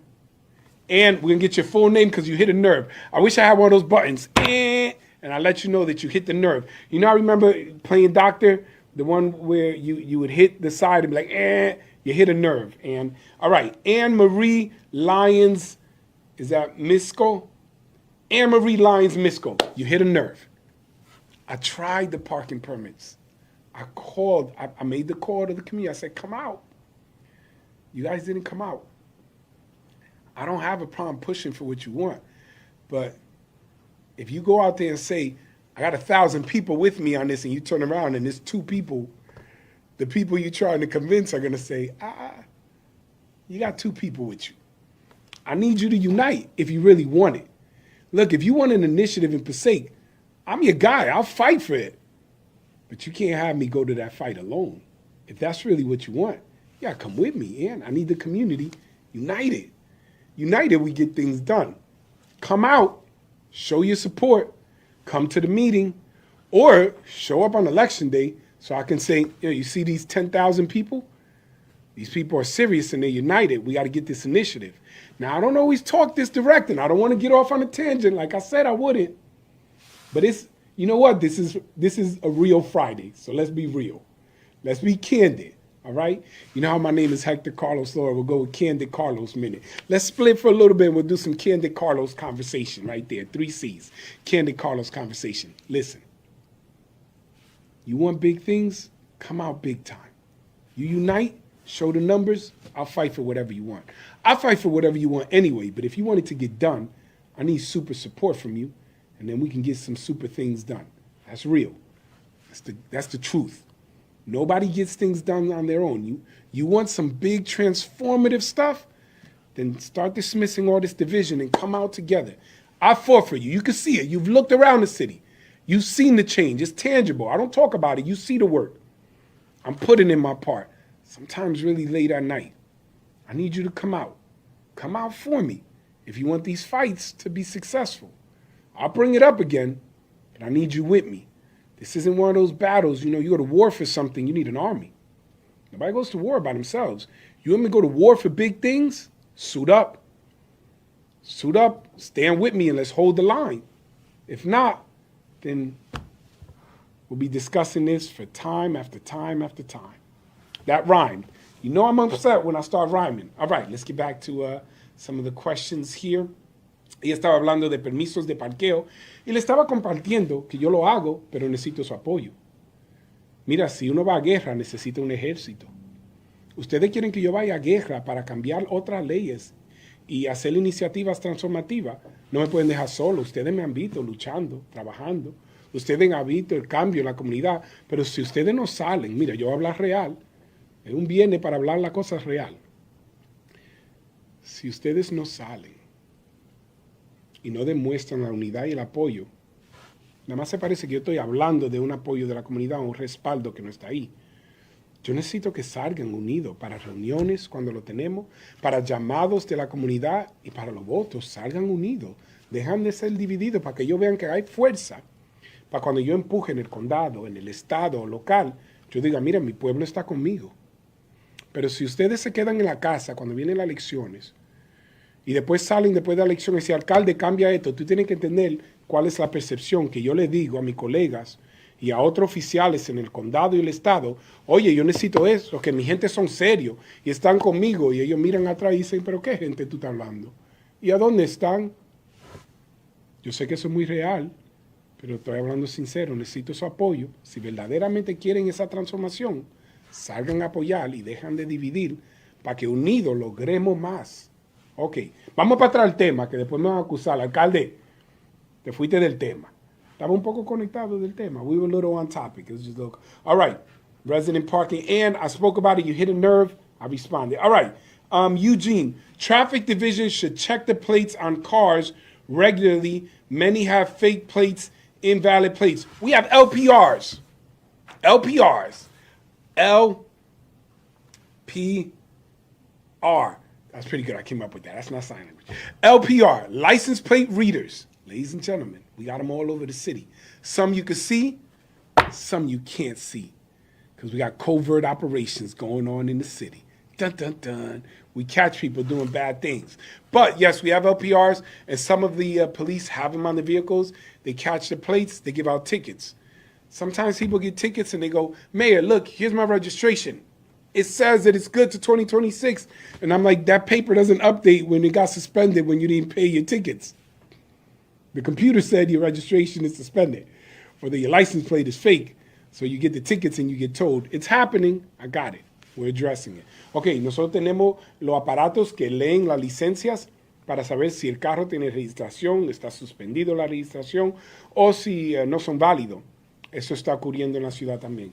All right, Traffic Division, I've read that one. Thank you, Eugene. Yopis, alcalde, en la 4 hay una iglesia que tiene parqueo y ni se usa ni la iglesia ni el parqueo. Está enfrente de la Pulaski y la SCU. Yopis, esa casa, esa es la iglesia, yo creo que la vendieron. Voy a verificar. Yo creo que esa es la iglesia que la vendieron y ellos van a desarrollar. Yo no puedo forzar a alguien, dueño de propiedad, hasta si es una iglesia activa, que le dé los parqueos. Mira, hay una iglesia en la Main Ave, no la voy a nombrar, que le ofrecieron el estacionamiento al público y la gente dejaron botellas de cerveza y otras cosas feas. Digo, cosas que utilizan cuando la gente se enamoran y no van a la casa para hacer lo que tienen que hacer. Lo dejaban ahí en el piso, cosas horribles. Y eso frustró a la iglesia, porque imagínate un domingo, vienen la gente a la parroquia, vienen a la iglesia y ahí en el parqueo hay botellas de cerveza, hay parafernalia de drogas y ellos dijeron no más con el público. A veces los dueños de propiedades públicas dicen no podemos ofrecer porque si algo pasa lo van a demandar nosotros.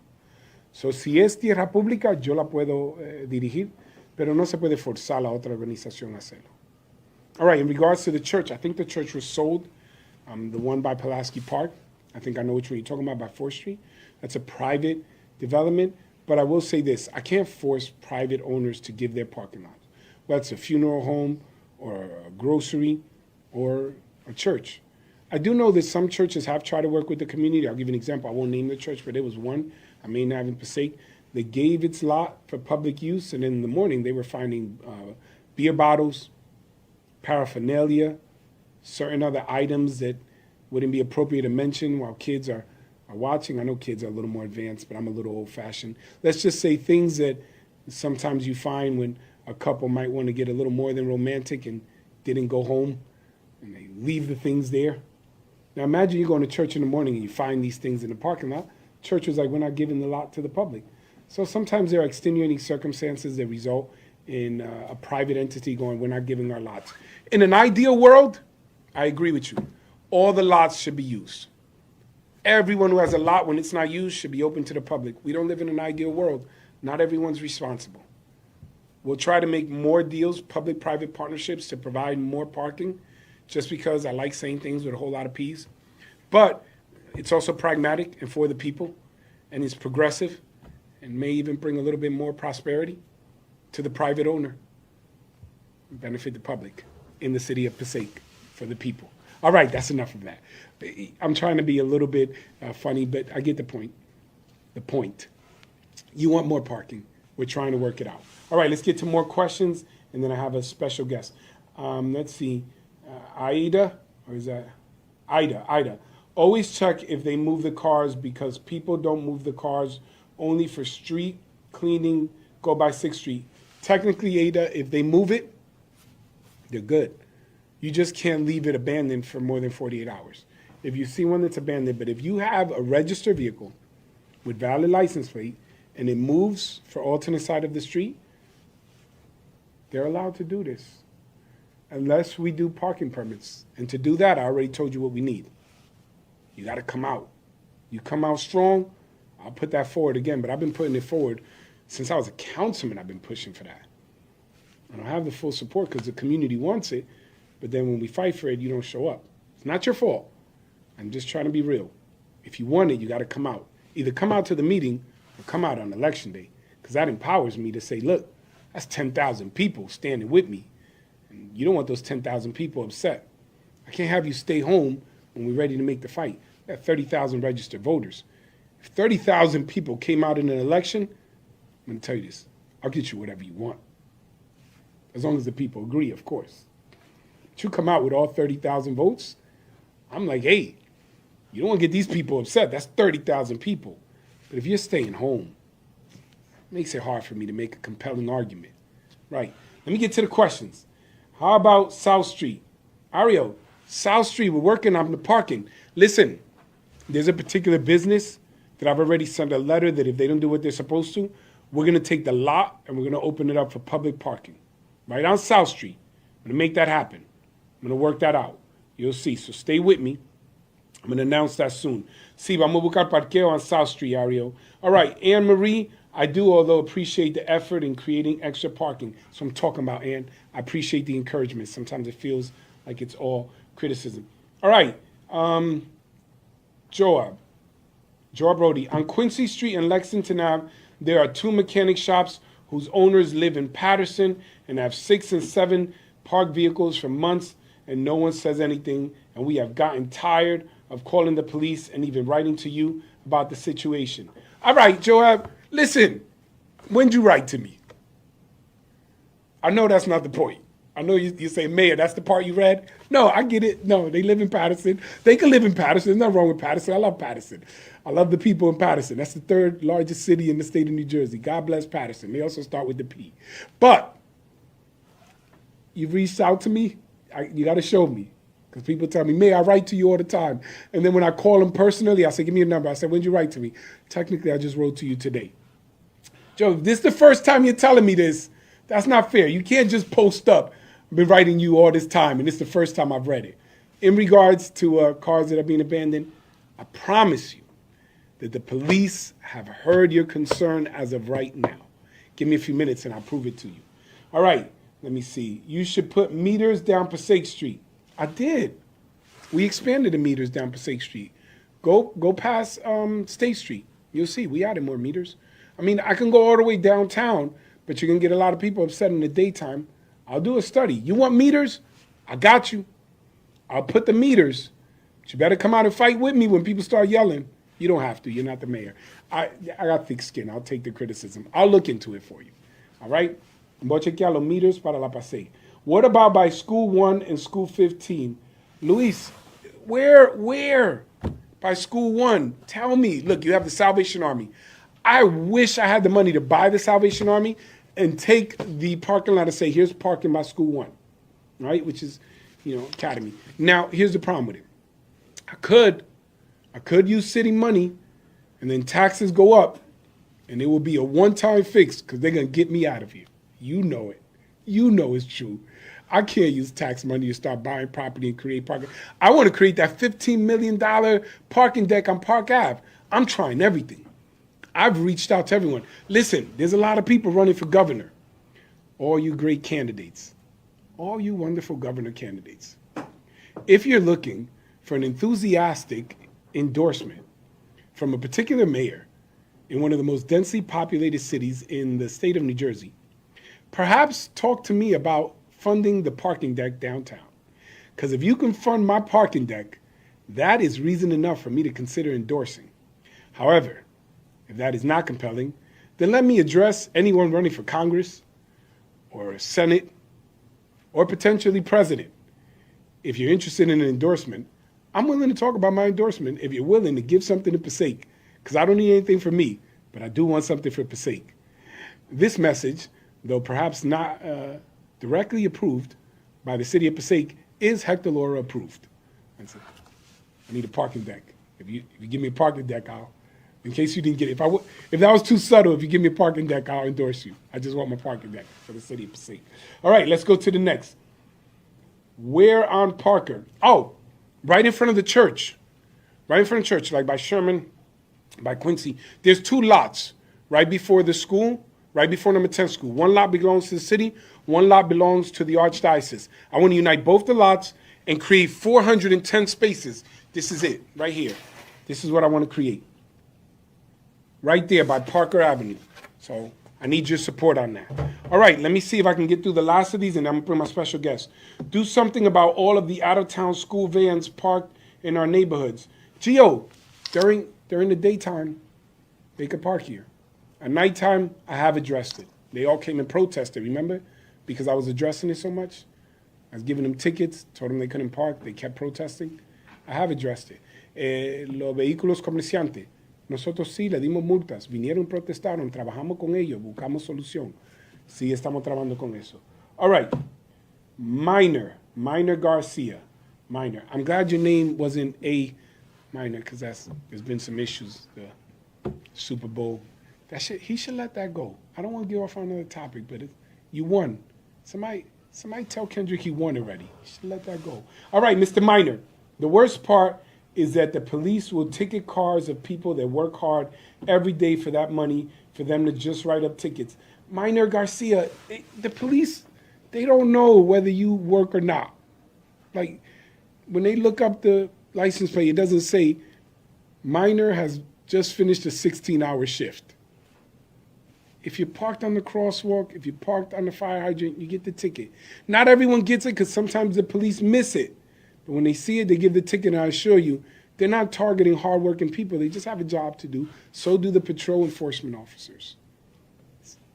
For real. There's no conspiracy here, at least not in parking. There are some conspiracies around. I've been watching too much TikTok. It has me worried. I don't know. We'll talk about those later. All right, let me see. En el Pulaski, enfrente, ahí hay un parqueo. Debieron de construir para arriba y ayudar también. Yorkie, what is it, Yopis Ivan, we are. I'm adding 55 new spaces at Pulaski Park. I can't do a parking deck there. There's no space there. We have to be practical. Sí, estoy haciendo nuevo estacionamiento en el Pulaski Park. Sí. All right. Mi pregunta es, ¿qué van a asegurar poniendo tickets por la noche? Que los carros comerciantes dejan de parquear en la calle, que personas dejan de bloquear pompas y que la gente dejan de parquear delante de los stop signs. She said, what are you going to get out of giving tickets overnight? That people stop blocking fire hydrants, stop blocking crosswalks, stop obstructing visibility and causing accidents. That's what we get. And that commercial vehicles don't stay overnight. All right.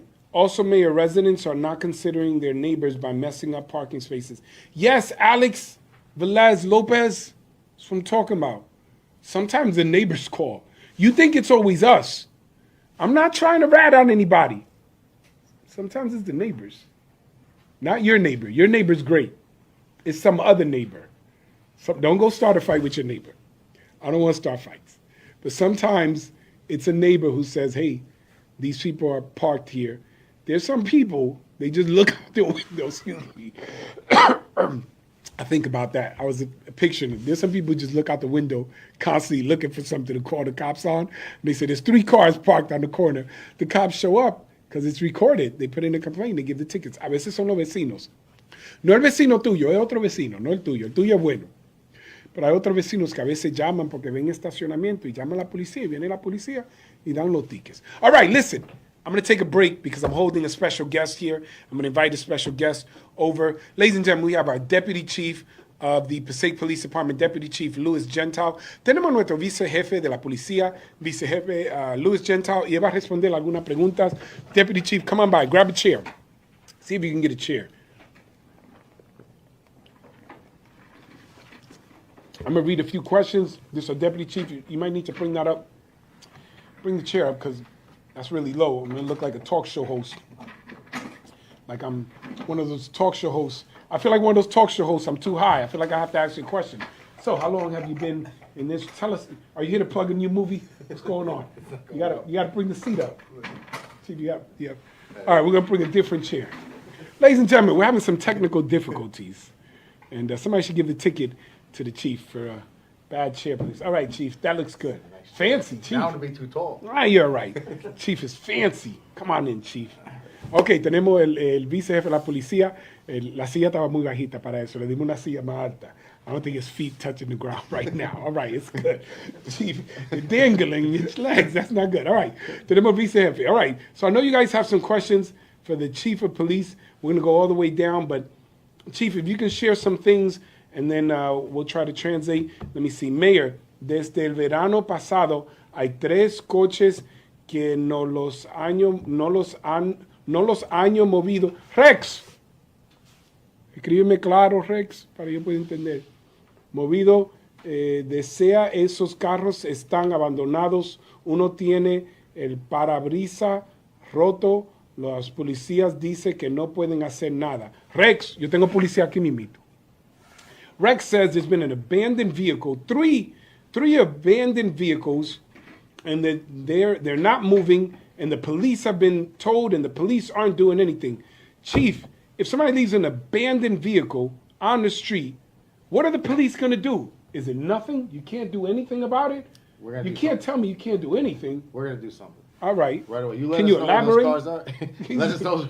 We're going to do something. We're gonna Do something. If you let us know where those cars are, we first have to issue a warning for 24 hours. If it's still there after 24 hours, we could tow the vehicle for not moving. Every vehicle has to move within a 24-hour period.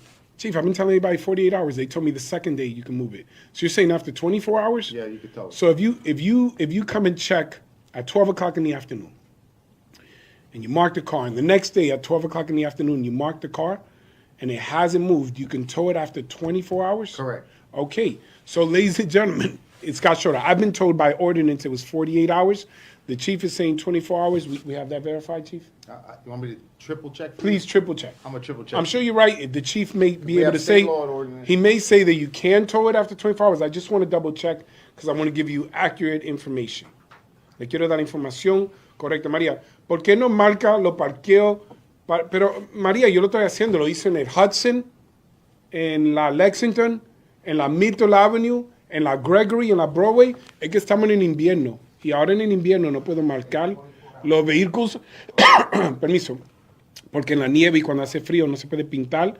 Pero en la primavera voy a comenzar a pintar. She said, why don't we paint parking spaces? I have been doing it. I did on Hudson Street, Myrtle Avenue, Main Avenue, Lexington in different areas, Gregory and Broadway. But now we're going to start doing it in the spring. We don't do it in the winter because of the snow and the weather conditions. All right, Chief, you got some time? You got any updates? Where are we at? The mayor was right. I was wrong. 48 hours. 48 hours. For ordinance. I'm not going to say the chief was wrong. What I'm going to say is that if there are other extenuating circumstances, they could tow in 24 hours. Because you may have said it's been there for a week. If they find that the car has anything suspended, they could tow. So sometimes they can check within 24 hours, but if they get verified that it is abandoned, they can tow. But it is 48 hours. 48 hours. So I just want to give you realistic expectations. Son 48 horas. All right, Chief, let's go to the next question. Mayor, What are you doing about all the school vans from towns like Lake Hiawatha, Parsippany, Pinesbrook, parked all over the streets of Passaic, taking up resident parking? Why are they not getting ticketed? Gio, they can park there in the day, right? The school vans. Any commercial vehicle can park there in the day, but after 10 o'clock, they can't be parked on the street. So when ordinances, the mayor, you've done a lot with that. Yes. So, and to not make it very confusing here on this live, you have S1s, S2s, you have different type of commercial vehicles, different type of buses, different. So we could update you on the ordinances as far as when they could park, when they cannot park. But what I will tell you is the mayor has done so much. Our traffic department has done so much. Captain Burnett identifying, hey, which vehicles could be parked. Captain Rivera when he was there. So the mayor has done a lot of work with that. We could update. Maybe the mayor will post the ordinances as far as S1s and S2s and how long they could be parked and when they could be parked. But the mayor's done a lot of work on that. Our traffic department is very aware of it. Our patrol division is very aware of it. And that has been addressed. Believe me, that has been identified. There's been a far less issue with that because there were, to the public's credit, a lot of these vehicles that were being parked there, being allowed to be parked overnight, some during the day that shouldn't be out there during the day, but it is absolutely being addressed. Ok, de noche no pueden parquear, en el día hay designaciones S1, S2 en tema de vehículos comerciantes y dónde pueden estacionar, hay ordenancia.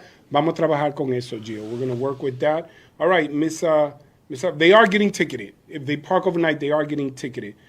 Hold on, I just had it. Let me see, Miss Evelyn Barbosa. We have vehicles blocking our driveway, and we call to have them towed, but they just get ticketed. Chief, if someone blocks your private driveway, so your driveway belongs to you. You pay taxes. Your own. And you pay taxes. Okay. Some say too much taxes. You personally, you say too much tax. I understand. I'm trying to work on that. And they call the cops. I can't get out. I have to go somewhere. The mayor said we should come to the meeting. I can't. I'm being blocked in my driveway. Do you get a ticket or do you tow it?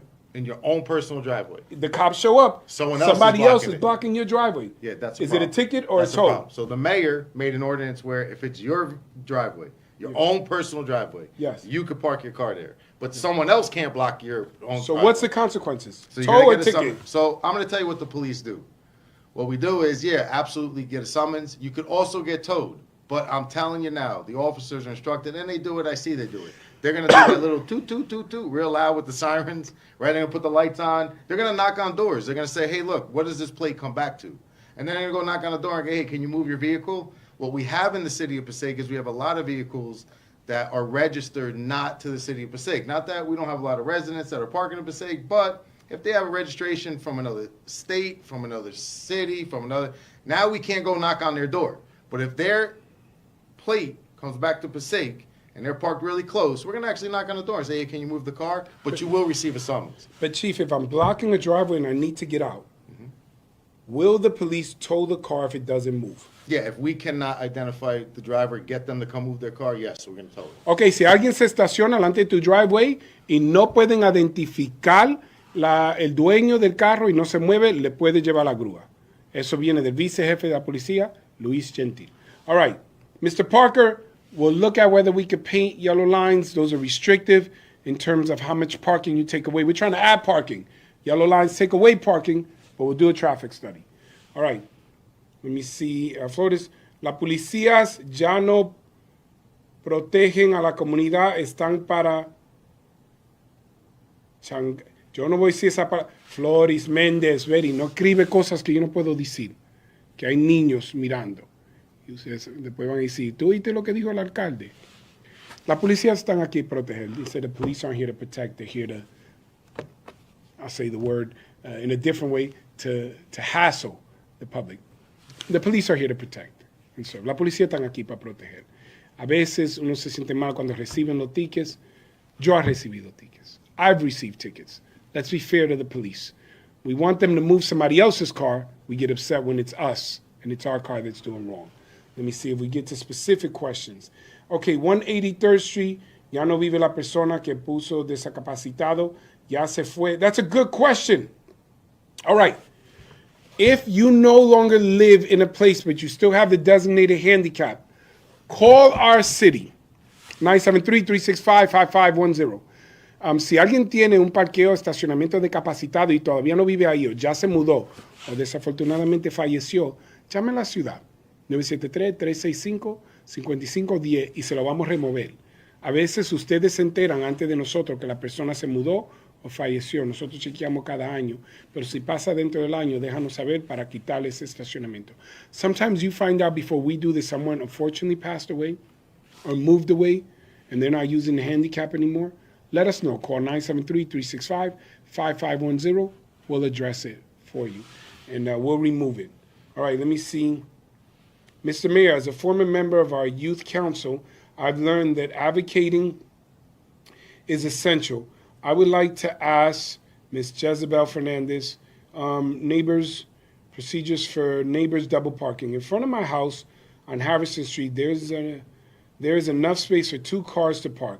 Because parking on my street has become scarce, neighbors will park their vehicle in the middle of both parking spots as a method to save parking, which I assume is for their family members. However, some people will try to fit their vehicles in the snug space that is left over, which leaves the driveway of my house to be blocked. My parents pay property taxes, and it is not fair.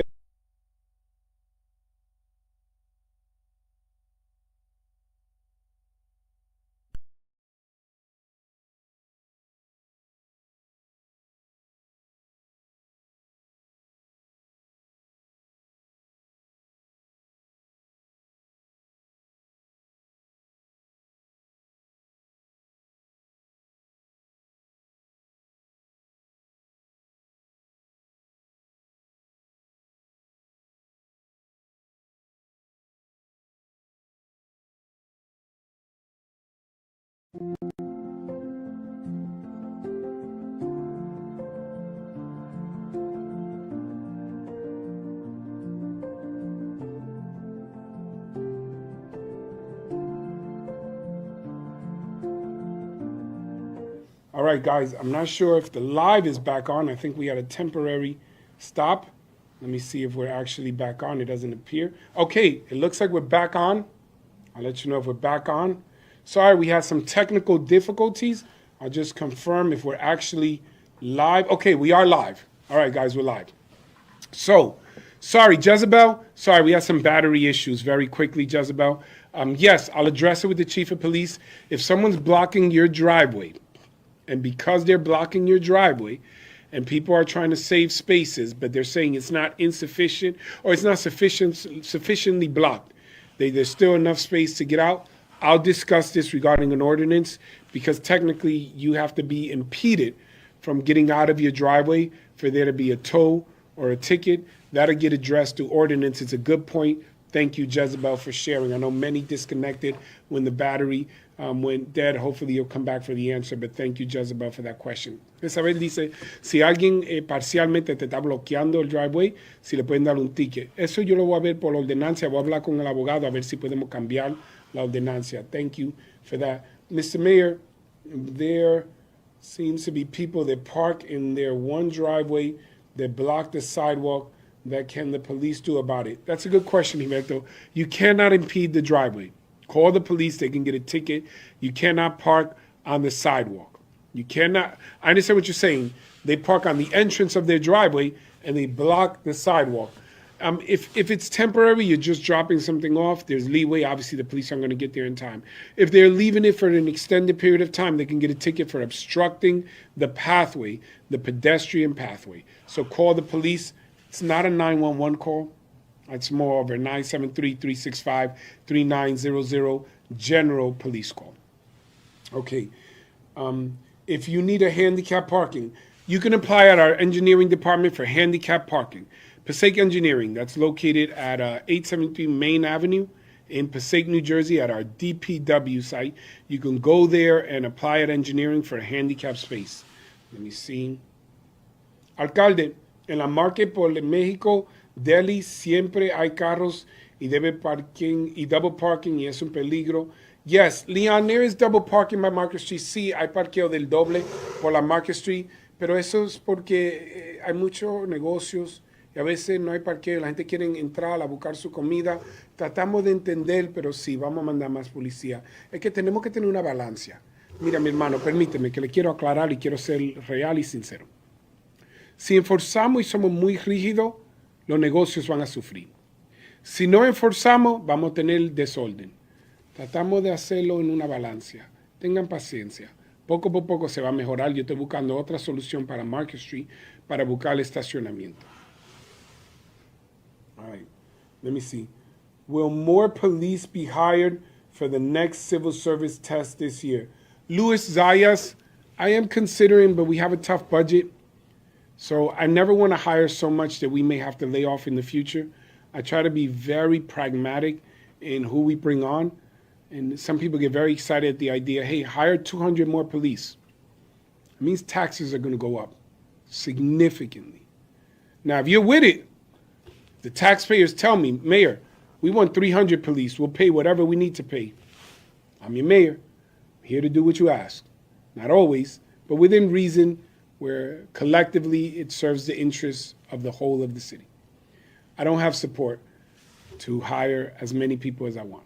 So we try to maximize the resources that we have and make sure we have sufficient police to patrol the city. Okay? That's the response to that. But yes, if there are more retirees, I will be looking to replace those who retire. Hay carros que los mueven no más cuando pasa la barriadora. So there's a statement that cars are only moving when there's a street sweeper. Chief, do you have anything to say about that? Cars only move when there's a street sweeper? Yes. Well, again, another initiative, Mayor, very early when he came in, he wanted to make sure that the streets were being cleaned if people were receiving summonses, right? So the initiative is, yes, when a street sweeper goes by, comes into a neighborhood, that's when summonses are going to be issued. Yeah. So they are saying that cars are being moved when street sweepers come. That's a good thing. They're saying they only move. They abandon the car. They only move when the street sweeper comes. So they only move when the street sweeper goes through. Yeah. And never, and then leave it there for like days. That's a problem.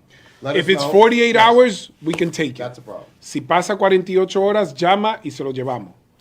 A Miss Kathy Martin says, I wish I had a mayor in D.C. like the Passaic has.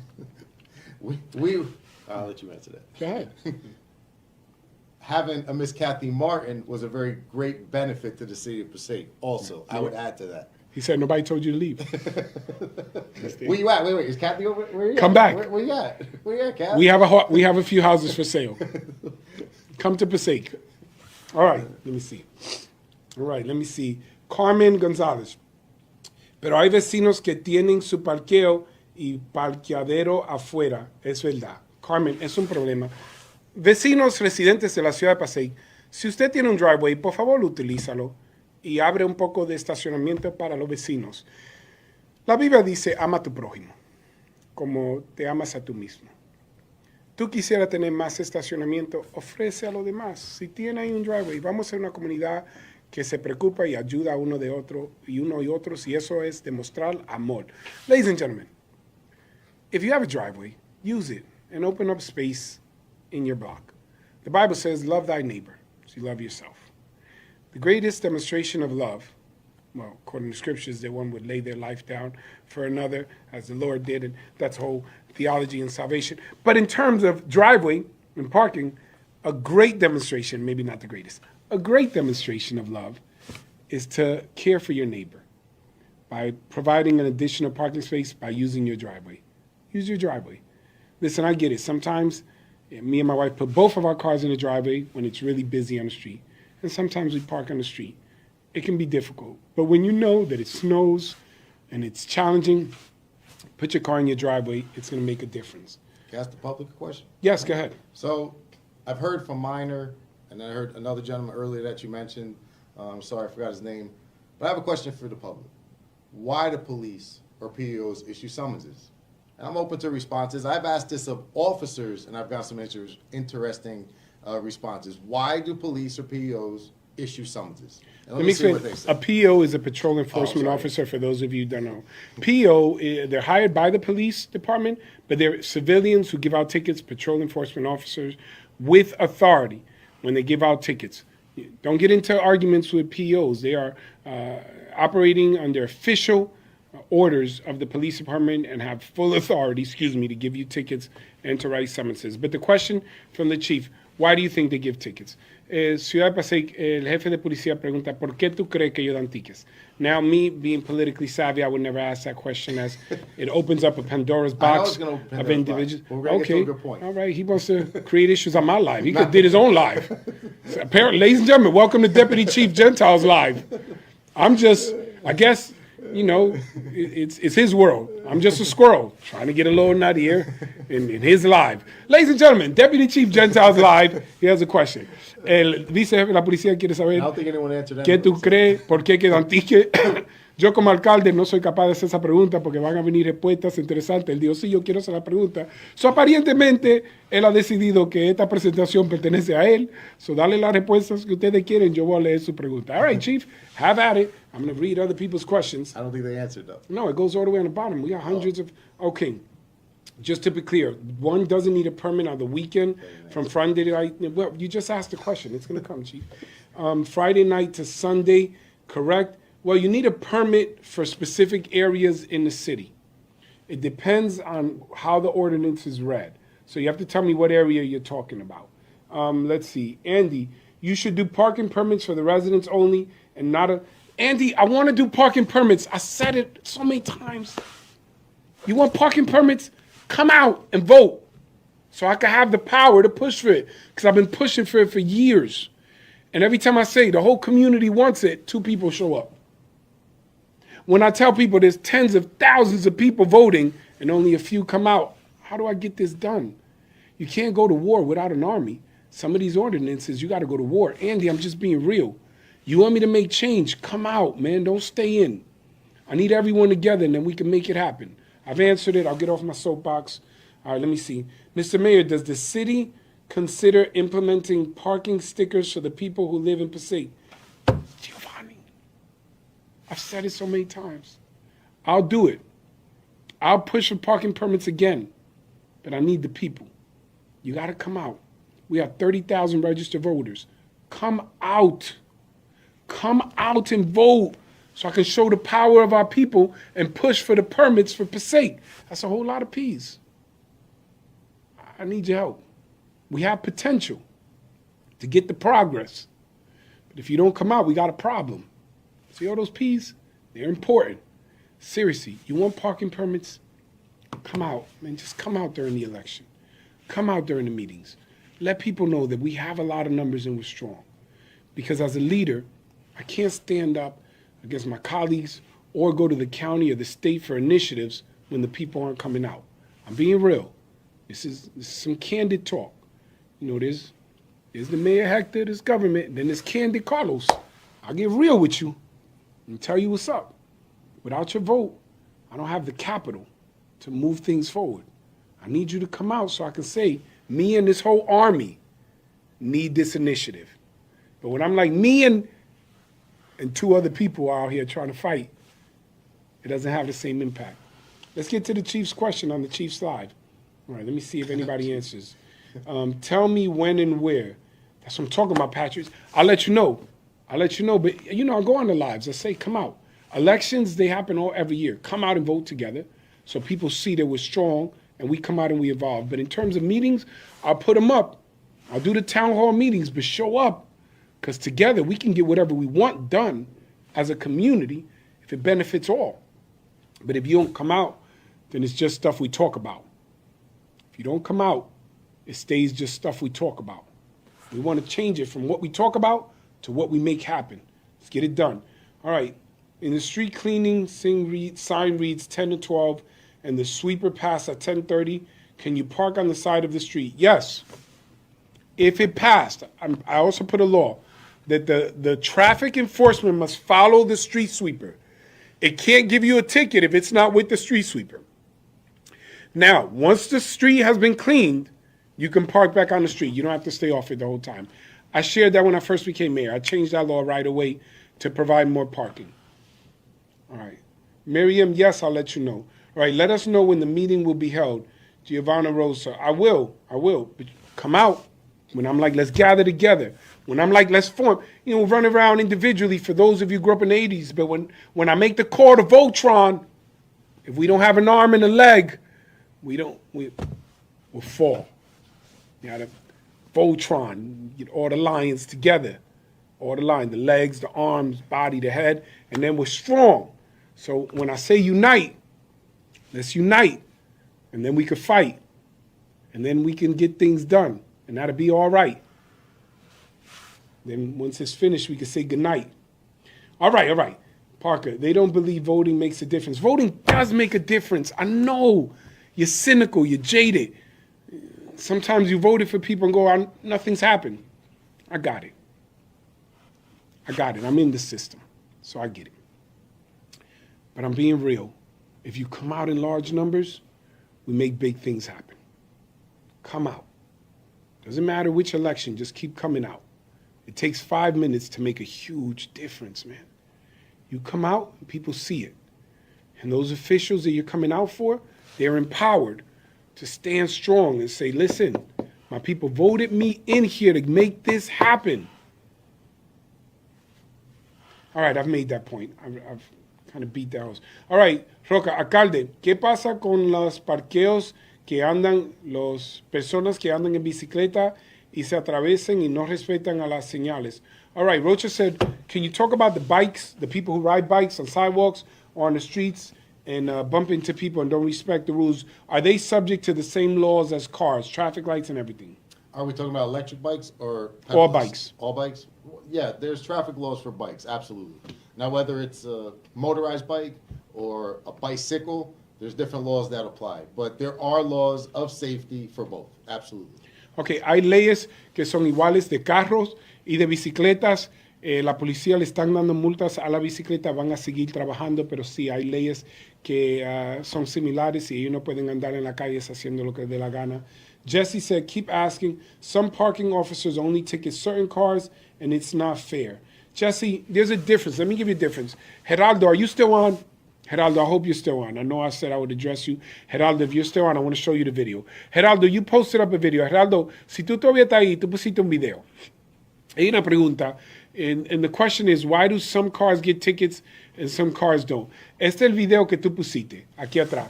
Geraldo, tú puedes ver que donde tú parqueaste, aquí había un crosswalk, pero también, alante de la escuela, ahí no hay un stop sign. So, rewind that video. Go back to the stop sign. Don't show people license plate. All right, we're going to stop. Once we get to the stop sign, you're going to pause. All right, wait, pause. A little bit more. All right, pause. Geraldo, la diferencia, tú preguntaste la diferencia y te quiero responder honestamente. Ese carro ahí estaba estacionado donde había un stop sign y un crosswalk. Es un doble de violación de la ley. Y si alguien tiene que doblar a la derecha, porque hay carros que están viniendo de la izquierda, porque ellos no pueden ver los otros carros que están entrando porque está bloqueado el stop sign, ellos no paran y se puede chocar. Por eso que en algunas esquinas la violación es un poco más grave que la otra. Guys, what I was going to tell you is that some violations, and all violations can be ticketed, some are more serious than others. You parked where there was a crosswalk and a stop sign. That's a double violation. And also, because of the oncoming traffic, if you're going to make a right turn and there's a vehicle on the corner and someone's going to make a left turn in, you can result, or rather your parking on that corner can result in an obstruction of visibility, which can result in an accident, and that could be fatal.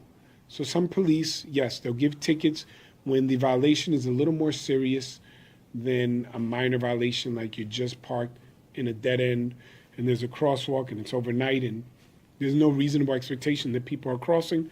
But other than that, yes, double violations, that's like parking on the sidewalk during street cleaning in the snow. You're like, why'd I get the ticket? My man, you broke every law in the book and added some. That's what could happen. Geraldo, I understand you're frustrated, but that's what occurred. Geraldo, yo sé que es frustrado, pero a veces hay gente que tiene mucha violación de la ley en un estacionamiento. Eso es como parquear arriba de la acera en el día de nieve, cuando quiere pasar la pala. Uno dice, violaste toda la ley y hasta algunas que ni teníamos escrito. Algunas situaciones el carro está parqueado en un lado donde puede causar un accidente y recibe un ticket, y el otro carro de noche le están tratando de dar un chance. Por eso. Hopefully that answered that question. When are the town meetings? Gilberto, town meetings I do town meetings around the community. I'll let you know. And then the council meetings, they happen twice a month on Tuesdays, typically sometimes on Thursdays. They're posted up on the city website. All right, let me see. Jesse Tapia, take a picture and forward it to the investigation, please, and thank you. All right. Yes. You're receiving some community answers.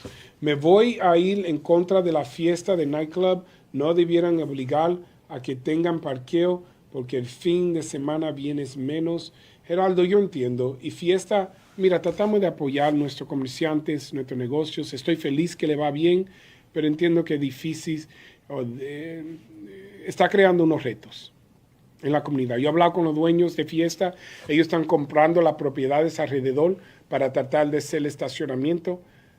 Es como un problema bueno. Le está yendo tan bien que mucha gente viene y eso es bueno para ellos, pero difícil para la comunidad. Estamos hablando con ellos. Let me see.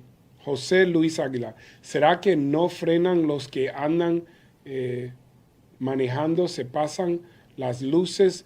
Tengo que frenar. He said a lot of cars have recently been going through red lights, Chief. I've noticed it as well. Can we step up traffic patrol on individuals going through red lights? Absolutely. And spoke to the officers a lot about that. You're going to see officers much more aware, paying a lot more attention to that. Today we had enforcement, anyone that was out there.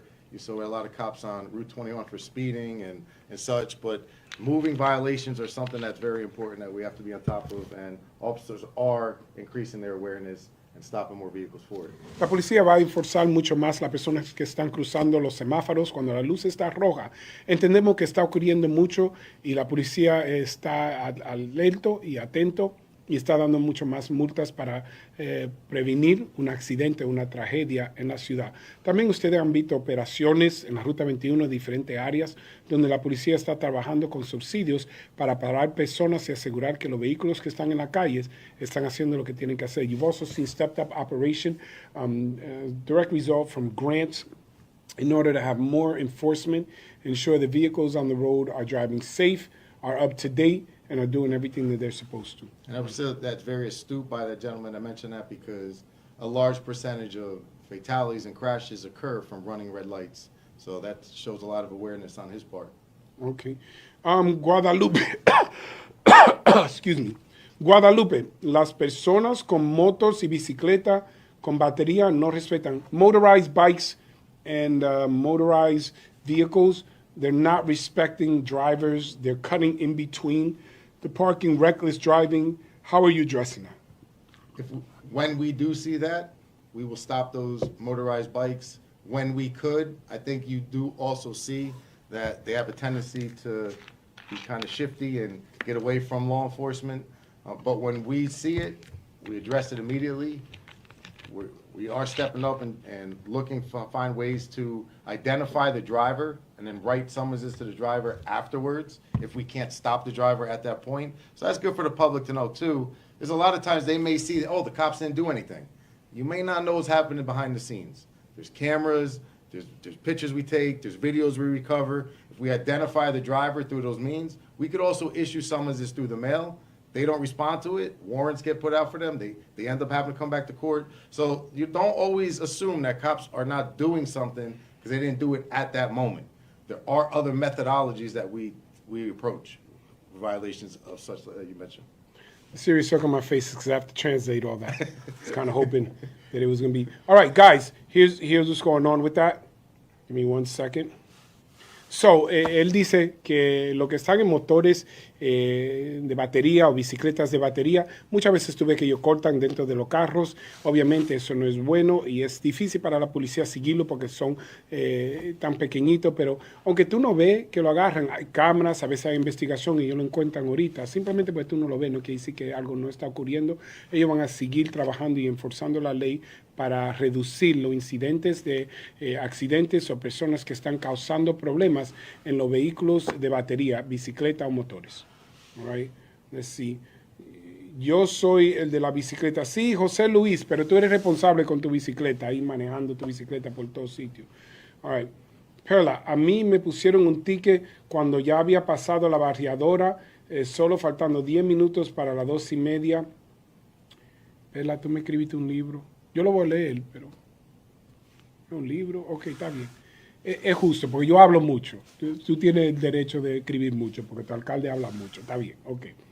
Solo faltando 10 minutos para 2:30 y me vio que había llegado y subí a casa y cuando volví pasé la variadora y salí de casa rápido y oficial me vio y hasta rápido lo puso en mi carro y había otros carros enfrente de la escuela, pero como eran de la escuela y ellos no le pusieron tickets y me dice, oh no te vi, hay cámaras en la casa que pueden sostener esto y las cámaras de la escuela. Y en esta semana pasó lo mismo, pasó variadores y el oficial estaba en una cuadra viendo como 5 carros y pasó 20 minutos antes de la hora final, no le puso tickets igual, esto está en las cámaras, pero esto no es honesto de su parte, pero no fui yo que te di el ticket. Yo entiendo que no es honesto. Tú dices que no es honesto de mi parte. Me imagino que está hablando de gobierno porque yo no salí allá a darte tu ticket, pero lo voy a tomar serio. Déjame seguir leyendo. ¿Verdad? Se corrompen para poner tickets para que le paguen sus comisiones por ticket. Perla, nadie recibe comisión sobre ticket. Perla, yo sé que tú estás frustrada. Yo entiendo. Pero no haga acusaciones. ¿Qué tú crees? ¿Que ellos vienen con su ticket de $70 y le dan $7? Nosotros no trabajamos así. Somos gobierno. Nadie está recibiendo dinero en su bolsillo por darle un ticket. Nadie recibe promoción, no hay incentivo para dar más tickets. Pero te dieron un ticket y tú dices que hay video, tráeme el video, tráelo al ayuntamiento. Y te prometo que lo vamos a la corte y se quitamos ese ticket. Pero no te ponga a dar acusaciones o hacer acusaciones que no tienen base. Pero vamos a ser serios. Que si comenzamos así, la gente va a creer que eso es verdad. Y yo te prometo que nadie está recibiendo comisión sobre dar ticket. Seguramente no tu alcalde. Ven a ver mi casa. Ahí no hay mucho dinero. No tenemos nada, pero nadie está recibiendo. Yo te lo prometo. City of Passaic. Perla said that the police officers, they give out tickets even though the sweeper left. They do it around the schools. They give it to some. They don't give it to others. They avoid the teachers, but they give it to the residents. Here's the thing. Perla also wrote they're doing this because they get commissions from each ticket. That's not the case. Perla, no one's getting a $70 ticket and then the person who wrote the ticket gets $7. There's no commission. That's not how things work. Perla, don't make allegations, things like this. We have to be serious. Perla, there are no incentives. Nobody gets promoted because they wrote more tickets. You don't get a bonus because you wrote more tickets. Tickets are written because that's their job. If you have a video showing that they were inconsistent, bring it. We'll take it to the court. We'll have your ticket removed. If you have evidence, we'll work with you. We're just trying to regulate and keep our streets clear. Okay. Circling on that? Yeah, go ahead. And that was one of the reasons why I asked the public, why do you think officers issue summonses? It's good that the public is aware that there's an absolute correlation between summonses and accidents, right? So let's just say hypothetically, don't want to put any numbers out there, that there's a few hundred accidents per month in the city. If you look at your enforcement, which is writing summonses, you will see that that is low. And that's why there's more accidents. More accidents mean more injuries. More injuries mean more time out of work, more time that family suffer. More accidents mean more deaths, right? More deaths, I don't have to fill in, that means, you know, a lot. So without issuing summonses, you lose the awareness of things. Summonses are issued for awareness. They're not issued for monetary reasons, like the mayor just, they're not issued for promotional, they're not issued, mayor's not driving around the, you know, $200,000 Mercedes because it doesn't work like that, right? It does not work like that. The way it works is there's an absolute correlation between issuing summonses and people being safer because it brings awareness. That's what it brings. Somebody asked me once, I've been asked this in my career, what's some of the hardest things you've ever done? And there's a long list of that, but the hardest thing I've ever had to do is being at an accident scene, and I've been at many, where somebody lost their life, and now the family comes. And at that moment, they realize, although we try to be sensitive about it and not kind of reveal too much information to 100% sure, but they know. I don't want to be gruesome, but there could be body parts or something. They know what the finality is. And you get that soul cry from that family, from that mom, from that grandmother, from that husband, from that wife, from that child. And I'm telling you, it's a direct correlation of not issuing enough summonses. Because summonses being issued brings awareness. Slowing down a little bit at that stop sign. Fine gentleman earlier mentioned something very deep where running red lights. These cause crashes, cause injuries, cause deaths. So it's a correlation between awareness of writing summonses, safety of residents.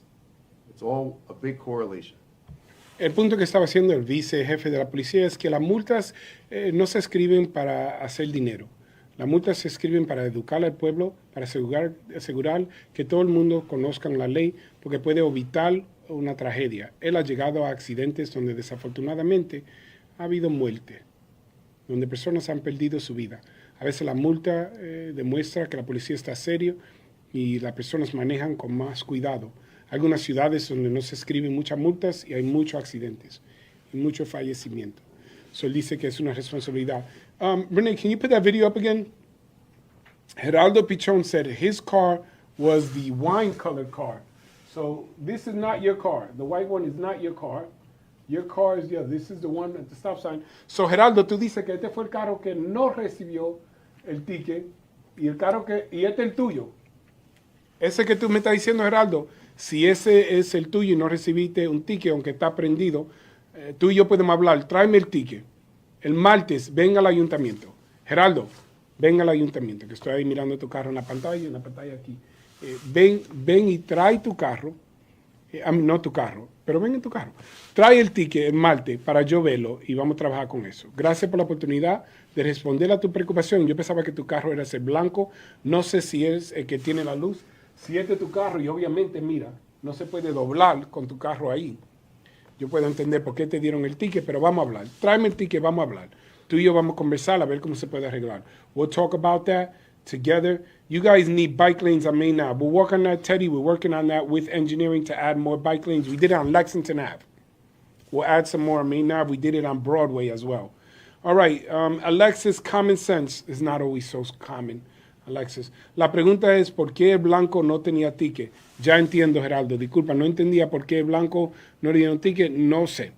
Voy a averiguar. Tráeme el ticket el martes. Tú y yo vamos a conversar. Yo pensé que el tuyo era el blanco y ese que le dieron el ticket. Yo no sé cuándo fue estacionaron ahí. No sé cuándo fue que te dieron el ticket. Tráemelo. Yo voy a ver el horario y te voy a dar la respuesta. Gracias por darme la información.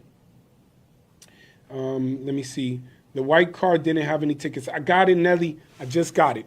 I didn't get it before. Thank you, Nelly. I didn't have it before. I'm not sure if we're frozen right now. How are they sure that the white car didn't get tickets? Because the guy who got the ticket is the one that videotaped. He just sold the videotape. So, ayuda por 3,600 al mes de renta. La dueña no me deja. Mayra, mándame la información porque, are we frozen? Oh, okay. It seemed like we were frozen for a bit. It might just be my phone. Listen, guys, we'll talk about rent on another time. There seems to be a little bit of technical difficulty on my phone, but I'm going to go through some of the last questions, and we're going to finish up. Next on Passaic Mundo, Jorge Martinez. That's funny. That's funny. Listen, we might start a new show, the Candid Carlos Show, where we just talk for real. Been wanting to work on that. No estoy haciendo acusaciones si... Mira, puse un signo de pregunta si eso es... Oh, perdón, Pela. Disculpa, Pela, a veces yo respondo cuando yo leo algo y me voy corriendo.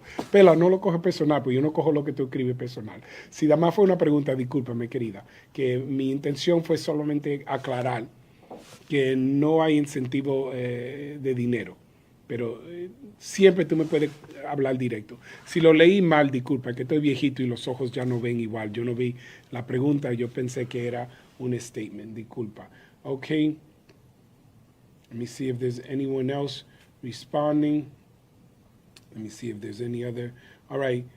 Abril Morales. Abril, la gran líder en la ciudad de Passaic, dueña de Ay Chihuahua, donde puedes buscar tus burritos o cualquier comida, California Roll, Caribbean Roll, todos los rolls, ellos lo tienen.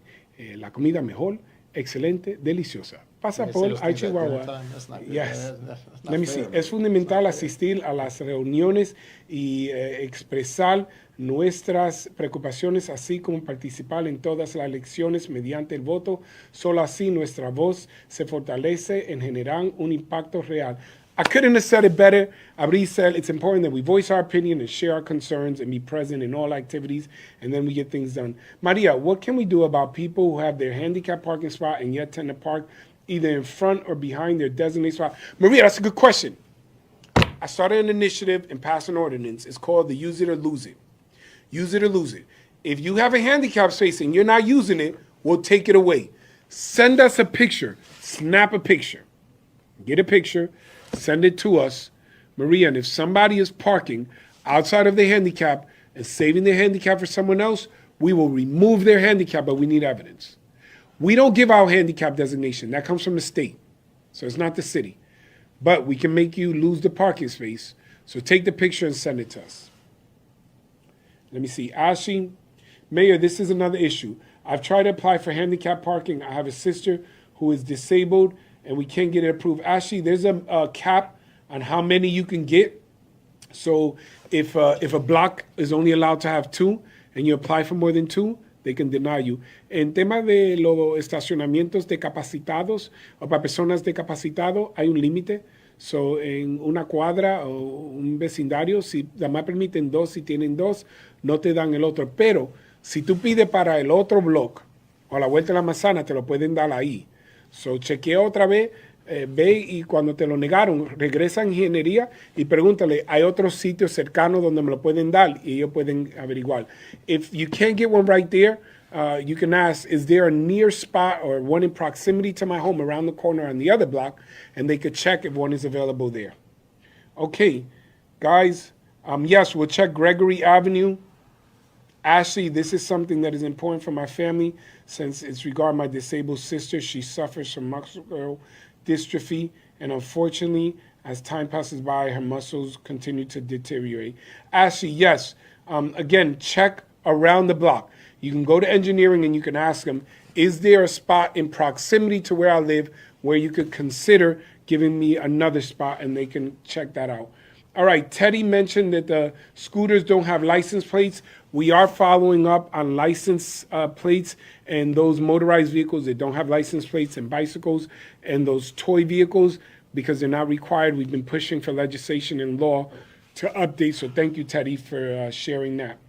All right, I think we've answered just about every question, and I'm going to go through some more questions later on, but I want to thank all of you for participating. I want to obviously tell you that I'm sorry for some of the technical difficulties that we have faced. They have been a bit of a challenge, but I try to get to, look, we have 304 comments. Ashley, you can meet with me anytime you want. This is the best way to reach me. You got it? Pay attention, everybody. I give it out always. Last 15 years, I've been giving it out public. 973-986-8269. That's my cell phone. I've never hit it. Everyone's always had it. My public number, 973-986-8269. I've only ever had one number. For 15 years, I've given it to you. If you can't reach me when you call, just send me a text. Sometimes I'm in a meeting. Sometimes I'm at an event. Sometimes I'm with my family. Not enough. I've realized that. In the next upcoming years, I'll be spending more time with my family. My kids are getting older, and I'm losing time with them that I'll never recover. But I'll try to reach out to every single one of you and respond. How to share that a little bit, because I've been thinking about that a lot. At the end of it all, what really matters is the time you spend with those who love you. I love serving the city. I love responding to all of you. But life is short. You got to make it count. So if I don't answer, send me a text. I'll get back to you eventually. But in City Hall, Tuesdays and Thursdays are always the easiest day to catch me in the office. Other than that, I try to be in the community. But if you text me or you show up and say, hey, I want to see the mayor, and leave your information, I'll come back to you. Okay? 973-986-8269. Myra, 973-986-8269. 826. I've had the same number for 15 years. Some of you have called at 3 in the morning. Don't do that. Don't do that. Had one person call at 3 in the morning just to talk. I said, listen, man, that is not an emergency. They wanted to talk about their favorite show and the difficulty they're going through. I don't mind conversing, but I got to get some sleep. To be fair, I did just get off a fire, so they thought I was still awake. All right, you got my number. Tiene mi teléfono. You can call. Handicaps need to stop reserving parking for other people. Ellie, it's called the use it or lose it law. If you don't use it with your handicap space, you will lose it. Send us the information.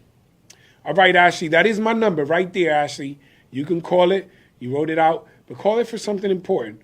Or call it because you're inviting me to eat because I get hungry.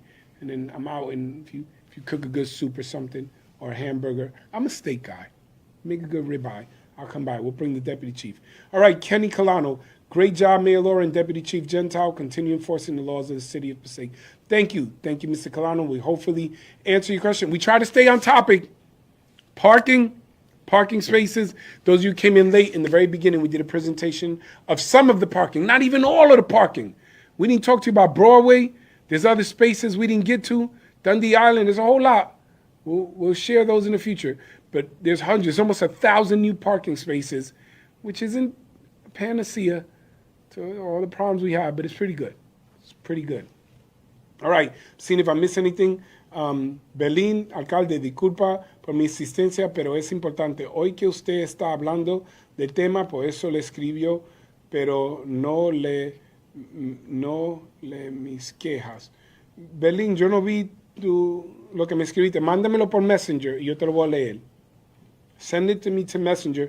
Guys, sometimes all the questions don't pop up, and then I see it after the live, so I'll try to go through some that I missed. Let me see. All right, guys, thank you very much. 6:45. We started at 5. That's an hour and 45 minutes. We're going to cut this short. We'll come back to you again live, maybe in the community, maybe in the car, maybe from here. It depends on what the next question is. Geraldo, gracias por hacer la pregunta y por ser la razón que hicimos esto. No solamente Geraldo, pero todos que tienen preocupaciones, siempre mi deseo es responder y estar disponible. Vamos a ver cuál va a ser el próximo tema. All right, thank you, Geraldo, for asking the question. Your car is the wine color car. I'm clear on it now. I know you couldn't turn. I'll find out why the white car didn't get a ticket. Deputy chiefs did say you may have not seen a ticket, and maybe they got a ticket in the mail. Sometimes one patrol officer will go by, and the LPR will read it, or they'll look at it, and they'll send the ticket in the mail, and then the next person who comes already knows they're getting it in the mail, so they don't give it on the car. A veces, Geraldo, ya le dieron una multa que viene por correo. Quizá vino otro policía temprano y le dio uno, y viene por correo, o le puso uno y lo quitaron. Vamos a chequear si no le dieron, porque solamente porque tú no viste la multa no quiere decir que no se lo dieron. Quizá le dieron una multa anterior y no le quieren dar 2 o 3 por la misma cosa. And Mayor, some people are even so brazen that they'll take the ticket off and still leave their car there. Lily said some tickets come 1 year later, and that's ridiculous. Lily, I'm not going to argue with you. If you got a ticket a year after the infraction, that is ridiculous. I'm with you. If you did something in 2025, like January 2025, and you get the ticket in December of 2025 or February of 2026, that is ridiculous. If you have evidence of that, somebody wrote you a ticket in 1 year, but you got it the next year. Now, don't come with a ticket talking about they wrote it in December 31st and I got it January 2nd. Don't play. But if you got the ticket a year later, like 10 months later, bring it here. I will go with you to fight that ticket to say it's ridiculous. I'm with you. If you got a ticket a year later, that is ridiculous. I'm with you. All right, Ellie, people who don't have New Jersey plates should get tickets because, what? Ellie, I just drove to North Carolina. Sometimes people come out of state to visit family. You can't give tickets to people because they came from out of state. Sometimes you're traveling. I once drove to Florida. Technically, I slept on the passenger side and my friend drove. He still talks about that. Because I said I could drive. I didn't know it was a stick shift. So it was 17 hours. He was mad at me for 17 hours. That was a tense ride. I said, listen, I'm here to be your wingman. But he thought we could split the ride. I digress. You get it. Sometimes people come from other communities. Somebody might come from New York, Pennsylvania. They're visiting. We can't just give you a ticket because you're from out of state. We're one nation. We respect all these imaginary lines that we create, but you can come here if you're from another state. It's not illegal. I'm going to be real with you.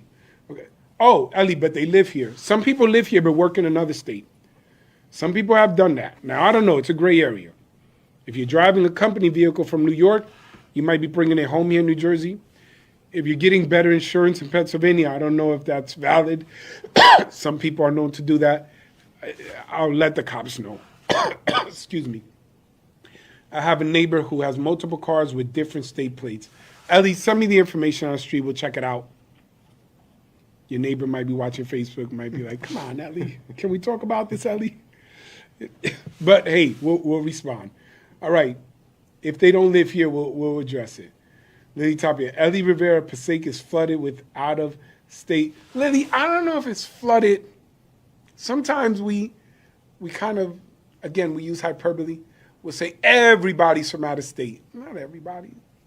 A lot of people, maybe. Some, maybe not flooded. I haven't seen it everywhere. But I could weigh in a little bit. Go ahead, Chief. Just to kind of touch on that. So if there's an out-of-state plate that a PEO writes a summons for, we have another step that we have to take to issue that summons because it's out-of-state. The court can't run the out-of-state. It has to be done at the front desk. To make a long story short, on a weekly basis, we are very far south of about 50 a week. If that gives some clarity. De los miles de carros que hay, dicen que como 50 multas son de personas que viven de otros estados. Porque ellos tienen otro paso que tienen que tomar cuando hacen una multa de otro estado. No son muchos, pero sí hay, tiene razón. How about the people from the bars? Flora May Reyes, you got to be specific. I don't know. Are we upset they're not inviting us? I'm not sure what you're asking. No, I know what you mean. They park, they go to the bar. I can tell you this. Don't drink and drive. Don't drink alcohol and drive. You can drink like soda and juice and water.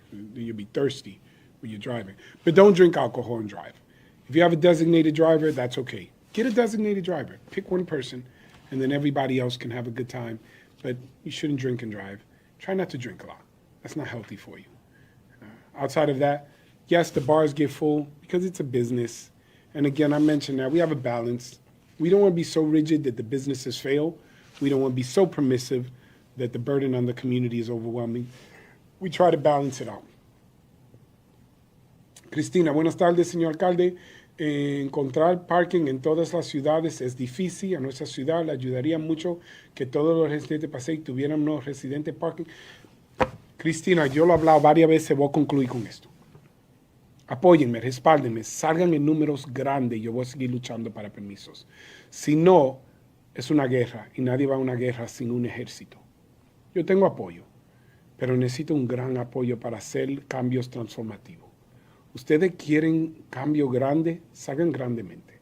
En las elecciones, salgan. Tenemos 30,000 residentes registrados a votar. Salgan a votar. No se dividen, manténganse unidos. Dame el apoyo grandemente y yo les prometo que yo les voy a traer el cambio que ustedes quieren en esa área. Pero si no, yo no tengo el respaldo ni el apoyo, porque yo digo, mira, todos estos miles de personas lo quieren y después salen un número pequeñito cuando necesitamos demostrar números grandes. Salgan a votar y les prometo, o vengan a las reuniones, o cuando les pido que salgan para apoyar una iniciativa mía, salgan para demostrar nuestra fuerza y después yo puedo poner esos cambios. I've said it so many times. You guys want big change? Those are wars. Nobody goes to war without an army. You need to show up. Come out big time for elections. 30,000 registered voters in the city of Passaic. You want big change? Show big support. Come out and be united. If we're not divided, we can get big things done. Nothing can be so big that it would stop us if we came out united. I don't know if I expressed that appropriately. There's nothing bigger than the unity of the community. Come out strong together and we can get things done. All right, are commercial cars allowed to use street parking? Actually, yes, but not overnight. Can you paint lines for parking spots? Jennifer, I did it on Myrtle Avenue, Hudson, Lexington, Broadway, different areas. We're going to try to get the rest of the city, but during the winter, you usually don't paint because the weather conditions aren't conducive. We'll start it up in the spring again. Yes, that's my initiative.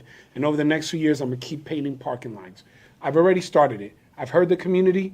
I checked it out. I've been doing it. We haven't gotten to all the streets, but in the winter, you tend not to park. You tend not to paint because it's not conducive. It rains, it snows, it's very cold. It's better to do it in the springtime. So yes. Araceli, no ponga tica a personas que tengan otras placas que no sea de Nueva Jersey, por favor, porque Yo he ido a otros condados y sí ponen. Ok, Arelia, yes. Arelia, mira, si tienen seguro de otro estado, como estaban mencionando, eso es fraude. No queremos decir que uno tiene el derecho de hacer fraude. Nosotros damos tickets por infracciones o violaciones de la ley seria. Parquea bien, no importa qué placa, si está estacionado bien, no va a venir muchos problemas. No tenga placa de otro estado y también estaciona mal. Si está visitando, pero si está haciendo fraude, no lo haga. Que puede Mayor, Calvin Johnson had a question earlier saying you should create like shuttle bus almost saying it doesn't Yeah, but exist. I said I'm going to stay focused on just Okay, this topic. fine. But we have shuttle buses. We already created them. Thank you, Calvin Johnson. But we already did free, and I'm looking to expand it for weekends and late night. All right, let me see. Tía Dora, buenas noches, señor Héctor Lora. ¿Pueden pasar por la 7th Avenue para ver cómo está? Esta noche voy a pasar. Tía, I'll go by 7th Street tonight when I'm leaving. Downtown is flooded with people that go to bars and no parking on 4th Street. Great for the bar, but we'll address it. If they're parking legally, look, it's tough. We want our businesses to do well. I've addressed it. I can't be so restrictive that a business fails. If you want me to shut down the bar, they have to be in violation of something. What about those neighbors that say parking people in my street don't move their cars until their friends come to take their spots? Janice, it's illegal to try to save a spot for someone else. Look, we try to coordinate in neighborhoods and be considerate of our neighbors. If you keep parking in front of somebody else's house when you have a driveway and you're parking, that's rude, but not illegal. It's not appropriate neighbor etiquette. It's not illegal, but you should be considerate. Unfortunately, people aren't always considerate. In an ideal world, people get it. We don't live in an ideal world. However, if there's ever any real issues, like someone abandoned their car or leaves it for 48 hours to save a space, call the police and we'll tow them and they'll get the message.